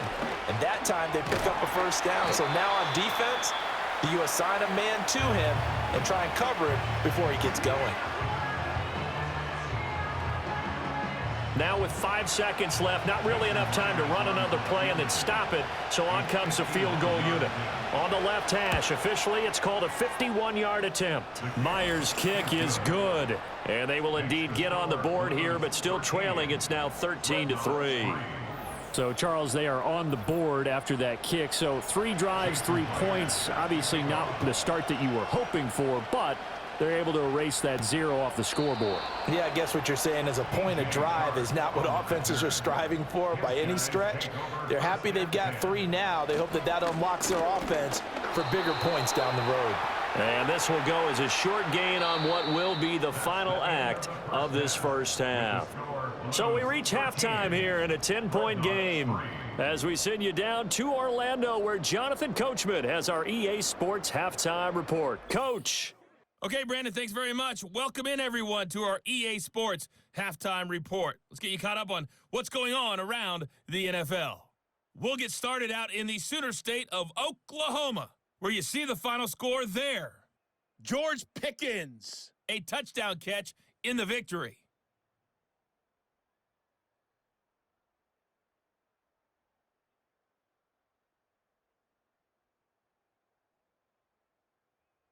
Lastly, let's check on one final game for you.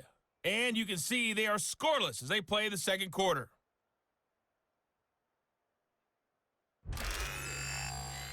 It was the veteran quarterback Dak Prescott who had it working in the first half.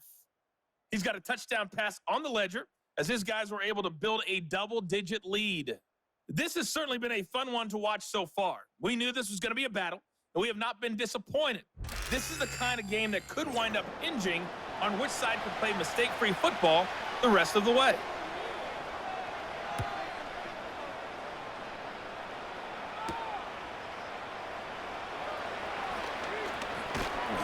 And he'll be stopped up at the 25. And this offense ready to go to begin this third quarter.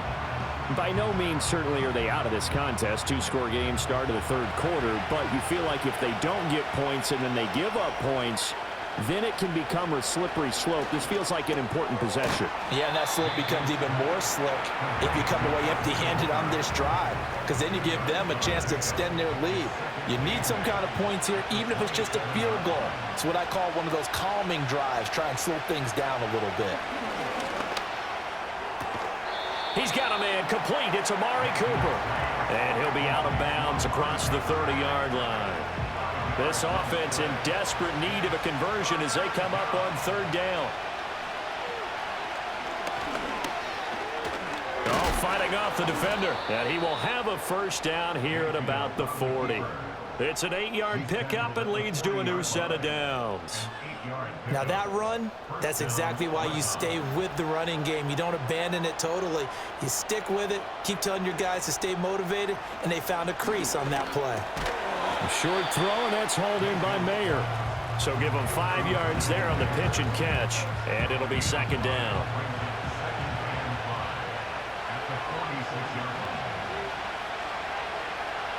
From the gun, Mayfield. This is Hamler on the receiving end. And he's brought down. Just his second catch of the game so far. This one moves the chains. Still in search of their first touchdown of the game, but they're on the move. 1st and 10. And Chubb will try the middle here. And he is going to be stopped cold behind the line of scrimmage. They'll lose a yard there, and it's 2nd and 11. This defense is just flat getting after it. They have not given up much of anything in the run game. Case in point right there. And now whistles here and a flag down. Looked like someone got going a little early. That flag accepted, and it backs the offense up a little bit. And that false start penalty certainly not helping their cause here. 2nd down and long. Mayfield to throw it. And he's got his receiver, Cooper. And he is out of bounds inside the 35. This will be the 8th play of the drive, and it's 3rd and inches. To throw, Mayfield. Able to find the open man. That's complete. And he'll be taken down, but he does have first down yardage. They got a completion there, but that's clearly an example of one side happy, the other side not very happy. Defense, very, hey, take 1 or 2 yards. We're good with that. Offense, you got to expect to get more on the passing play. Now they return to the ground game. Chubb. And able to break one tackle, but then quickly brought down. But a nice little gain. In need of only about the length of the football here on 2nd down. And again, it's Chubb. And this time they were ready for him as they'll stop him right at the line of scrimmage. No gain on the play, and now they're faced with a 3rd and 1.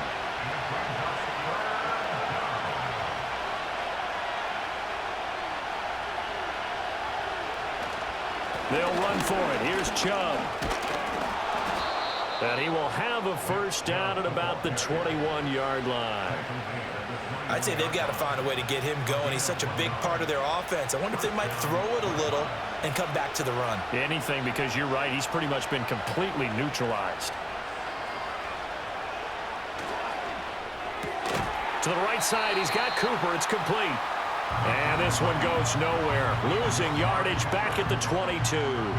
He was unable to shake free there, and they'll cover him for a loss of a yard.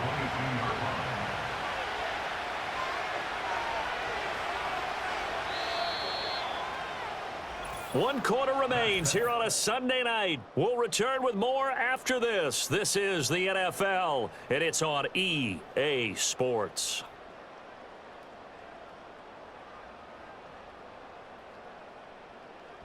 Back now in Memphis, Tennessee, as we are set to bring you the home stretch here, the 4th quarter.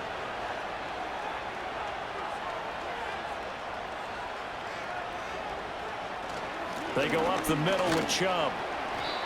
5 yards on the carry there, and it leaves them with 3rd and about 6 yards to go. On a 2nd and long, it's really nice to see an offense that has enough confidence to run the football in that situation. I think that goes back to their practice and game planning.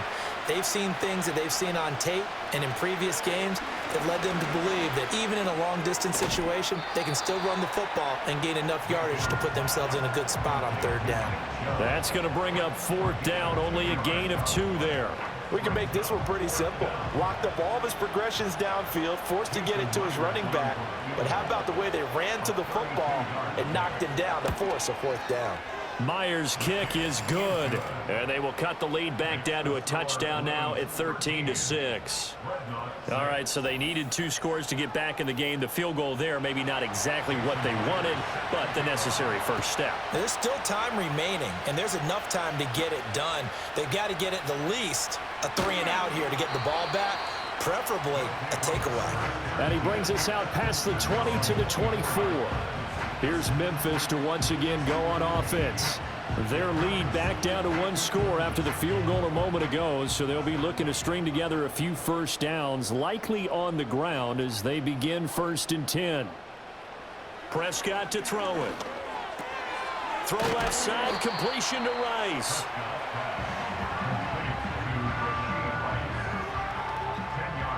An ideal spot here to get a first down and try to run some more clock, and this is 2nd and less than a yard. Prescott off play action. That ball caught. It's Rice. And he's going to get this all the way down inside the 35. Give him 32 on the play. Well, partner, I'm not sure how this drive's going to end, but how about the way they flip field position there? A nice attacking play. They picked up a heck of a chunk of yardage.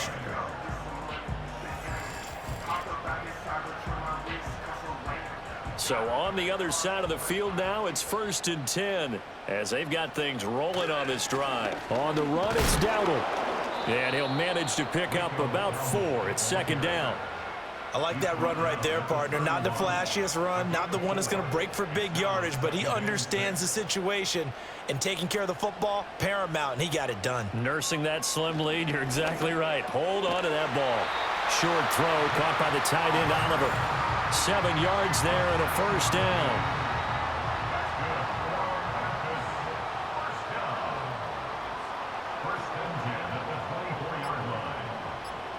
Now Prescott. This one caught by his tight end, Oliver.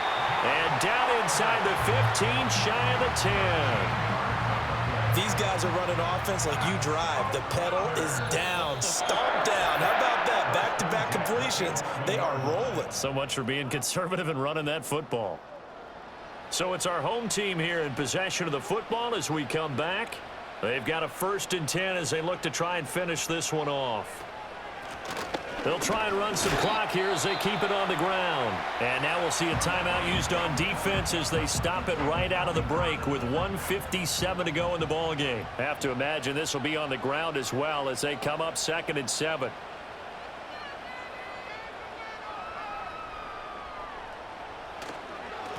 And they'll give him another shot here on the ground. And he'll take this into the end zone. Now, hold on here. We do have a flag down. So let's see what this is about.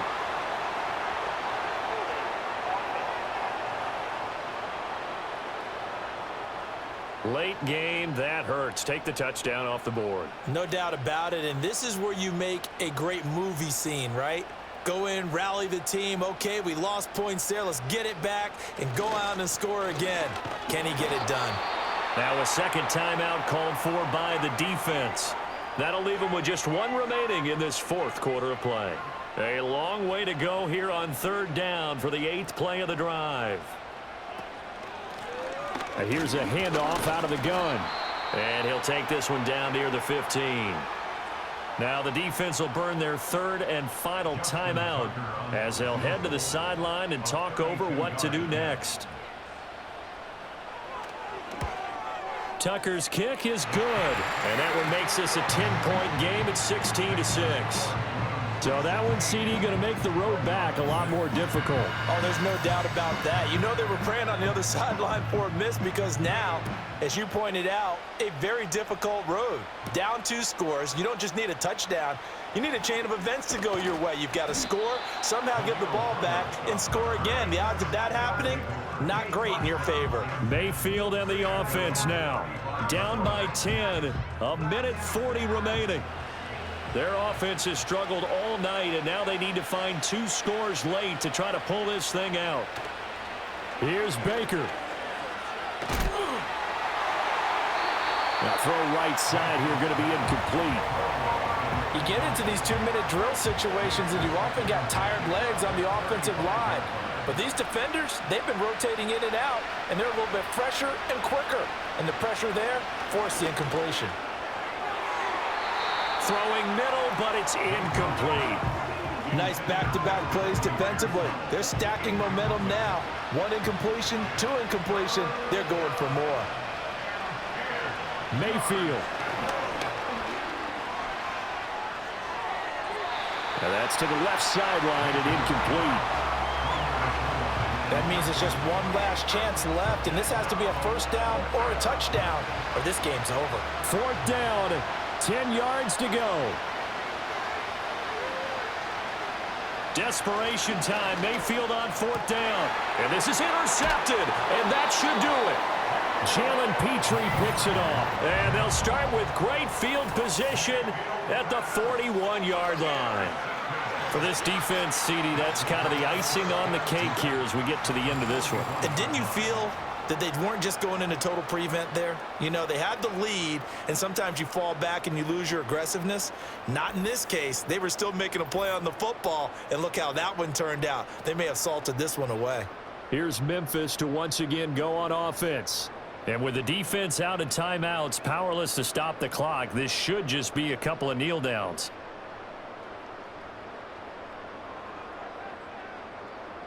Victory very much in sight now as they'll take a knee.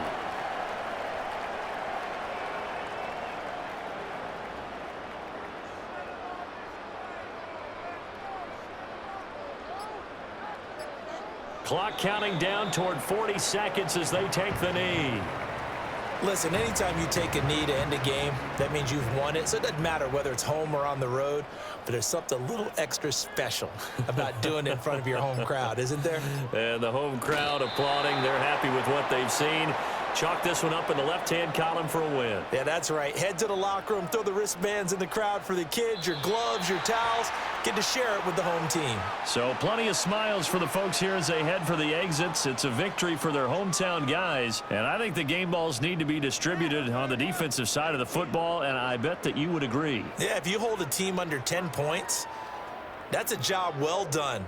Really well done. So I would say game balls for every starter and every key player who participated in this game. Now, see, I only like one game ball. You're handing out multiple. Although I set you up by saying game balls plural, but I like where we're going with this. Though you say one to represent, like the best player of all of that, and I say multiples so that you keep everyone motivated and involved. You're a man of the people. I'm a man of the people. I thought I was the only child. You get a game ball, and you get a game ball. Game balls for everybody. So for Memphis, the win moves them up to 5-2 now on the year. And they'll get to stay home again next week. Meanwhile, for Brooklyn, the loss drops them back to 4-3 so far. And they will try to get back in the swing of things next week on the road.